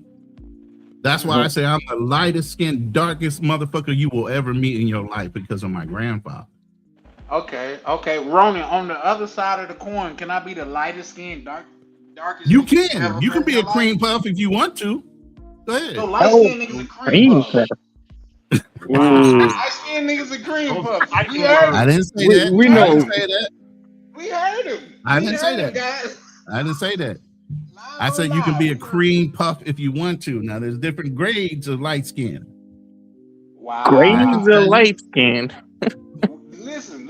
I just said can I be light skinned, and you said I could be a cream puff, indicating that light skinned people are cream puffs, man. So Ronan, you the house light skin? Nah. Whoa, what do you call him? He about to break out the house skin nigga versus the field nigga shit. Right. You the house light skin? And then here's the thing. He making that joke while he's a Haitian born. Thank you, Ronan. Thank you. You probably don't know shit about Haiti anyway. So. Well, here's the thing, guys. We don't know his own history on how Haiti negotiated that shit through mulattoes with France. Thank you, Ronan. You just dropped the whole shit. He should be praising you, Ronan. House nigga. You should be saying thank you and be quiet over there, Mr. Hell nigga. Thank you to all the light-skinned niggas for fucking negotiating your peace treaty. So the armada of Napoleon wouldn't come in there and blow your shit up. Ronan. Napoleon didn't even have an armada at the time. That's my great grandfather right there. Rich nigga, poor nigga, house nigga, field nigga. Okay, I feel like you added color to it though, because it wasn't black and white. It was one of those black and white. Oh, okay, there we go. So we don't know his truth. Who's that? That's my great grandmother. That's his daughter. Wow. History. Why does that remind me of that one Boondocks episode? That's your great grandfather, Jackie Robinson, on your mother's side. And these are all of the kids that she Because had. that's the way it She is. had 13 We had to kids. teach each other our own history because they didn't write it in the fucking history books of America. That's the problem. Y'all don't understand that. That's a fact. The real Well, history here's- wasn't written down. If your family didn't transfer it to you by just telling the stories, you would never know the real history of America. What you guys read that are immigrants are the projected history that white people want you to see. Oh no, this nigga did. Tether. Call them a tether. Damn. So okay. That's crazy that you say that word. Now, what is a tether? Could you define that for us? I don't want to get into the We're tether about to stuff. get into But this I love my conversation, black people. We're gonna leave- Tether is a derogatory term. A derogatory term for a foreign-born black that has smoked for FBA while cosplaying as FBA. That's a tether. Oh, okay. That was elegantly put. It went dead. It went dead. You can't see it. Yeah, you got to touch the phone. It's dead. Nah, we just see your. But we saw it. We see saw you the got family tabs sitting out on the open. stoop. We saw the family sitting out on the stoop. Yeah, well, you gonna want to close your tabs because that looked like something that could. Nah, I'm fucking with you. But, All right, but yeah, that's my fam. That's the There family you tree. go. That's where I came from. Yeah. was y'all All involved kind of on that history. bitch? I mean, was they All involved? kind of history. Say Look it at the way again? they were dressed, though. I said, Look at the were way they they in dressed. Boston? They got nice shirts and dresses on with suits. Back in the day, that's the way they dressed. man. Now you see a family photo. Hey, your picture's dying again. Now you see a Hey, I family was just photo. gonna Now say, everybody's it dressed just like said they came straight from the streets. Yeah, got on Just sneakers sent with a you suit. message. Got a Every sneaker got with a dresses suit and on. suits. Yeah, everybody's got dresses and Yo, suits on. KB, show your Haitian family. Oh, My The shit. Haitian what? family pictures from back in the days. Man, I got some You got- photos, but I don't want to dox myself. So nah. Was they wearing grass skirts and shit? That's Not crazy. Not skirts. grass- Nah, not they grass had skirts. suits and everything. Why would they be wearing grass? I'm just Crazy. messing with you, bro. Hey, they had the freshest French fashions because the French owned them. You know what I'm saying? What? They were Well, fashion. I'm gonna let it slide, bro. I'm gonna let it slide. Nah, I'm not even gonna say anything. I'm gonna let it slide. Y'all were I'm gonna let paying it your slide. ransom note up until y'all were paying your ransom note up until about 2010. The fuck you mean? Wait, hold on. Are these the same blacks who had to beg the white people to give them some rights? Ooh, hey, we can't. Hey, yeah. my bad. Cause maybe I'm misunderstanding. Cause at least we fought and died. Y'all had to beg, Hey, right? you see how we poke a little bit and the true colors of the tether come through? Bruh, you've been talking your shit for the last 15 minutes and I ain't say shit. Come on. Crazy. The last 15 minutes and I ain't even say shit. That shit opens up like a damn surprise. And then the last Surprise, time I motherfucker. said, you know what? I'm gonna even let it slide. I ain't even say anything. No, you just said enough though. Nah, but y'all poked the bear. Come on. Man, you was a little baby cub. You was not a bear. Little Stop baby, man. People pull up and they say shit like that. You're forgetting you get to go to school because of what black people. You get to go to regular school because what black people like my people have done. You don't ever get to Whoa, come back. man. ain't Y'all don't get to come back when you in our country.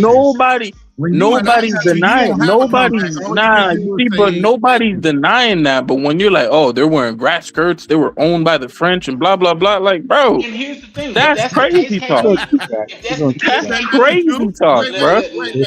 Y'all talking super crazy right now. Here's where the problem comes in. When somebody tells you the truth instead of acknowledging, saying, yes, that happened in my history, y'all get offended. Get offended. We know what Yeah, happened. but Everybody knows what I'm us. saying is But then when we start what bringing you out your guys truth, need everybody, to. No, you can't talk about that. No, leave that alone. That's none of your business. Nah, bro, that's what happened. Wait, but you see, I'm not like, I understand the struggles that black people have faced in this country with racism and discrimination. Like, I'm not, obviously I didn't live through the era of Martin Luther King, but I don't have to, I have not. But like, I don't need to see a lynching to know it was fucked up. Come on. Okay, well, We don't live through all atrocious things, but what the French did to the Haitian population. French slavery was so atrocious that it was unbelievable. So when you kind of say things like the mulattoes are coming in and the mulattoes are negotiating, and that's the only reason that the Haitians managed to get freedom, that's just not true. And in fact, as well, the Haitian Revolution shocked the Western Hemisphere so much. That was one of the reasons why Black slaves in America were not allowed to read, because they feared not only what would happen there, and the person who led the Black revolutionary who led that revolution then went to Venezuela to help liberate them too.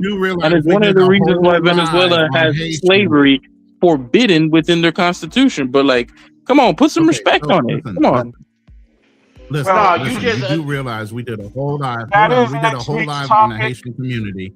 You do realize Cano is a Haitian American, right? They came over on a boat, right? You do realize we did all that. There's nothing you bringing up that I haven't already brought up or don't even know. I don't see all the episodes. We have a Haitian that sits on our panel that agreed with everything we said. So you ain't bringing up nothing we don't already know, but you're deflecting from the reality of what really happened in history. I don't think it's necessarily deflecting. That's what we're going to be talking about. We're going to talk about Black fatigue and let's be fair. Right. I threw a shot at him with the grass skirts. He has to throw a shot back. So fuck that. The grass skirts isn't even the biggest thing. It's but how are you gonna be after the atrocities that the French did, you were owned by the French, and that you were subservient to the French, and that come on, man, that's crazy. I'm not saying that their reparations didn't have to be paid, and that there weren't atrocities and the American occupation, but come on. There's a lot of suffering there when you kind of come up there and say stuff like that. Well, I get it, but your shot. You see how he has hurt feelings about his history in Haiti, but then when they come here and they don't have the same. But you see, that's American Black history put on us. But you see, Roman, the difference is you kind of brought up the topic and you started saying this stuff. So I'm all right. I'm gonna shoot back a little bit, but then come on. Right, but the whole thing is you have more pain for your history than you do for ours. But you're in our country. That only makes sense, though. You get where that sounds fucked up? What? We didn't have any pain ourselves. No one said that. Anything, right? No one said that. I literally just said pain and history, and we're supposed to take on more of your pain and history of your history more so than our own in our own country. But you have. I never said that. I think you might be. Wait. I think your family and your history of your family happens to be profiting from the pain of our ancestors, not your own, because you're here in America. Okay. You gotta. So there's no level of reverence. Hold up. There's no level of reverence to our historical pain and our ancestors, even though immigrants benefit from them.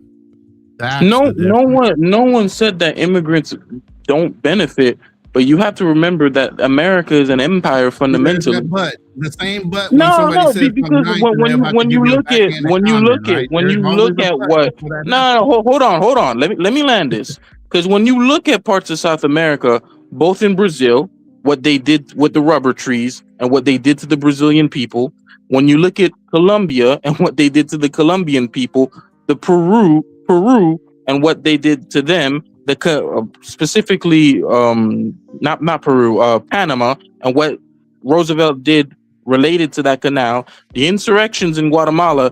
There's a lot of things that the United States, but even parts of Mexico were taken during the Mexico-American War. Go back to Port-au-Prince. Nah, that's bullshit. That's bullshit. So let me get this straight. You're you're willing to accept the benefits that come with that. But then when someone's like, well, you've literally historically taken things from other groups of people, California, the entirety of California and Texas during the Mexican-American War, the entirety of those. How are you going to slap us with our own history? Hold up. How are you going to slap us with our own history and say we should be ashamed of it when we didn't cause it? Wow. But what you did bring up, what you did bring up was Colombia, Brazil. and all those other cultures. And yes, they had their own unique experience with slavery. Nobody's taken away from that. But nobody's rushing to go to their countries and take advantage of their services. Y'all are all rushing where? That's not even true. There's a bunch of Americans who go to Colombia all the time to get their teeth fixed and eyes fixed all the time. All the time. That's called geo arbitrage.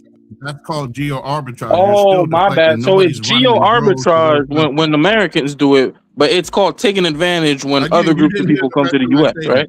Again, you weren't listening to the rest of the statement. You were listening to answers. Hold on. Let's stop there. Let's stop there. What did you just say?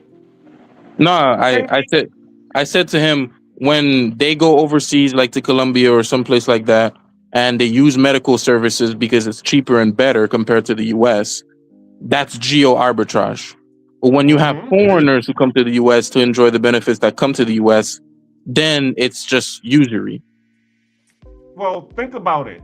When the foreigners come to America, are they extracting resources or are they putting resources in? When the Americans go to Colombia, we're going to put resources in because the resources is cheaper. So I'm coming with my American dollar to go get my teeth fixed. It's going to cost me whatever, $600 versus me paying $4,000. I'm still putting the resources in.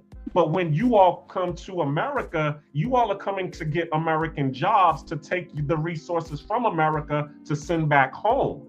That's literally not even true. But go ahead, finish the point. Bro, that is true. That is true. But no, that's true from your perspective. We're going to be talking about this subject next week. I got a whole lineup, as I just showed you all on my phone. We're going to be talking about the diaspora war. Yeah, because Ray, go ahead. I just have this one final thing. Okay, and we can move on back to the family. Okay, because I just find it so interesting that when you look at some of the greatest research institutions here in the United States, most of them aren't even Americans. Isn't that interesting? How you have for whatever reason, America has a lot of problems. I'm not saying that it's because Americans don't want to work hard or they don't want to learn or any of that stuff. It's not a shot at Americans, but America all the time, both through the H-1B and different programs, imports a lot of their talents. When you look at the national team who just won the mathematics Olympiad, 5 of the 6 are Asians. 1's Indian, 4 are Chinese. Bro, come on. How many are Haitian? My bad. Go ahead, guys. How many of them were Haitian? How many of them were Haitian? I don't think any of them were Haitian. Well, look, man, let's just end this in the spirit of brotherhood, man. You got to pay us reparations to be allowed to stay in our country. Okay? Clownery. Nah, but real talk. As I said, we can hash this out and talk about it next week. But I still want to stay on topic with family, because in order for us to be able to fix our situation, charity starts at home. So that's really what this whole topic was about, was trying to figure out the solutions to be able to put aside our differences. Because I can tell you, I do have my own issues with my family, because you have the favorites, and they're even till this day they still believe in the status, and then they're going to go to their grave because of course they invested so much time into going to college and the corporate route, that, and even though it might even be tearing them apart, they're still going to hold dearly to that path. You know what I'm saying? And then they're going to shoot down the alternative path. And then you got the person over here who, as we said, who fell off the path and has been a burden, and he doesn't want to speak because you're trying to, put accountability into him. And he's like, I don't want to hear none of you all, because all of you all think that y'all are better than me. So the issue is how do we put our differences aside, as Magnesi said, for the sake of brotherhood or family, to be able to work together? Do we have any solutions? We can't. Okay. That question has been as old as time. Here's the thing. Okay. That question has been the vein of what's been going on in Africa with tribalism and all the other cultures that unfortunately melanated people are in. Okay, that question cannot be answered at this point in time. You got a whole nation full of black people, or a whole continent full of black people in different nations and different individuality thinking, just like sibling rivalry. Okay, we're all the same. We all come from the same people, but we all can't get along. And that's propagated even within our own families. There's always some way of a separation or delineating ourselves from the identity of who we are as a people, who we are as family, and who we are as siblings. Always somebody got to be that one-up person. And I think it's built into our family nature for the simple fact of keeping us separated. And I'm going to land there so Charlie can talk. I beg to differ with that, because just because of what I see on the panel. We got a Haitian on here, we got a New Yorker on here, we got a Bostonian, we got a Mississippian, we got Baltimore, Louisiana up on here. We done had plenty of different people, and we all of like minds. So the key solution is to start with the people who have the like minds and allow us to work together and build, and then let the rest of them follow. And I'll let Charlie Chan go from there. I just want to just for one, thank you guys for acknowledging me. That's for one. For two, why do Black Americans have to be this fucking unicorn race? All white people don't even get along. Have you guys watched the news? Now y'all want us to do some shit that's never been done. Where do everybody get along at in Africa? Everybody can go. Everybody's not gonna be like mine. So why do everybody in America? Because we have the same hue. And let's be honest, you got Mexican people that's dark as black people. You got some Indian people that is dark as black people. There's a tribe in New Guinea that was found in the 70s that was classified as darker hue people that didn't even know the rest of the world exists. So how, just because we have the same hue, we all got to be one-minded? That's impossible, man. Charlie, it's not that you guys have to be one-minded. My thoughts of it is, I want to point out the fact that you said you guys as well. So that kind of proved my point. Oh my God. Get him, Charlie. Okay. Get him. No, hold on. So you made a distinction where you said there's a whole bunch of different types of black people, right? When I say you guys, I don't mean it in like a racial way. I mean American descendant blacks, which are distinct from Guatemalan blacks and Colombian blacks. So yeah, but guess where Colombian blacks are? They in Colombia. Right, exactly. But then when you make the argument and say, why do we all have to be on the same page? That's why I added that qualifier. That y'all. Yeah. That's why I added that qualifier because someone who's black in Colombia who comes to America, their lineage and their history is going to be different. So I think exactly. So I don't mean it in a good or bad way. I'm saying they didn't have to suffer through some of the things. Everything you said about Black Americans is now painted as a bad way just because of what you said earlier tonight. Can you imagine being in business with a person like yourself and they felt like you felt the whole time? About what? About whom? Why you black people had to beg for your freedom, which in fact, or how did you? Because I don't want to misquote you. Would you mind repeating what you said? Oh, I said, well, how are you gonna say this about us for about French? At least we fought and died. You guys had to beg. Oh, now you're like we. Yeah, now you like we. But here's the thing: you guys are still in the same fucked up state. We have been moved forward, so maybe you guys should try begging because you died and there's no more living after that. So maybe you should try the shit that you criticizing other people for. Why you over here reaping the benefits of what the other people, I guess, equality supposedly begged for. And that's not. And when you say that, that's a gross misdepiction. Y'all get what I'm saying? That's gross because people. You said that as if people haven't died for the freedom of Black Americans in Americans.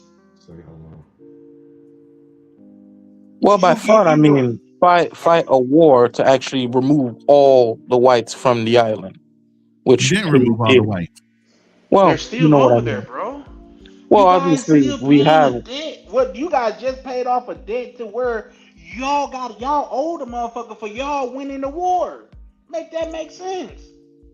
Hey, it's exploitation. Okay.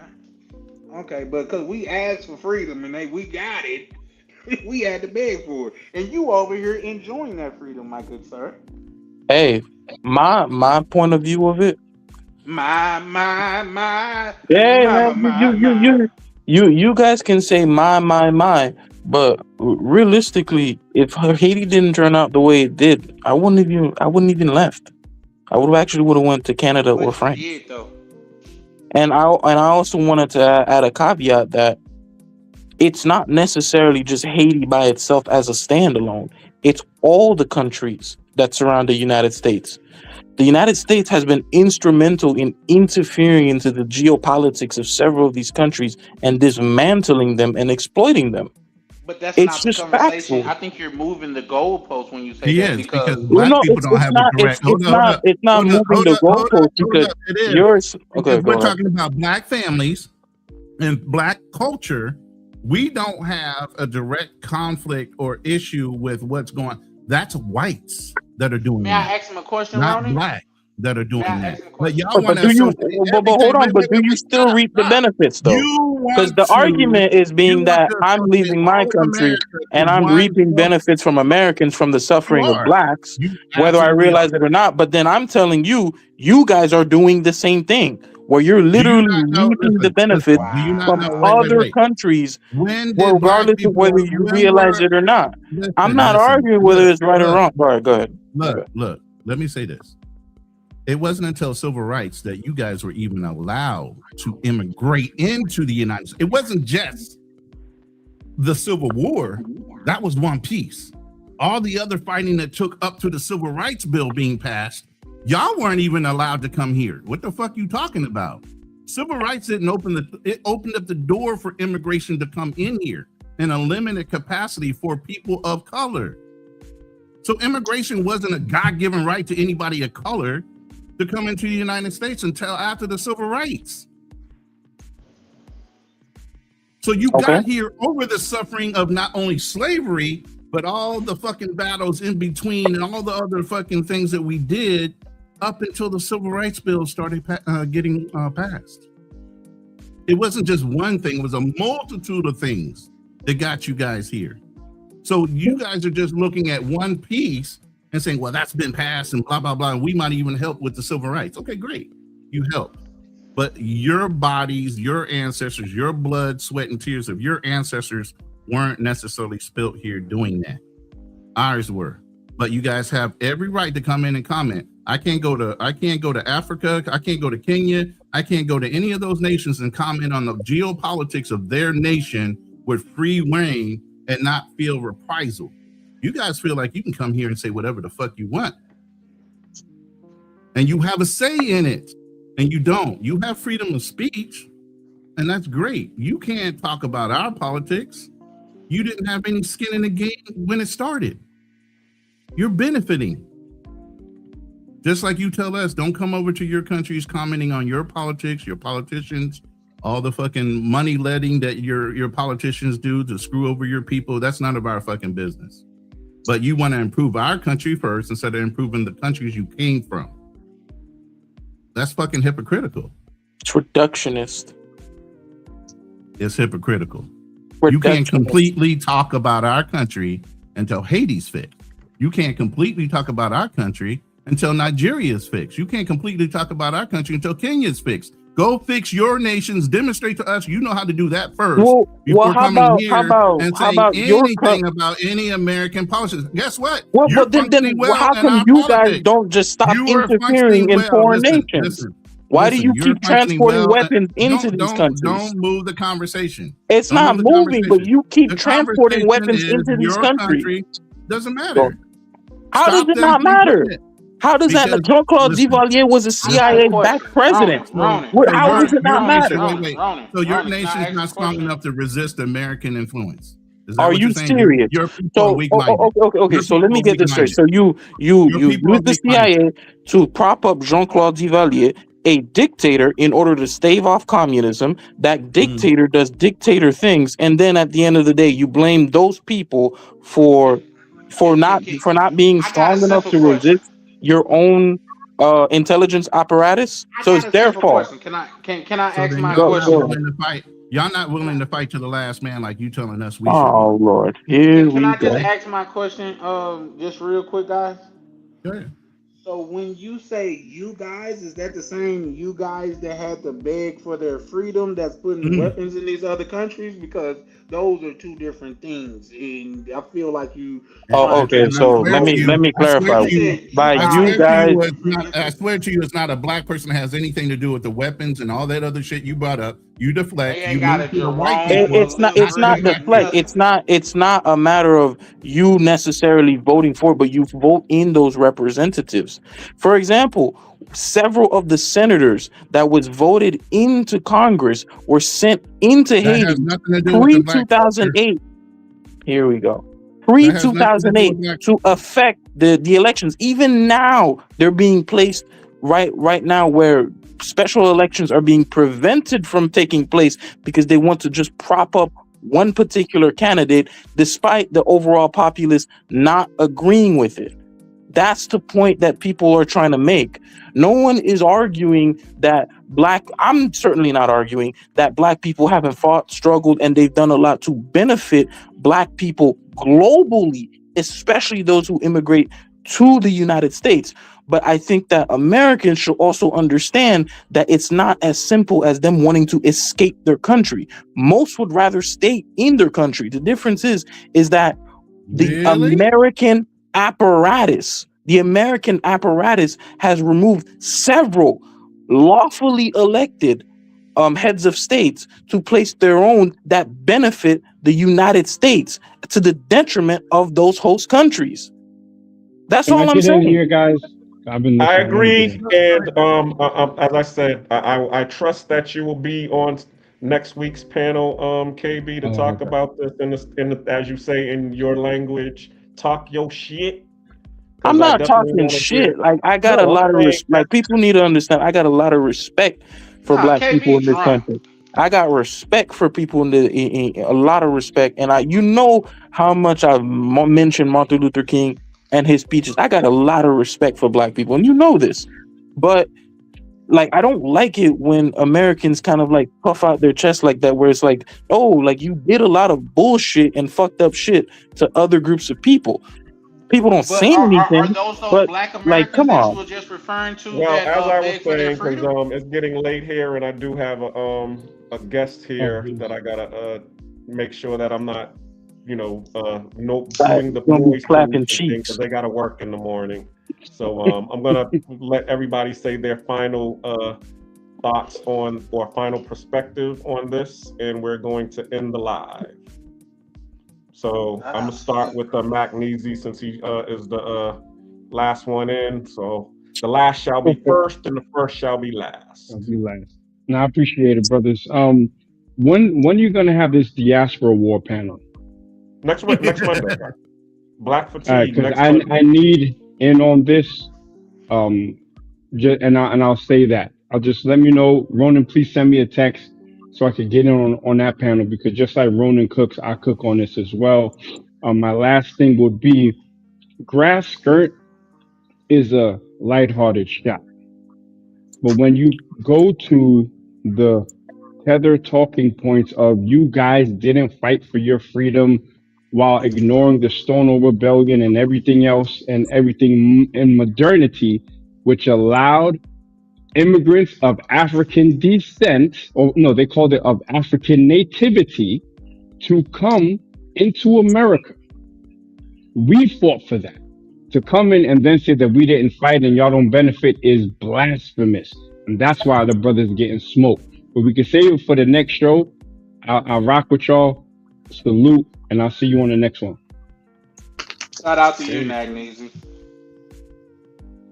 All right, next person, KB. My only comment is, hey, listen, I only approached it from that angle because the same way, like, you know, you guys give respect to black people within your own nation and, you know, heroes and people who did a lot for the struggle, put some respect on Haitians people's names too. You know what the French did. Like, don't come in and just kind of justify it like, oh, you know, because the same way you feel or you think about the way in which, you know, black people have been treated, or the genocides that have happened to black people in America, Haitians, we feel the same way about the European powers. That's all I'm gonna say. All right, appreciate you. Thanks for coming up on the panel, Charlie Chan. It's your boy. What I will say, first off, man, I got we're going live Wednesday. I got a travel bro versus an anti-travel bro coming up. It's gonna be a debate. It's gonna be extremely good. Believe me, the two gentlemen that I got coming up that's representing each side is gonna be extremely good. What I will say is, for one, I think according to the topic that we were just conversing over, I think KB he's a very intelligent young man, and I also think he's a good person. But at the same time, there's no way that any of us could go to another country and tell them to put some respect on our name because they not respecting us enough, especially when we're currently in their country benefiting from their system. It's just not a thing that happens. But also, if you guys, and I'm not saying that in a derogatory form, but you talk about how you guys fought to the last man or you fought and died, there's literally nothing that changed. Like, I have Haitian homeboys, I have Haitians in my blood, but to come up and say the things such as in the manner that you did, it was like just a gross depiction. And I really, just from this conversation, I'm probably not going to participate in these conversations too much more, just because I feel like it's doing more dividing than bringing us together. And that's not my goal. You know what I mean? I think KB is a smart young man, but at the end of the day, he's 12. And me being 40 years old, I'm not going to be on here arguing with a 12-year-old, no matter how valid he feels his points are. So that's it for me. Shout out, y'all follow me, Charlie Chan, at Charlie Chan TV, and that's me. Shout out to Black Cleaner for allowing me to come up. Shout out to Cool King, the co-host. The West Coast brothers in here doing their thing, man. Kinfolk, and it's even more original when they argue a little bit too. So shout out to them two brothers. Let's go. All right, Ronan the Traveler. Hey, this is a great conversation when it comes to sibling rivalry, family rivalries, as far as, you know, how we get along within our own community. And that's a big conversation onto a global scale of Pan-African diaspora wars and all the things that go along with it. It starts at home. And if we have problems even within our own atmosphere and our own immediate family, our nuclear family, that is, why isn't that not amplified over the overall global span of everything that's going on? And how come we still can't get along? We can't get along within our own family. How the hell you expect us to get along on a tribal level or a global level when we can't even trust our own family members? A lot of people that are your blood ain't your family. That's crazy. That part. We are way too overly hyper competitive to where we will cut ourselves down to spite the overall strength gathering of the family. Other cultures have learned to come over here in families, cousins, uncles, whatever. They've all lived in one home until they all had their own homes. They all supported each other. They opened up businesses together in order to gain wealth and be able to reinvest that in their children and stems and become more successful than the people that have been here. That's got to stop. And the only people that are going to be able to make that stop are us in some way, fashion, or form. But let me say this. FBAs are not in denial who we are. We understand we have a black culture and we have a black history, but we are not them. We have our own unique history. We have our own unique experience. And at the end of the day, too many people, because of our inclusion up to this point, have taken that and cosplay us to our detriment because they weren't thinking of us. They were thinking of themselves and their own furtherment of their community. Somalis have come over and pilfered Minnesota. So many other cultures have come up out here. So many other cultures have come here and proliferated our communities and our services and our systems. So when FBA say something, it's about that part. You can come over here and do whatever the hell you want. Don't discredit the advantages that you were given by taking advantage of our system and think that we're going to sit there and rock with you. We're not. That's a fact. That is a fact. We're not. And I'm going to land there because I wanted to bring it back to home, but I also wanted to prep it for your show next week, and that's it. Okay. I land my plane. Cool, Keem. You got any final thoughts on this? To elaborate off of what Ronan was saying, we gotta start fucking with us and us only. We gotta stop eating this Chinese food in the neighborhoods. We gotta stop, fucking with the Habibis and all of that. We gotta stop boycotting these motherfuckers to take our neighborhoods back. I like that, King. Like, real rap. Y'all gotta go. And it ain't personal, but it's inevitable. Bars. It has to start happening. Ooh. Isn't that like when Ice-T was buying some work from what's that, Wesley Snipes? He said, "Man, what is this? I thought we was friends." He said, "We are friends. This is business." So it's only business. Shout out to you, Cool King. That's dope. Yeah. Shout out to you, Charlie Chan TV. And I land at that point. That's the type of shit we gotta start doing in our neighborhoods. To get our neighborhoods back, we gotta start getting motherfuckers out that don't fuck with our shit, but we fuck with your shit.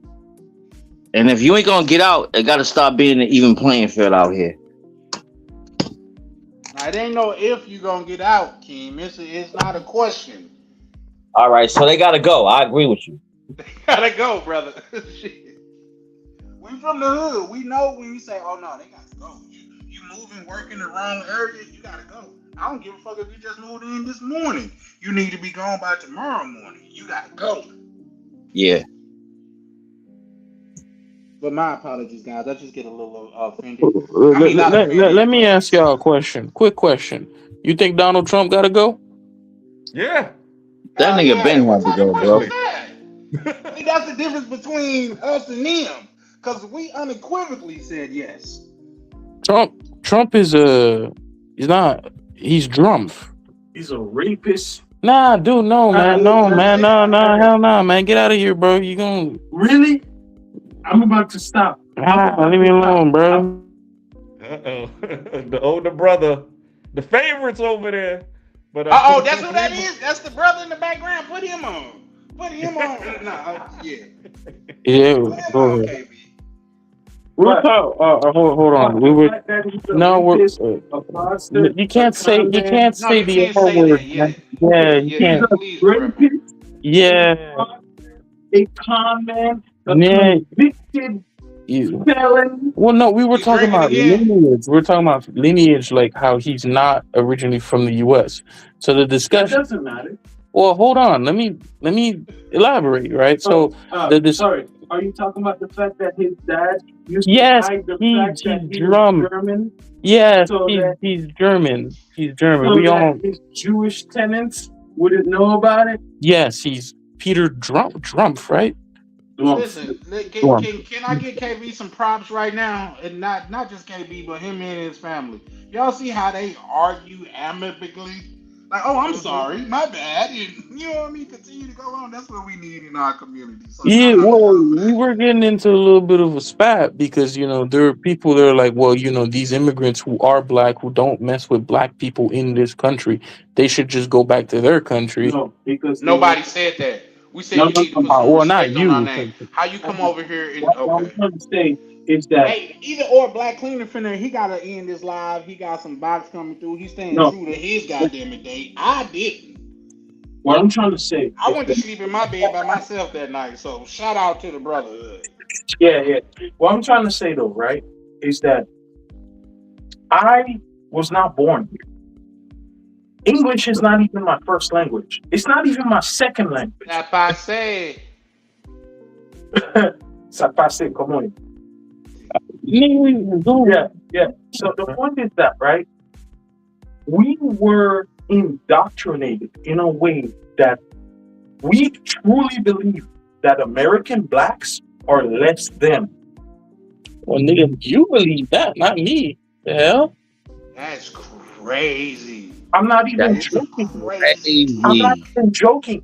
We truly believe that. For the longest time, I didn't even... Wait, in Haiti or here? Here, when I moved here.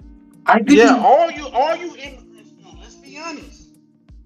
I didn't even identify myself as black. On my forms, I checked you better than black people. Y'all think y'all better than black. Hold on, let him speak. I checked that form on as a non-black islander. Because here's the thing, my name, right, and my brother's names, both of my brothers, I've been told many times that, oh, you guys have the most non-black names ever. Do you feel like warm inside when they tell you that? What does that mean, bro? Non-black. You warm inside when they tell you that. No, bro, just crunk that shit back I want him to get it all out. Okay. Have to respect to Black Cleaner, but that's really burning my biscuits, bro. I ain't gonna lie to you, but in respects to Black Cleaner, I digress. Go ahead, son. Go ahead. He's talking to you. Yeah. What did he say? I mean, no, you can go ahead. It's just someone else. So the point is, I truly believe this. I believed it through and through. It's not until I turned 21, I moved out of South Florida, and I went into, the Sundowner country, where people will literally tell you to your face that they don't want your kind around here. That's when it really dawned on me that it didn't matter where I came from. I'm in this country, automatically I'm black. That is true. And that's where my political awakening came from. That's when I became woke. Yeah, but for some, how dare you have an what I will give him credit. You need to go back to your country. For saying is no, we should have let him finish because he did put a nice bow on it. You know what I mean? But go ahead. My apologies. That's when I woke up to all of this. That's when I understood it didn't matter where I come from. It didn't matter everything that I achieved in my life. I'm an A student, top of my class. It really didn't matter. I got so many times though. Sound just like an older KB, don't it, guy? It didn't matter what I achieved. I got you speak so well. At first, I was like, okay, I guess. But then after a while, I really understood that it was not a compliment. It was like, oh, for Jungle Bunny, you speak English like proper. Who the fuck you let call you a Jungle Bunny? That's the connotation that evolves with you speak so well. That's what it means. No, if you close your hand, even with that shit happening in your life, even with all that happening in your life, you still disassociate yourself from being black. That's a fact. In the beginning, you got to put that on there. And with the bow, he woke up. He figured it out. No, he did put a nice bow on it because he said, but what y'all gotta understand, our journey, our story don't end with today's actions, how they treat us today. Our story don't even, it's not even in the middle. Our beginning is our people been brainwashed even more than you. You got people that are, mind you, that think white is right no matter what. Uncle Ruckus is a real character in our community. Oh shit. Yes, he is. Yes, he is. So it hits different. So I get it. You get the experience being black when you get pulled over or you get raped, but you don't get the experience being black when your mother was conditioned by this country. When your grandmother was conditioned by this country, because it hits different then. You guys come over here from any other country, and I'm not saying anything bad about that, but your ideology is different. You don't have that stigma of the past that's weighing you down. You don't have that stigma, like especially from me, Mississippi, to where it was a person hung in Mississippi within the last 5 years. What are we talking about? So Not you just even- don't. I'm sorry, not even 5 years. I was being generous. Not even within the last 2 years, it was a black man hung in Mississippi. What are we talking about? Not even. You ever heard the term? You ever heard the term? There's no such thing as a free black man in Mississippi. No, I didn't, but I believe it. I just heard it and I agree with it. No, That's why I'm not down there. For real, this is pre-Civil War. I learned that as a foreigner in my history books. Yeah, I know more about American history as a foreigner Itself from being black. because I'm Caribbean. We don't hide That's the fine. Here's the thing, though, Cool King. That's fine because if we're not trying to take on newcomers. If you can find a way to not identify with that, not only do we welcome it, we accept it. Right, and that's the problem. We welcome it. We're not asking motherfuckers to have our backs because motherfuckers never had our backs. There wasn't Haitians and Indian people out there when our people was getting sprayed with water hose. Do you No, understand? No, Do you understand the origin of Jim Crow? I'm from the South. It's called the Jim Crow South. Do you understand where and why blacks in the United States were not allowed to read? The Haitian Revolution. No, I'm asking him. Answer the question. Yes, sir. Do you know the Haitian Revolution took place from 1798 to 1804? We became the first black free nation in the Western Hemisphere. Ooh. Would you say what you guys are now today is free? Listen. Okay. Yes, The sir. first black free nation in the Western Hemisphere and the first successful slave revolution in the world. Absolutely. Paid for Before that. your little brother went off on his tangent, I was trying to give you guys that. No. props for that. Do you know that the first delegations that were sent to Washington from Haiti were not even recognized as diplomats? Absolutely. They were recognized. No May I tell you what else I know? Can I tell you what else I know? Go ahead. When it comes to the UN and comes to making decisions from Haiti, for Haiti, nobody that of Haitian descent The is in the UN was room. founded in You guys have 1948. white people making you guys' decision. That's a fact. The You can UN, look it up.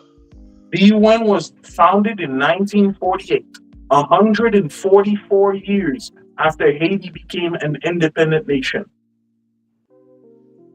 The reason why Cuba, Venezuela, Colombia, the Cayman Islands, Barbados, Trinidad, and the Bahamas have fantastic relations with Haiti is because Haitian troops helped liberate those countries. Colombia too. Yeah, I learned that. Shout out to the brotherhood because I learned it on another brother's channel when she was showing the black man the channel. I mean the what's the name?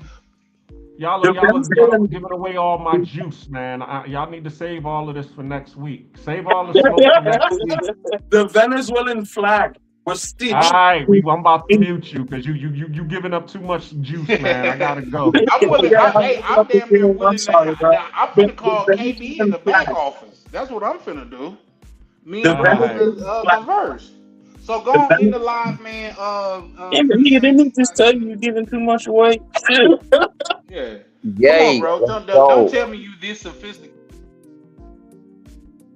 You are now tuned in to Real Talk with Nate, the Black Cleaner, and your co-host, Cool King. We're about to end this live. You guys, keep everything in thought. Save it for another time. Shit, niggas got nothing to say to him, though. You can put it in me.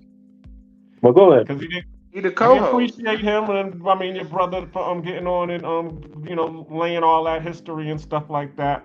And as I said, we got a whole topic for next week. We gonna get into the whole diaspora wars, but it's getting late, so I just wanted to say thank you for having on the panel. I hope to see you next week, KB, 8 p.m. Eastern Standard Time. That's when I get on. So yeah, definitely, I definitely want to hear from you. I'm gonna try to get somebody else who's African on here. I want to get Ryan on here because he's Jamaican. Prime to step up because Prime is Haitian as well. Yeah, but I definitely want to have this conversation because we are all brothers of like minds and we all can have hash this thing out. So, but anyway, I appreciate everybody. We don't go to war about this. It's not a war. It's not a war. I'm gonna call you, KB. We're brothers. Brother trying to end the stream. Allow him to end the stream. All right, I'll go ahead. Thank you. All right, y'all. Peace out. Appreciate you, Black Cleaners. Y'all have a blessed night. Yeah, have a blessed night. Bye bye.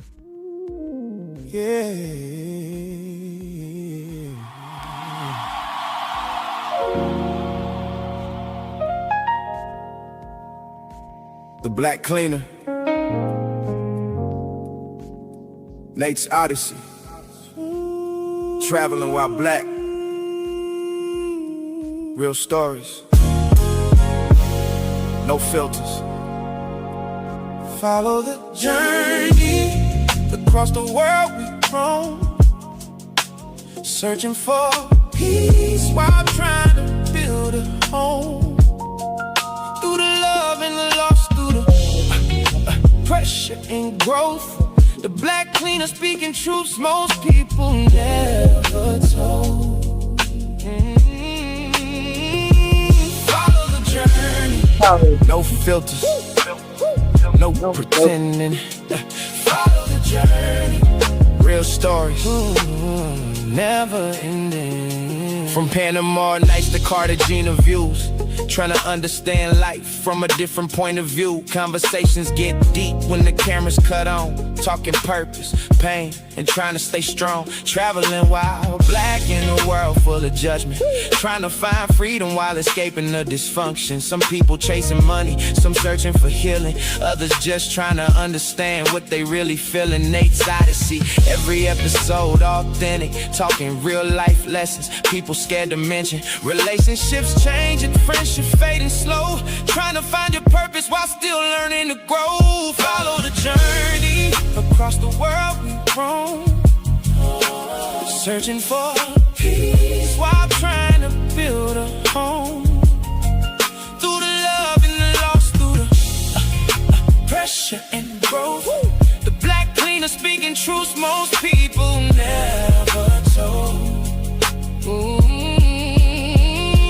Follow the journey, no filters, no pretending. No, follow the journey, real stories, never ending. Messy love Mondays and them late night talks. Money mindset streams while we question our thoughts. Building abroad but discovering yourself. Learning real freedom ain't just wealth. Black fatigue conversations hit different at night. Trying to carry pressure while still chasing the light. Every live stream feel like therapy sessions, helping people navigate pain and direction. No fake flexing, just honest reflections. Travel stories mixed with life confessions. The beauty and struggle of the global economy, trying to elevate beyond survival mentally. If you ever felt lost, If you ever needed change, if you ever question life, this journey might feel the same. Follow the journey across the world, searching for peace while trying to build a home. Trying to build through the love and the loss, through the pressure and growth. The black cleaner speaking truths most people never told. Oh, follow the journey, no filters, no pretending. Follow the journey, real stories, never ending. Travel, culture, relationships, reinvention, the black cleaner. Follow the journey.